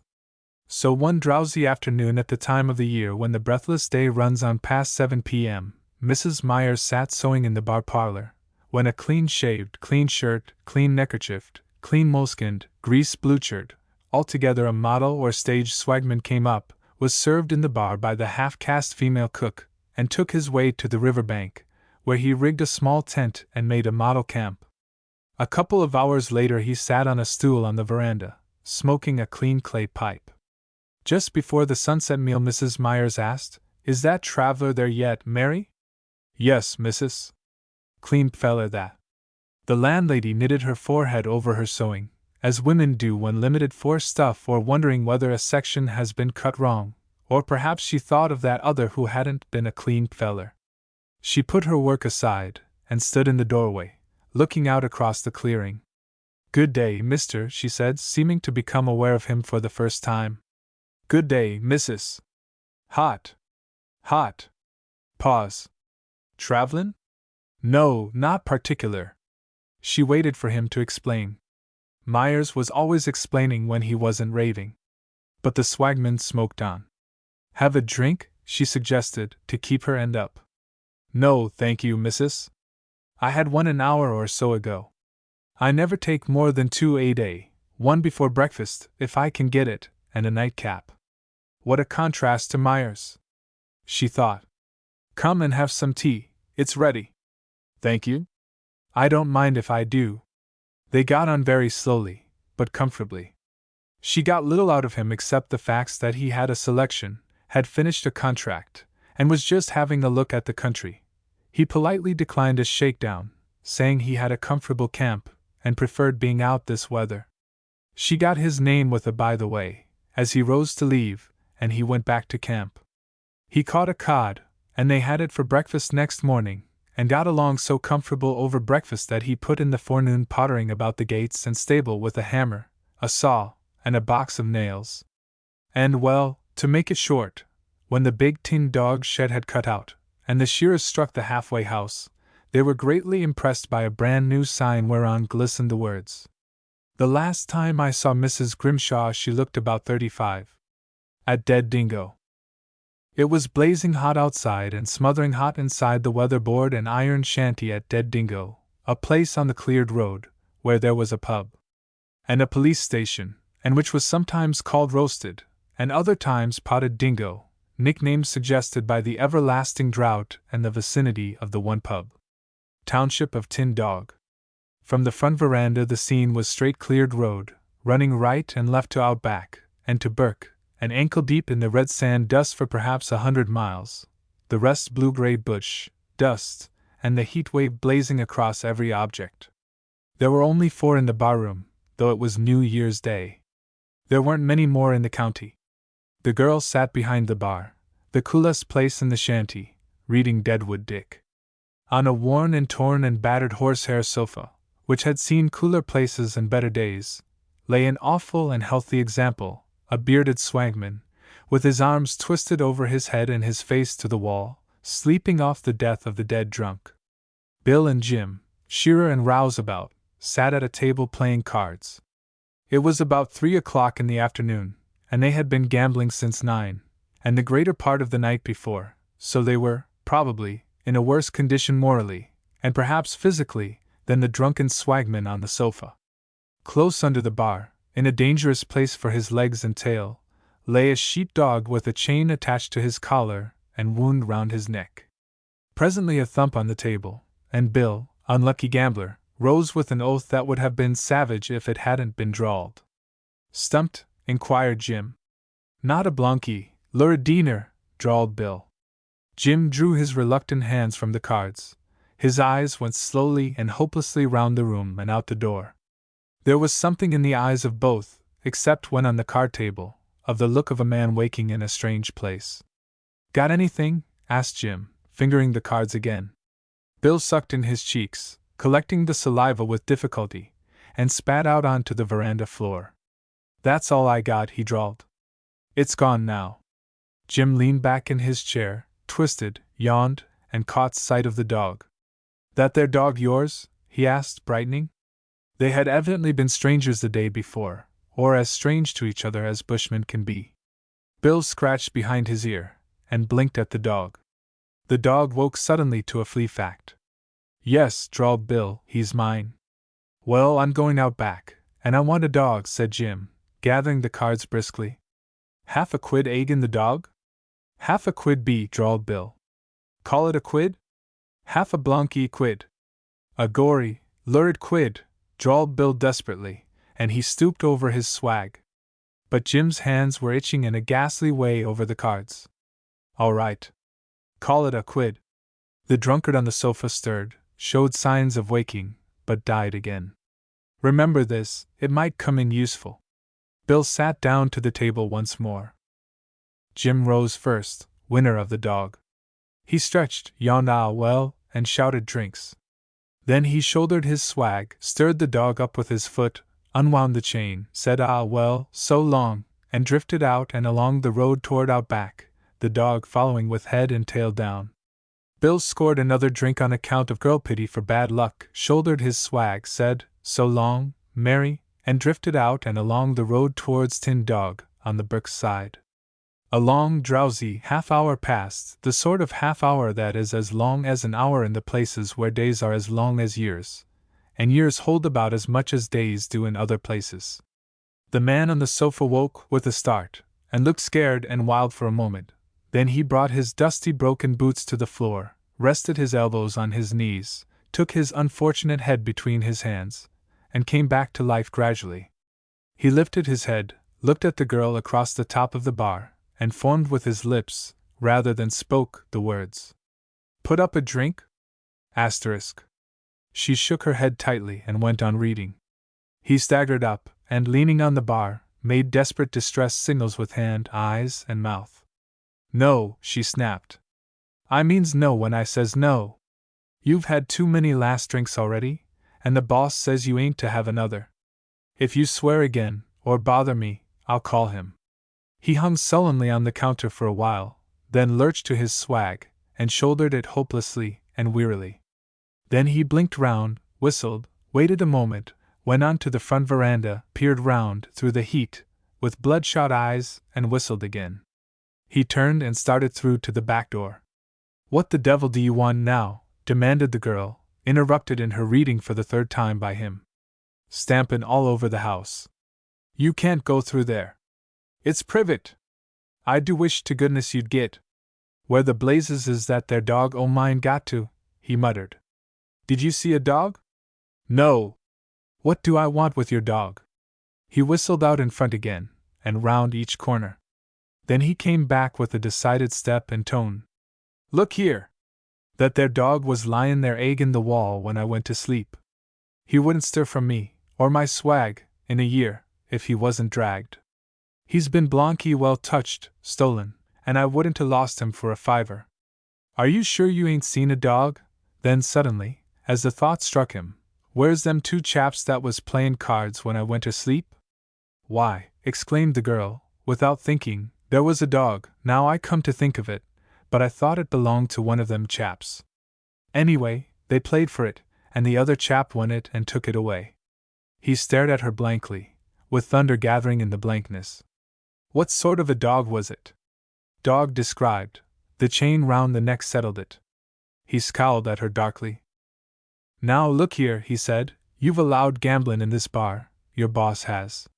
You've got no right to let spielers gamble away a man's dog. Is a customer to lose his dog every time he has a doze to suit your boss? I'll go straight across to the police camp and put you away, and I don't care if you lose your license. I ain't going to lose my dog. I wouldn't 'a' taken a 10-pound note for that Blanky dog. She was filling a pewter hastily. Here. For God's sake have a drink and stop your row. He drank with satisfaction. Then he hung on the bar with one elbow and scowled out the door. Which Blanky way did them chaps go? He growled. The one that took the dog went towards Tin Dog. And I'll have ter go all the Blanky way back after him, and most likely lose me shed. Here, jerking the empty pewter across the bar, fill that up again. I'm narked properly, I am, and I'll take 24 Blanky hours to cool down now. I wouldn't 'a' lost that dog for 20 quid. He drank again with deeper satisfaction, then he shuffled out, muttering, swearing, and threatening louder every step, and took the track to Tin Dog. Now the man, girl, or woman, who told me this yarn has never quite settled it in his or her mind as to who really owned the dog. I leave it to you. Telling Mrs. Baker. Most bushmen who hadn't known Bob Baker to speak to had heard tell of him. He'd been a squatter, not many years before, on the Macquarie River in New South Wales, and had made money in the good seasons, and had gone in for horse racing and racehorse breeding, and long trips to Sydney, where he put up at swell hotels and went the pace. So after a pretty severe drought, when the sheep died by thousands on his runs, Bob Baker went under, and the bank took over his station and put a manager in charge. He'd been a jolly, open-handed, popular man, which means that he'd been a selfish man as far as his wife and children were concerned, for they had to suffer for it in the end. Such generosity is often born of vanity, or moral cowardice, or both mixed. It's very nice to hear the chaps sing for he's a jolly good fellow, but you've mostly got to pay for it twice, first in company, and afterwards alone. I once heard the chaps singing that I was a jolly good fellow, when I was leaving a place and they were giving me a send-off. It thrilled me, and brought a warm gush to my eyes, but all the same, I wished I had half the money I'd lent them, and spent on them, and I wished I'd used the time I'd wasted to be a jolly good fellow. When I first met Bob Baker, he was a boss drover on the Great Northwestern route, and his wife lived at the township of Solong on the Sydney side. He was going north to new country round by the Gulf of Carpentaria, with a big mob of cattle, on a 2 years' trip, and I and my mate, Andy M. Culloch, engaged to go with him. We wanted to have a look at the Gulf country. After we had crossed the Queensland border, it seemed to me that the boss was too fond of going into wayside shanties and town pubs. Andy had been with him on another trip, and he told me that the boss was only going this way lately. Andy knew Mrs. Baker well, and seemed to think a deal of her. "She's a good little woman," said Andy. "One of the right stuff. I worked on their station for a while when I was a nipper, and I know. She was always a damned sight too good for the boss, but she believed in him. When I was coming away this time, she says to me, 'Look here, Andy, I'm afraid Robert is drinking again. Now I want you to look after him for me, as much as you can. You seem to have as much influence with him as anyone. I want you to promise me that you'll never have a drink with him.' And I promised," said Andy, "and I'll keep my word." Andy was a chap who could keep his word, and nothing else. And no matter how the boss persuaded, or sneered, or swore at him, Andy would never drink with him. It got worse and worse. The boss would ride on ahead and get drunk at a shanty, and sometimes he'd be days behind us, and when he'd catch up to us his temper would be just about as much as we could stand. At last he went on a howling spree at Mulgatown, about 150 miles north of the border, and what was worse, he got in tow with a flash barmaid there, one of those girls who are engaged, by the publicans up country, as baits for checkmen. He went mad over that girl. He drew an advance check from the stock owner's agent there, and knocked that down. Then he raised some more money somehow, and spent that, mostly on the girl. We did all we could. Andy got him along the track for a couple of stages, and just when we thought he was all right, he slipped us in the night and went back. We had 2 other men with us, but had the devil's own bother on account of the cattle.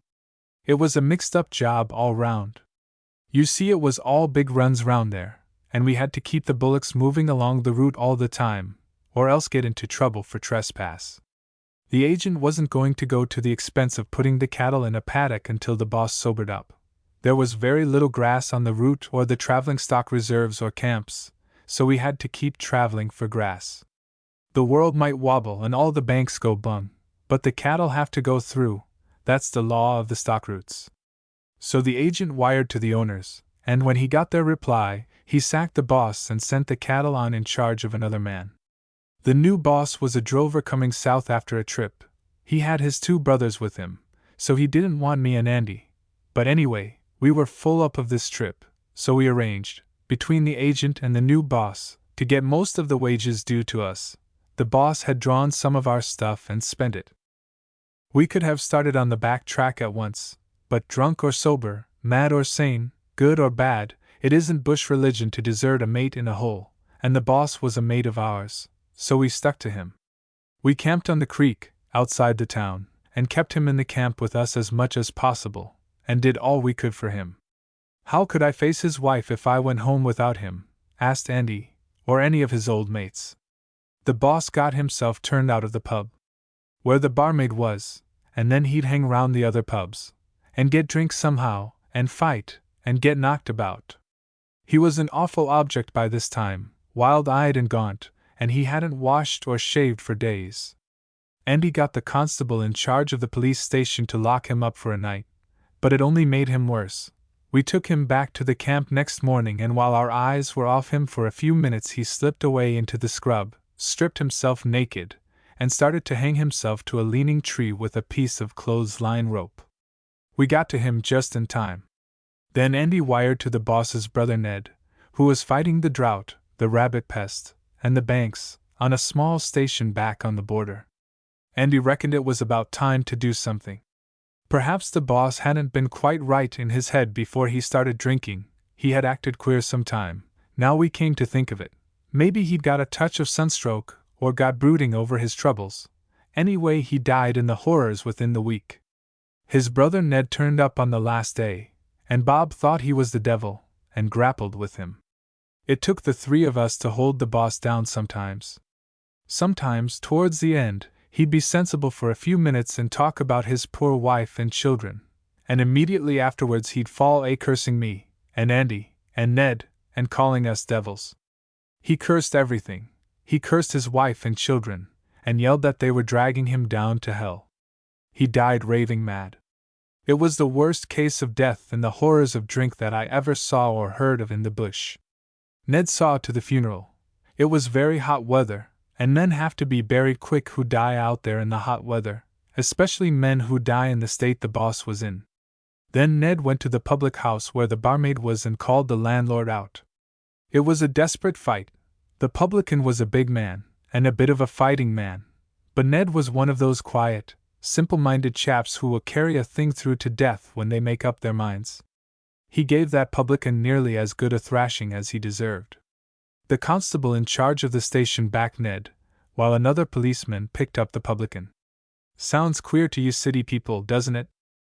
Next morning we three started south. We stayed a couple of days at Ned Baker's station on the border, and then started on our 300-mile ride down country. The weather was still very hot, so we decided to travel at night for a while, and left Ned's place at dusk. He parted from us at the homestead gate. He gave Andy a small packet, done up in canvas, for Mrs. Baker, which Andy told me contained Bob's pocketbook, letters, and papers. We looked back, after we'd gone a piece along the dusty road, and saw Ned still standing by the gate, and a very lonely figure he looked. Ned was a bachelor. Poor old Ned, said Andy to me. He was in love with Mrs. Bob Baker before she got married, but she picked the wrong man. Girls mostly do. Ned and Bob were together on the Macquarie, but Ned left when his brother married, and he's been up in these godforsaken scrubs ever since. Look, I want to tell you something, Jack. Ned has written to Mrs. Bob to tell her that Bob died of fever, and everything was done for him that could be done, and that he died easy, and all that sort of thing. Ned sent her some money, and she is to think that it was the money due to Bob when he died. Now I'll have to go and see her when we get to Salong. There's no getting out of it. I'll have to face her, and you'll have to come with me. Damned if I will, I said. But you'll have to, said Andy. You'll have to stick to me. You're surely not crawler enough to desert a mate in a case like this. I'll have to lie like hell. I'll have to lie as I never lied to a woman before, and you'll have to back me and corroborate every lie. I'd never seen Andy show so much emotion. There's plenty of time to fix up a good yarn, said Andy. He said no more about Mrs. Baker, and we only mentioned the boss's name casually, until we were within about a day's ride of Salong. Then Andy told me the yarn he'd made up about the boss's death. And I want you to listen, Jack, he said, and remember every word, and if you can fix up a better yarn you can tell me afterwards. Now it was like this. The boss wasn't too well when he crossed the border. He complained of pains in his back and head and a stinging pain in the back of his neck, and he had dysentery bad, but that doesn't matter. It's lucky I ain't supposed to tell a woman all the symptoms. The boss stuck to the job as long as he could, but we managed the cattle and made it as easy as we could for him. He'd just take it easy, and ride on from camp to camp, and rest.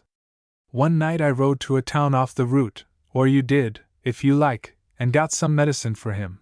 That made him better for a while, but at last, a day or two this side of Mulgatown, he had to give up. A squatter there drove him into town in his buggy and put him up at the best hotel. The publican knew the boss and did all he could for him, put him in the best room, and wired for another doctor. We wired for Ned as soon as we saw how bad the boss was, and Ned rode night and day and got there 3 days before the boss died. The boss was a bit off his head some of the time with the fever, but was calm and quiet towards the end and died easy. He talked a lot about his wife and children, and told us to tell the wife not to fret but to cheer up for the children's sake. How does that sound? I'd been thinking while I listened, and an idea struck me. Why not let her know the truth? I asked. She's sure to hear of it sooner or later, and if she knew he was only a selfish, drunken blackguard, she might get over it all the sooner. You don't know women, Jack, said Andy quietly. And anyway, even if she is a sensible woman, we've got a dead mate to consider as well as a living woman. But she's sure to hear the truth sooner or later, I said. The boss was so well known. And that's just the reason why the truth might be kept from her, said Andy. If he wasn't well known, and nobody could help liking him, after all, when he was straight, if he wasn't so well known, the truth might leak out unawares. She won't know if I can help it, or at least not yet a while. If I see any chaps that come from the north, I'll put them up to it. I'll tell Emgrath, the publican at Salong too. He's a straight man, he'll keep his ears open and warn chaps. One of Mrs. Baker's sisters is staying with her, and I'll give her a hint so that she can warn off any women that might get hold of a yarn. Besides, Mrs. Baker is sure to go and live in Sydney, where all her people are. She was a Sydney girl, and she's not likely to meet anyone there that will tell her the truth. I can tell her that it was the last wish of the boss that she should shift to Sydney. We smoked and thought a while, and by Andy had what he called a happy thought. He went to his saddlebags and got out the small canvas packet that Ned had given him. It was sewn up with packing thread, and Andy ripped it open with his pocket knife. "What are you doing, Andy?" I asked. "Ned's an innocent old fool, as far as sin is concerned," said Andy. "I guess he hasn't looked through the boss's letters, and I'm just going to see that there's nothing here that will make liars of us." He looked through the letters and papers by the light of the fire. There were some letters from Mrs. Baker to her husband, also a portrait of her and the children. These Andy put aside. But there were other letters from barmaids and women who were not fit to be seen in the same street with the boss's wife. And there were portraits, 1 or 2 flash ones. There were 2 letters from other men's wives too. And one of those men, at least, was an old mate of his, said Andy, in a tone of disgust. He threw the lot into the fire. Then he went through the boss's pocket-book and tore out some leaves that had notes and addresses on them, and burnt them too. Then he sewed up the packet again and put it away in his saddlebag. "Such is life," said Andy, with a yawn that might have been half a sigh. We rode into Salong early in the day, turned our horses out in a paddock, and put up at Emgratha's pub. Until such time as we made up our minds as to what we'd do or where we'd go. We had an idea of waiting until the shearing season started and then making out back to the big sheds. Neither of us was in a hurry to go and face Mrs. Baker. "We'll go after dinner," said Andy at first. Then after dinner we had a drink, and felt sleepy. We weren't used to big dinners of roast beef and vegetables and pudding, and besides, it was drowsy weather, so we decided to have a snooze and then go. When we woke up it was late in the afternoon, so we thought we'd put it off till after tea. "It wouldn't be manners to walk in while they're at tea," said Andy.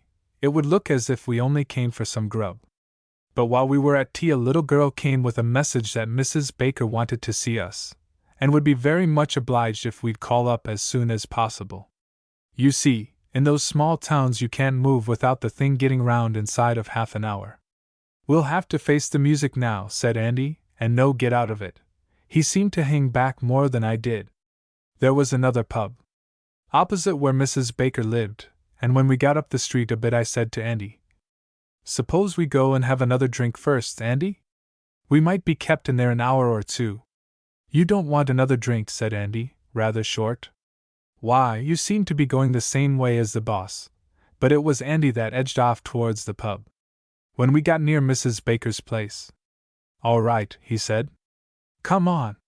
We'll have this other drink, since you want it so bad." We had the drink, then we buttoned up our coats and started across the road. We bought new shirts and collars, and spruced up a bit. Halfway across, Andy grabbed my arm and asked, "How do you feel now, Jack?" "Oh, I'm all right," I said. "For God's sake," said Andy, "don't put your foot in it and make a mess of it." "I won't if you don't." Mrs. Baker's cottage was a little weatherboard box affair back in a garden. When we went in through the gate, Andy gripped my arm again and whispered, "For God's sake, stick to me now, Jack." "I'll stick all right," I said. "You've been having too much beer, Andy." I had seen Mrs. Baker before, and remembered her as a cheerful, contented sort of woman, bustling about the house and getting the boss's shirts and things ready when we started north. Just the sort of woman that is contented with housework and the children, and with nothing particular about her in the way of brains. But now she sat by the fire looking like the ghost of herself. I wouldn't have recognized her at first. I never saw such a change in a woman, and it came like a shock to me. Her sister let us in, and after a first glance at Mrs. Baker I had eyes for the sister, and no one else. She was a Sydney girl, about 24 or 25, and fresh and fair, not like the sun-browned women we were used to see. She was a pretty, bright-eyed girl, and seemed quick to understand, and very sympathetic. She had been educated, Andy had told me, and wrote stories for the Sydney Bulletin and other Sydney papers.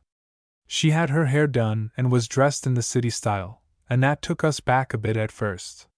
"It's very good of you to come," said Mrs. Baker in a weak, weary voice, when we first went in. "I heard you were in town." "We were just coming when we got your message," said Andy. "We'd have come before, only we had to see to the horses." "It's very kind of you, I'm sure," said Mrs. Baker. "They wanted us to have tea, but we said we just had it.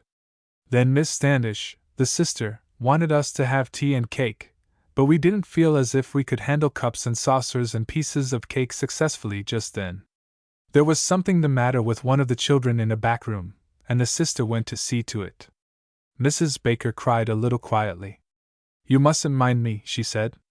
"I'll be all right presently, and then I want you to tell me all about poor Bob. It's seeing you, that saw the last of him, that set me off." Andy and I sat stiff and straight, on 2 chairs against the wall, and held our hats tight, and stared at a picture of Wellington meeting Blucher on the opposite wall. I thought it was lucky that that picture was there. The child was calling Mama, and Mrs. Baker went into it, and her sister came out. "Best tell her all about it and get it over," she whispered to Andy. "She'll never be content until she hears all about poor Bob from someone who was with him when he died. Let me take your hats. Make yourselves comfortable." She took the hats and put them on the sewing machine. I wish she'd let us keep them, for now we had nothing to hold on to, and nothing to do with our hands, and as for being comfortable, we were just about as comfortable as 2 cats on wet bricks. When Mrs. Baker came into the room, she brought little Bobby Baker, about 4 years old. He wanted to see Andy. He ran to Andy at once, and Andy took him up on his knee. He was a pretty child, but he reminded me too much of his father. "I'm so glad you've come, Andy," said Bobby. "Are you Bobby?" "Yes. I wants to ask you about Daddy. You saw him go away, didn't you?" And he fixed his great wondering eyes on Andy's face. "Yes," said Andy. "He went up among the stars, didn't he?" "Yes," said Andy. "And he isn't coming back to Bobby any more?" "No," said Andy. "But Bobby's going to him by and by." Mrs. Baker had been leaning back in her chair, resting her head on her hand, tears glistening in her eyes. Now she began to sob, and her sister took her out of the room. Andy looked miserable. "I wish to God I was off this job," he whispered to me. "Is that the girl that writes the stories?" I asked. "Yes," he said, staring at me in a hopeless sort of way, "and poems too." "Is Bobby going up among the stars?" asked Bobby. "Yes," said Andy, "if Bobby's good." "And Auntie?" "Yes." "And Mama?" "Yes." "Are you going, Andy?" "Yes," said Andy hopelessly. "Did you see Daddy go up amongst the stars, Andy?" "Yes," said Andy, "I saw him go up." "And he isn't coming down again any more?" "No," said Andy. "Why isn't he?" "Because he's going to wait up there for you and Mama, Bobby." There was a long pause, and then Bobby asked, "Are you going to give me a shilling, Andy?" with the same expression of innocent wonder in his eyes. Andy slipped half-a-crown into his hand. Auntie came in and told him he'd see Andy in the morning and took him away to bed, after he'd kissed us both solemnly. And presently she and Mrs. Baker settled down to hear Andy's story. "Brace up now, Jack, and keep your wits about you," whispered Andy to me just before they came in. "Poor Bob's brother Ned wrote to me," said Mrs. Baker, "but he scarcely told me anything. Ned's a good fellow, but he's very simple, and never thinks of anything." Andy told her about the boss not being well after he crossed the border. "I knew he was not well," said Mrs. Baker before he left. "I didn't want him to go. I tried hard to persuade him not to go this trip. I had a feeling that I oughtn't to let him go. But he'd never think of anything but me and the children.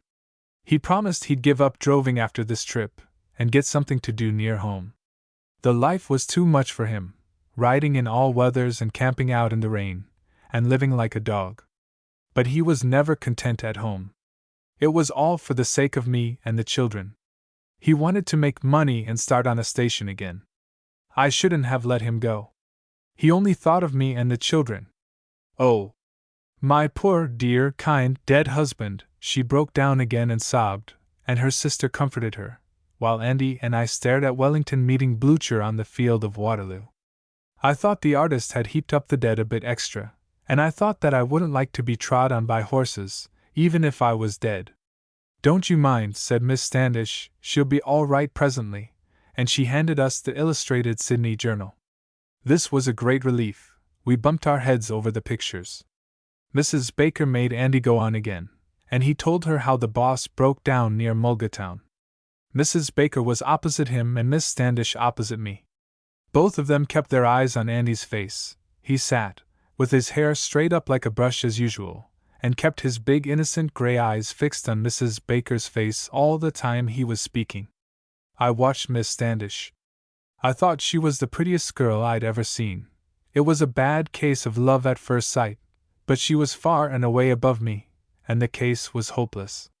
I began to feel pretty miserable, and to think back into the past. I just heard Andy droning away by my side. "So we fixed him up comfortable in the wagonette with the blankets and coats and things," Andy was saying, "and the squatter started into Mulgatown.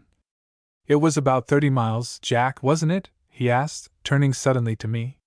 He always looked so innocent that there were times when I itched to knock him down. "More like 35, I said, waking up. Miss Standish fixed her eyes on me, and I had another look at Wellington and Blucher. "They were all very good and kind to the boss," said Andy. "They thought a lot of him up there. Everybody was fond of him." "I know it," said Mrs. Baker. "Nobody could help liking him. He was one of the kindest men that ever lived." "Tanner, the publican, couldn't have been kinder to his own brother," said Andy. "The local doctor was a decent chap, but he was only a young fellow, and Tanner hadn't much faith in him, so he wired for an older doctor at McIntyre, and he even sent out fresh horses to meet the doctor's buggy. Everything was done that could be done, I assure you, Mrs. Baker." "I believe it," said Mrs. Baker. "And you don't know how it relieves me to hear it. And did the publican do all this at his own expense?" "He wouldn't take a penny, Mrs. Baker. He must have been a good true man. I wish I could thank him." "Oh, Ned thanked him for you," said Andy, though without meaning more than he said. "I wouldn't have fancied that Ned would have thought of that," said Mrs. Baker. "When I first heard of my poor husband's death, I thought perhaps he'd been drinking again. That worried me a bit. He never touched a drop after he left Salon, I can assure you, Mrs. Baker," said Andy quickly. Now I noticed that Miss Standish seemed surprised or puzzled, once or twice, while Andy was speaking, and leaned forward to listen to him. Then she leaned back in her chair and clasped her hands behind her head and looked at him, with half-shut eyes, in a way I didn't like. Once or twice she looked at me as if she was going to ask me a question, but I always looked away quick and stared at Blucher and Wellington, or into the empty fireplace, till I felt that her eyes were off me. Then she asked Andy a question or two, in all innocence I believe now, but it scared him, and at last he watched his chance and winked at her sharp. Then she gave a little gasp and shut up like a steel trap. The sick child in the bedroom coughed and cried again. Mrs. Baker went to it. We three sat like a deaf and dumb institution, Andy and I staring all over the place. Presently Miss Standish excused herself, and went out of the room after her sister. She looked hard at Andy as she left the room, but he kept his eyes away. "Brace up now, Jack," whispered Andy to me, "the worst is coming." When they came in again, Mrs. Baker made Andy go on with his story. He died very quietly," said Andy, hitching round, and resting his elbows on his knees, and looking into the fireplace so as to have his face away from the light. Miss Standish put her arm round her sister. "He died very easy," said Andy. "He was a bit off his head at times, but that was while the fever was on him. He didn't suffer much towards the end. I don't think he suffered at all. He talked a lot about you and the children." Andy was speaking very softly now. "He said that you were not to fret, but to cheer up for the children's sake. It was the biggest funeral ever seen round there." Mrs. Baker was crying softly. Andy got the packet half out of his pocket, but shoved it back again. "The only thing that hurts me now," says Mrs. Baker presently, "is to think of my poor husband buried out there in the lonely bush, so far from home. It's cruel," and she was sobbing again. "Oh, that's all right, Mrs. Baker," said Andy, losing his head a little. "Ned will see to that.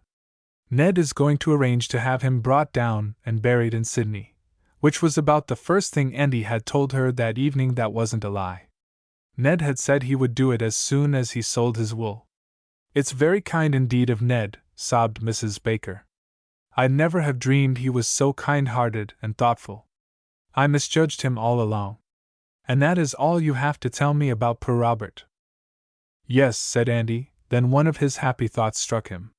"Except that he hoped you'd shift to Sydney, Mrs. Baker, where you've got friends and relations. He thought it would be better for you and the children. He told me to tell you that." "He was thoughtful up to the end," said Mrs. Baker. "It was just like poor Robert, always thinking of me and the children. We are going to Sydney next week." Andy looked relieved. "We talked a little more, and Miss Standish wanted to make coffee for us, but we had to go and see to our horses. We got up and bumped against each other, and got each other's hats, and promised Mrs. Baker we'd come again. "Thank you very much for coming," she said, shaking hands with us. "I feel much better now. You don't know how much you have relieved me. Now, mind, you have promised to come and see me again for the last time." Andy caught her sister's eye and jerked his head towards the door to let her know he wanted to speak to her outside. "Goodbye, Mrs. Baker," he said, holding on to her hand. "And don't you fret. You've got the children yet. It's all for the best, and besides, the boss said you wasn't to fret, and he blundered out after me and Miss Standish." She came out to the gate with us, and Andy gave her the packet. "I want you to give that to her," he said. "It's his letters and papers." I hadn't the heart to give it to her, somehow. "Tell me, Mr. McCulloch," she said. "You've kept something back. You haven't told her the truth. It would be better and safer for me to know. Was it an accident, or the drink?" "It was the drink," said Andy. "I was going to tell you. I thought it would be best to tell you. I had made up my mind to do it, but somehow, I couldn't have done it if you hadn't asked me." "Tell me all," she said. "It would be better for me to know." "Come a little farther away from the house," said Andy. She came along the fence a piece with us, and Andy told her as much of the truth as he could. "I'll hurry her off to Sydney," she said. "We can get away this week as well as next." Then she stood for a minute before us, breathing quickly, her hands behind her back and her eyes shining in the moonlight. She looked splendid. "I want to thank you for her sake," she said quickly. "You are good men. I like the Bushmen. They are grand men, they are noble. I'll probably never see either of you again, so it doesn't matter," and she put her white hand on Andy's shoulder and kissed him fair and square on the mouth. "And you, too," she said to me. I was taller than Andy, and had to stoop.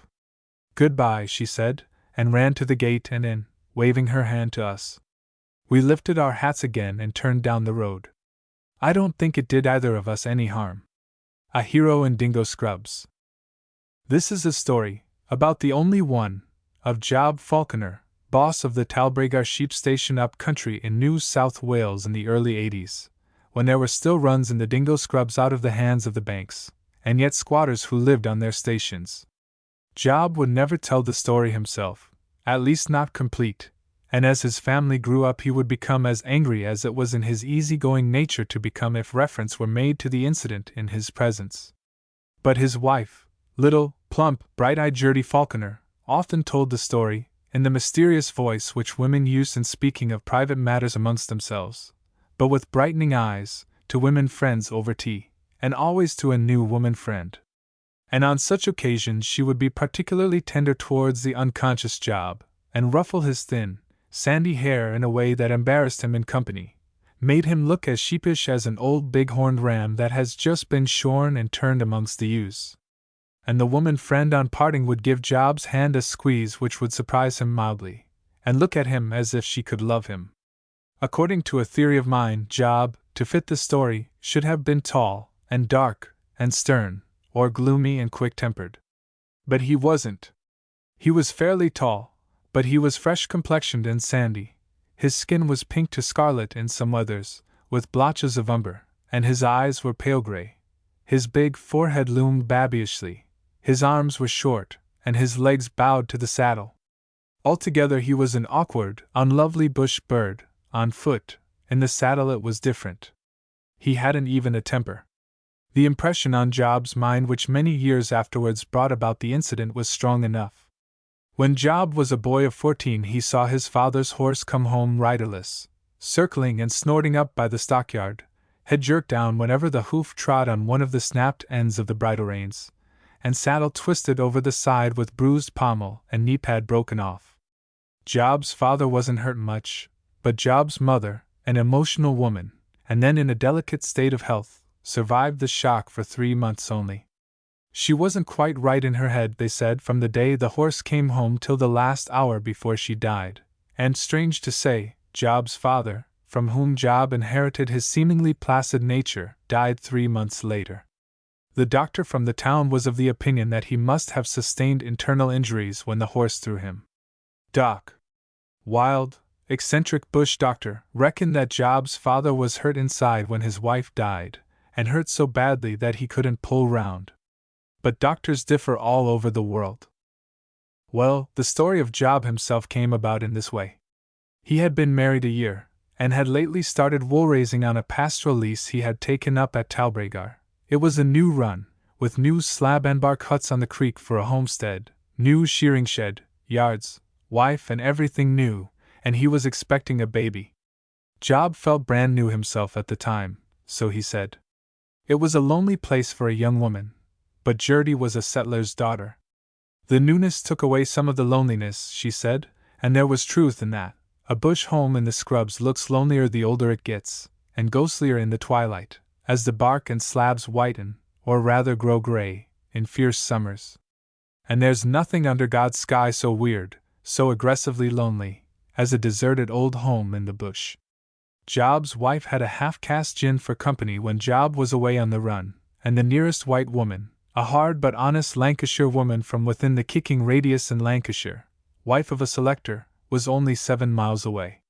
She promised to be on hand, and came over 2 or 3 times a week, but Job grew restless as Gertie's time drew near, and wished that he had insisted on sending her to the nearest town, 30 miles away, as originally proposed. Gertie's mother, who lived in town, was coming to see her over her trouble. Job had made arrangements with the town doctor, but prompt attendance could hardly be expected of a doctor who was very busy, who was too fat to ride, and who lived 30 miles away. Job, in common with most bushmen and their families round there, had more faith in Doc. Wild, a weird Yankee who made medicine in a saucepan, and worked more cures on bushmen than did the other 3 doctors of the district together, maybe because the bushmen had faith in him, or he knew the bush and bush constitutions, or, perhaps, because he'd do things which no respectable practitioner dared do. I've described him in another story. Some said he was a quack, and some said he wasn't. There are scores of wrecks and mysteries like him in the bush. He drank fearfully, and on his own, but was seldom incapable of performing an operation. Experienced bushmen preferred him 3/4 drunk. When perfectly sober he was apt to be a bit shaky. He was tall, gaunt, had a pointed black mustache, bushy eyebrows, and piercing black eyes. His movements were eccentric. He lived where he happened to be, in a town hotel, in the best room of a homestead, in the skillion of a slygrog shanty, in a shearer's, digger's, shepherd's, or boundary rider's hut, in a surveyor's camp or a blackfellow's camp, or, when the horrors were on him, by a log in the lonely bush. It seemed all one to him. He lost all his things sometimes, even his clothes, but he never lost the pigskin bag which contained his surgical instruments and papers. Except once, then he gave the blacks £5 to find it for him. His patients included all, from the big squatter to Black Jimmy, and he rode as far and fast to a squatter's home as to a swagman's camp. When nothing was to be expected from a poor selector or a station hand, and the doctor was hard up, he went to the squatter for a few pounds. He had on occasions been offered cheques of £50 and £100 by squatters for pulling round their wives or children, but such offers always angered him. When he asked for £5 he resented being offered a £10 cheque. He once sued a doctor for alleging that he held no diploma, but the magistrate, on reading certain papers, suggested a settlement out of court, which both doctors agreed to, the other doctor apologizing briefly in the local paper.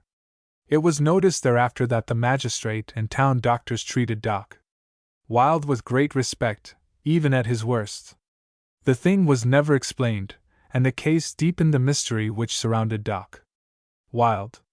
As Job Falconer's crisis approached, Doc Wilde was located at a shanty on the main road, about halfway between Job's station and the township of Come-by-Chance, expressive name, and the shanty was the Dead Dingo Hotel, kept by James Miles, known as Poisonous Jimmy, perhaps as a compliment to, or a libel on, the liquor he sold.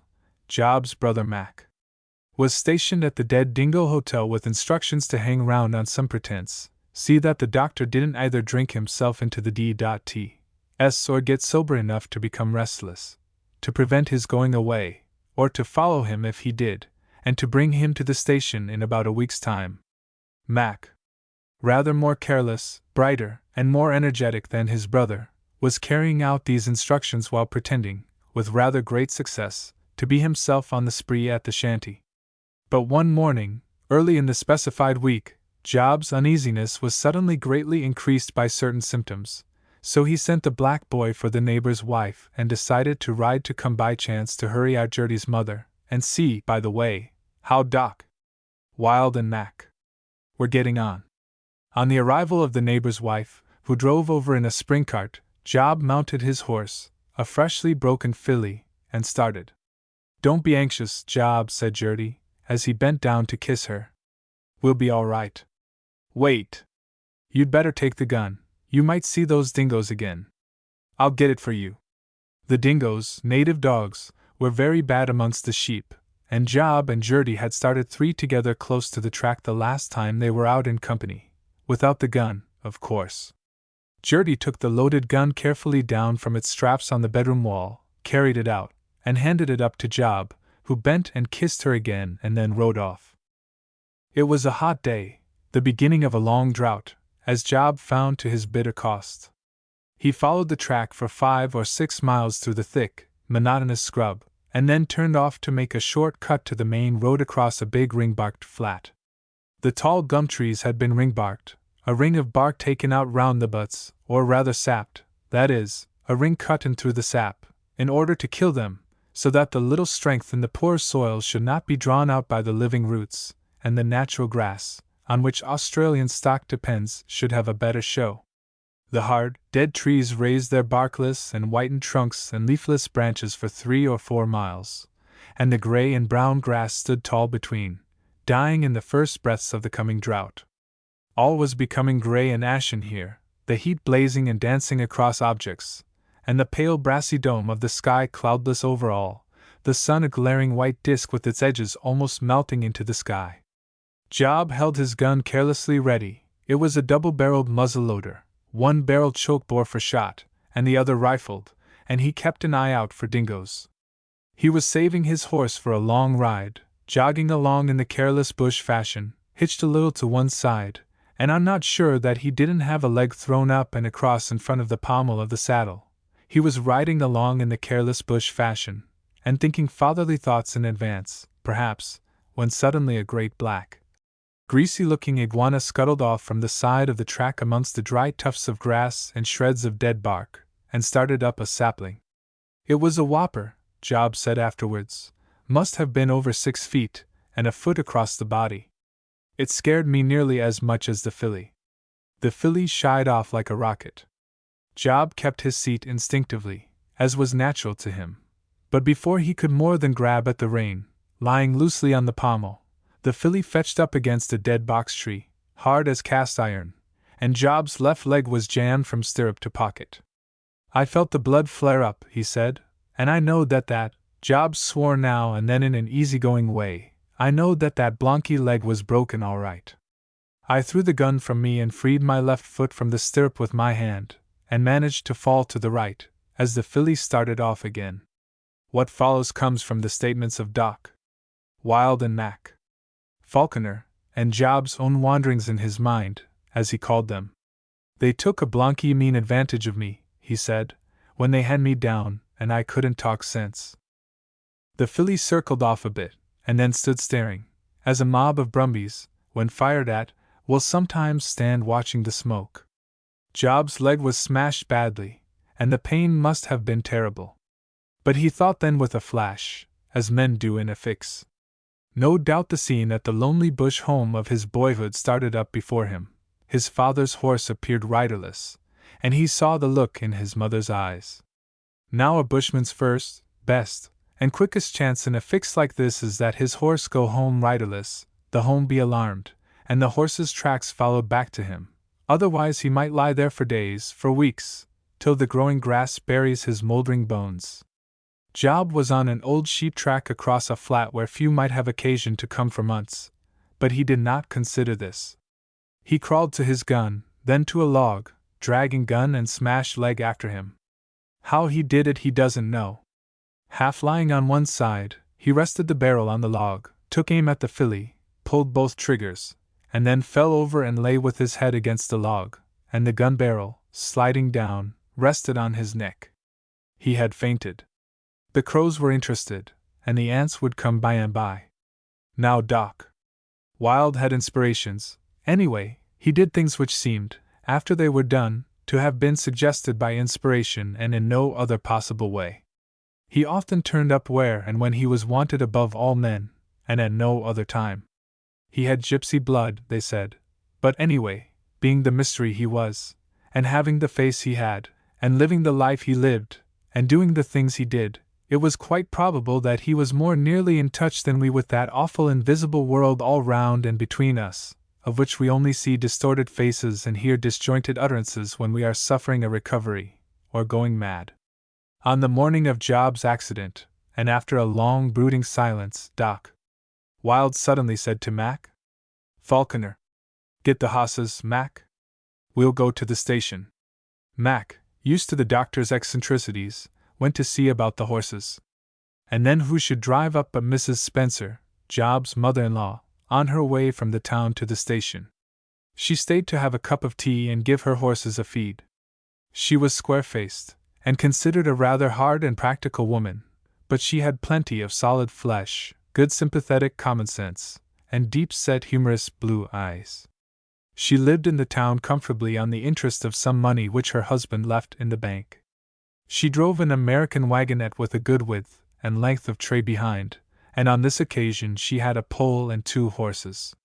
In the trap were a new flock mattress and pillows, a generous pair of new white blankets, and boxes containing necessaries, delicacies, and luxuries. All round she was an excellent mother-in-law for a man to have on hand at a critical time. And speaking of mother-in-law, I would like to put in a word for her right here.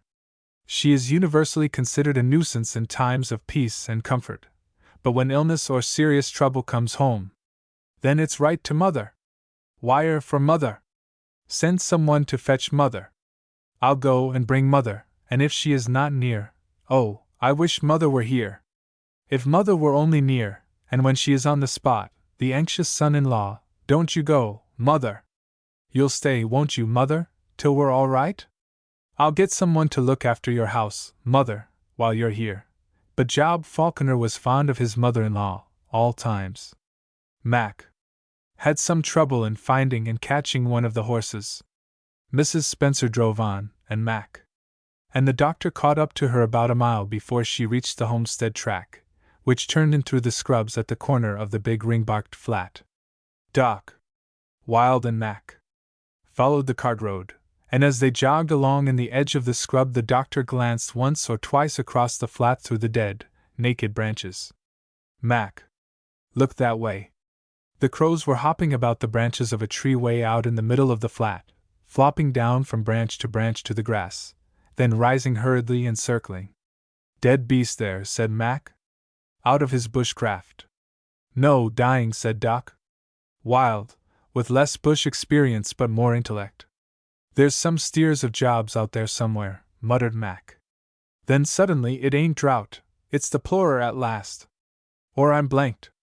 Mac feared the advent of that cattle plague, pleuropneumonia, which was raging on some other stations, but had been hitherto kept clear of Job's Run. We'll go and see, if you like, suggested Doc. Wild. They turned out across the flat, the horses picking their way amongst the dried tufts and fallen branches. There ain't no sign o' cattle there, said the doctor. More likely a ewe in trouble about her lamb. Oh, the blunky dingoes at the sheep, said Mac. I wish we had a gun, might get a shot at them. Doc. Wild hitched the skirt of a long china silk coat he wore, free of a hip pocket. He always carried a revolver. In case I feel obliged to shoot a first-person singular one of these hot days, he explained once, whereat bushmen scratched the backs of their heads and thought feebly, without result. We never get near enough for a shot, said the doctor. Then he commenced to hum fragments from a bush song about the finding of a lost bushman in the last stages of death by thirst. It must be something or other, muttered Mac. Look at them blonky crows. My God! What's that? Cried Mac, who was a little in advance and rode a tall horse. It was Job's filly, lying saddled and bridled, with a rifle bullet, as they found on subsequent examination, through shoulders and chest, and her head full of kangaroo shot. She was feebly rocking her head against the ground, and marking the dust with her hoof, as if trying to write the reason of it there. The doctor drew his revolver, took a cartridge from his waistcoat pocket, and put the filly out of her misery in a very scientific manner. Then something, professional instinct or the something supernatural about the doctor, led him straight to the log, hidden in the grass, where Job lay as we left him, and about 50 yards from the dead filly, which must have staggered off some little way after being shot. Mac followed the doctor, shaking violently. Oh my God! He cried, with the woman in his voice, and his face so pale that his freckles stood out like buttons, as Doc Wild said, Oh my God! He's shot himself. No, he hasn't, said the doctor, deftly turning Job into a healthier position with his head from under the log and his mouth to the air. Then he ran his eyes and hands over him, and Job moaned. He's got a broken leg, said the doctor. Even then he couldn't resist making a characteristic remark, half to himself. A man doesn't shoot himself when he's going to be made a lawful father for the first time, unless he can see a long way into the future.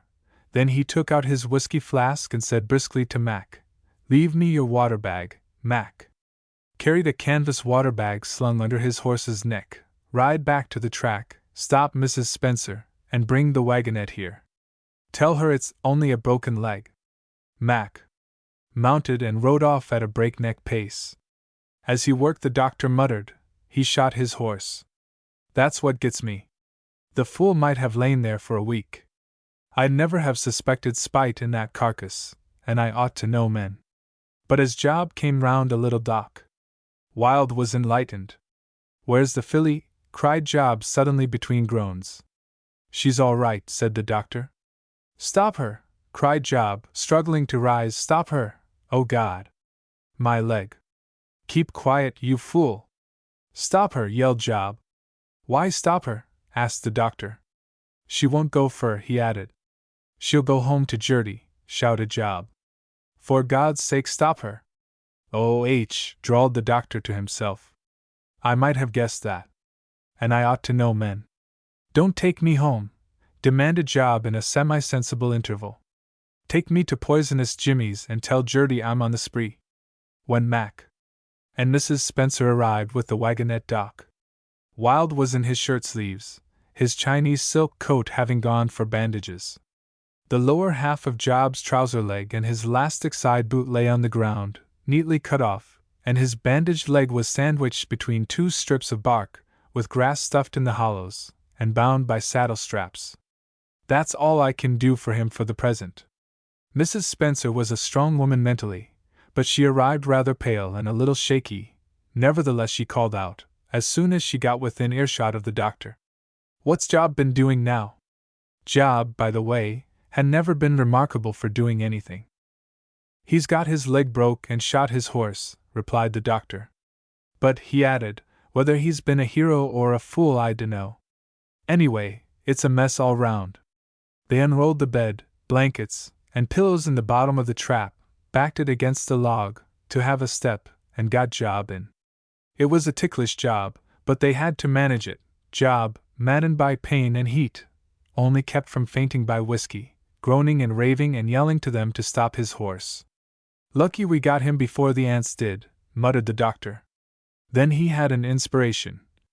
"You bring him on to the shepherd's hut this side the station. We must leave him there. Drive carefully, and pour brandy into him now and then. When the brandy's done, pour whiskey, then gin. Keep the rum till the last." The doctor had put a supply of spirits in the wagonette at Poisonous Jimmy's. "I'll take Mac's horse and ride on and send Peter, the station hand, back to the hut to meet you. I'll be back myself if I can.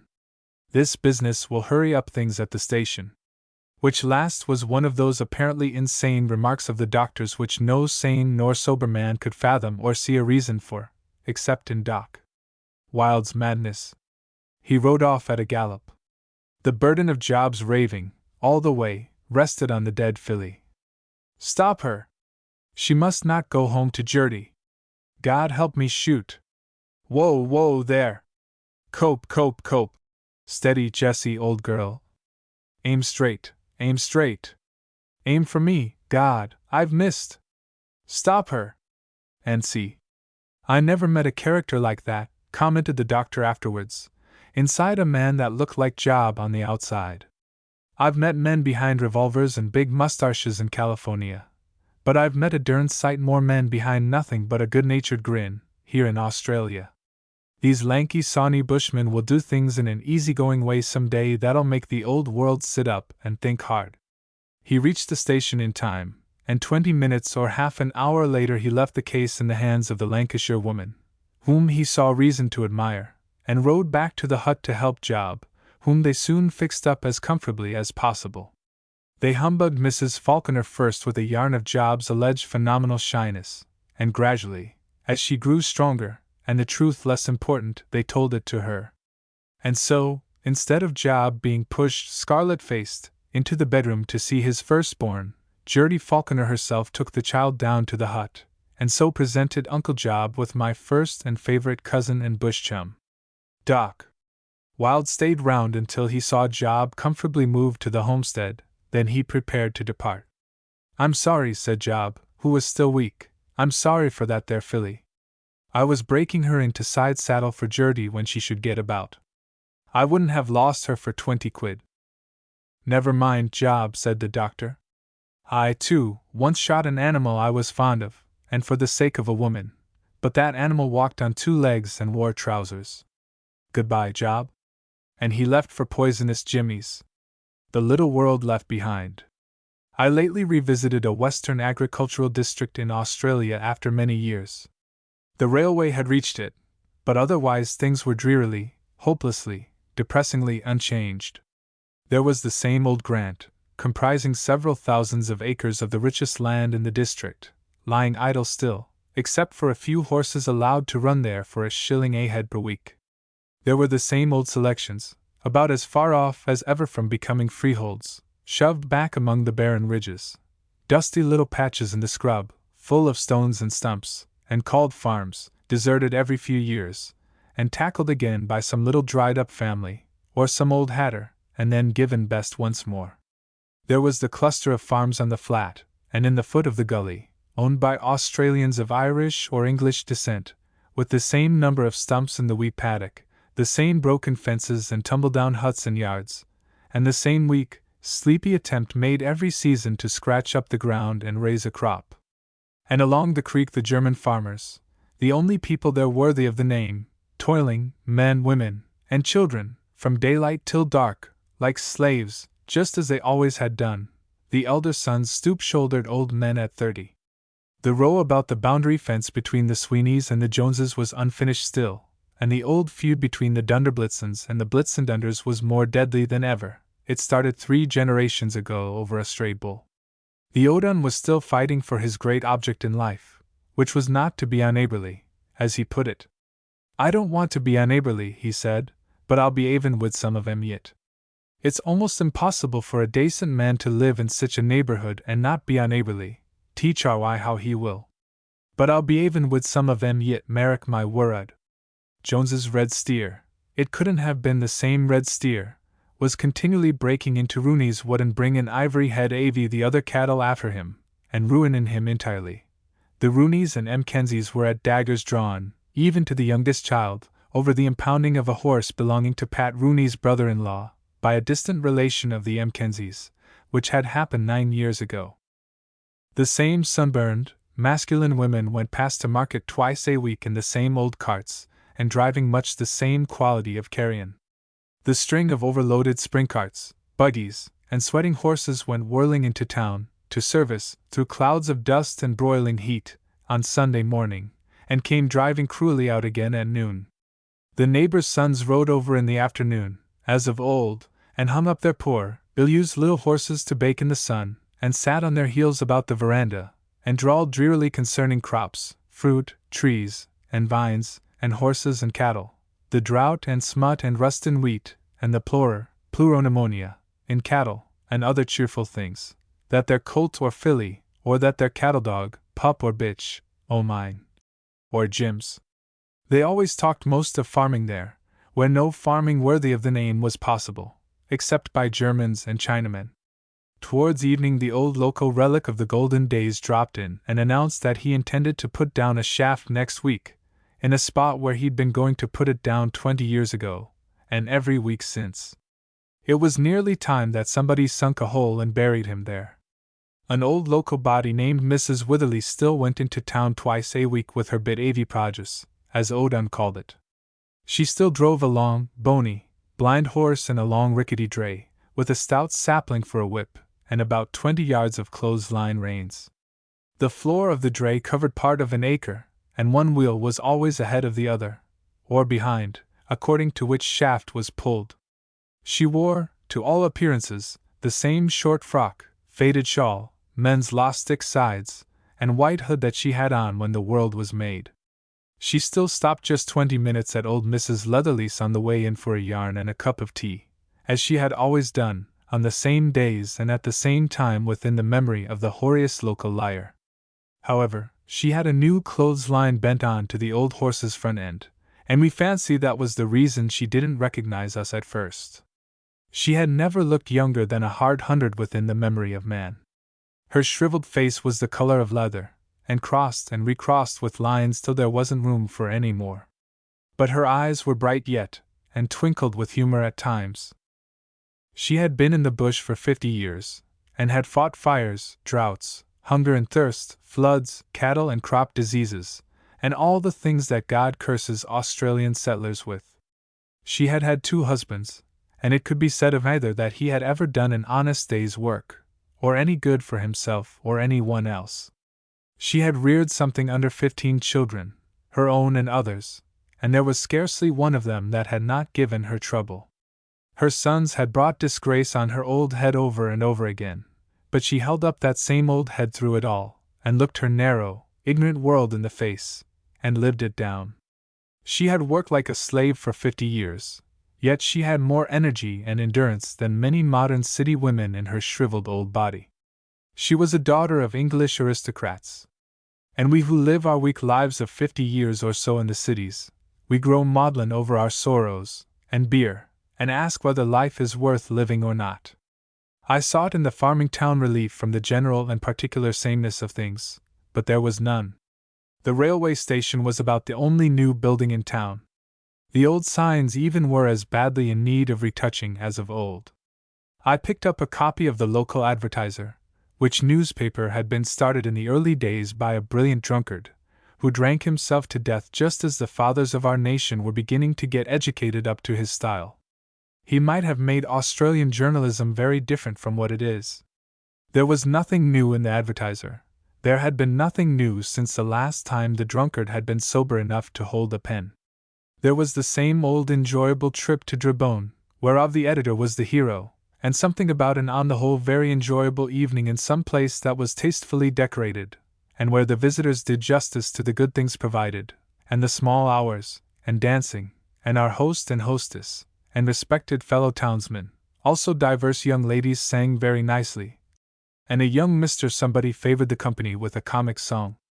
There was the same trespassing on the valuable space by the old subscriber, who said that he had said before and would say again, and he proceeded to say the same things which he said in the same paper when we first heard our father reading it to our mother. Farther on, the old subscriber proceeded to maintain, and recalled attention to the fact that it was just exactly as he had said. After which he made a few abstract, incoherent remarks about the surrounding district, and concluded by stating that he must now conclude, and thanking the editor for trespassing on the aforesaid valuable space. There was the usual leader on the government, and an agitation was still carried on, by means of horribly constructed correspondence to both papers, for a bridge over Dryhole Creek at Dustbin, a place where no sane man ever had occasion to go.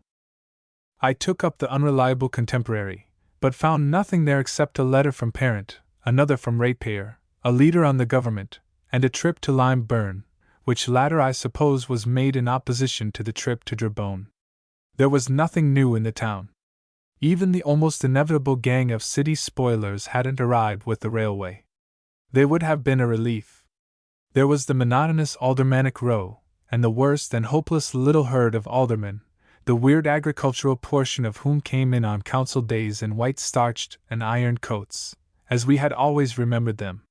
They were aggressively barren of ideas, but on this occasion they had risen above themselves, for one of them had remembered something his grandfather, old-time English alderman, had told him, and they were stirring up all the old local quarrels and family spite of the district over a motion, or an amendment on a motion, that a letter, from another enlightened body and bearing on an equally important matter, which letter had been sent through the post sufficiently stamped, delivered to the secretary, handed to the chairman, read aloud in council, and passed round several times for private perusal, over a motion that such letter be received.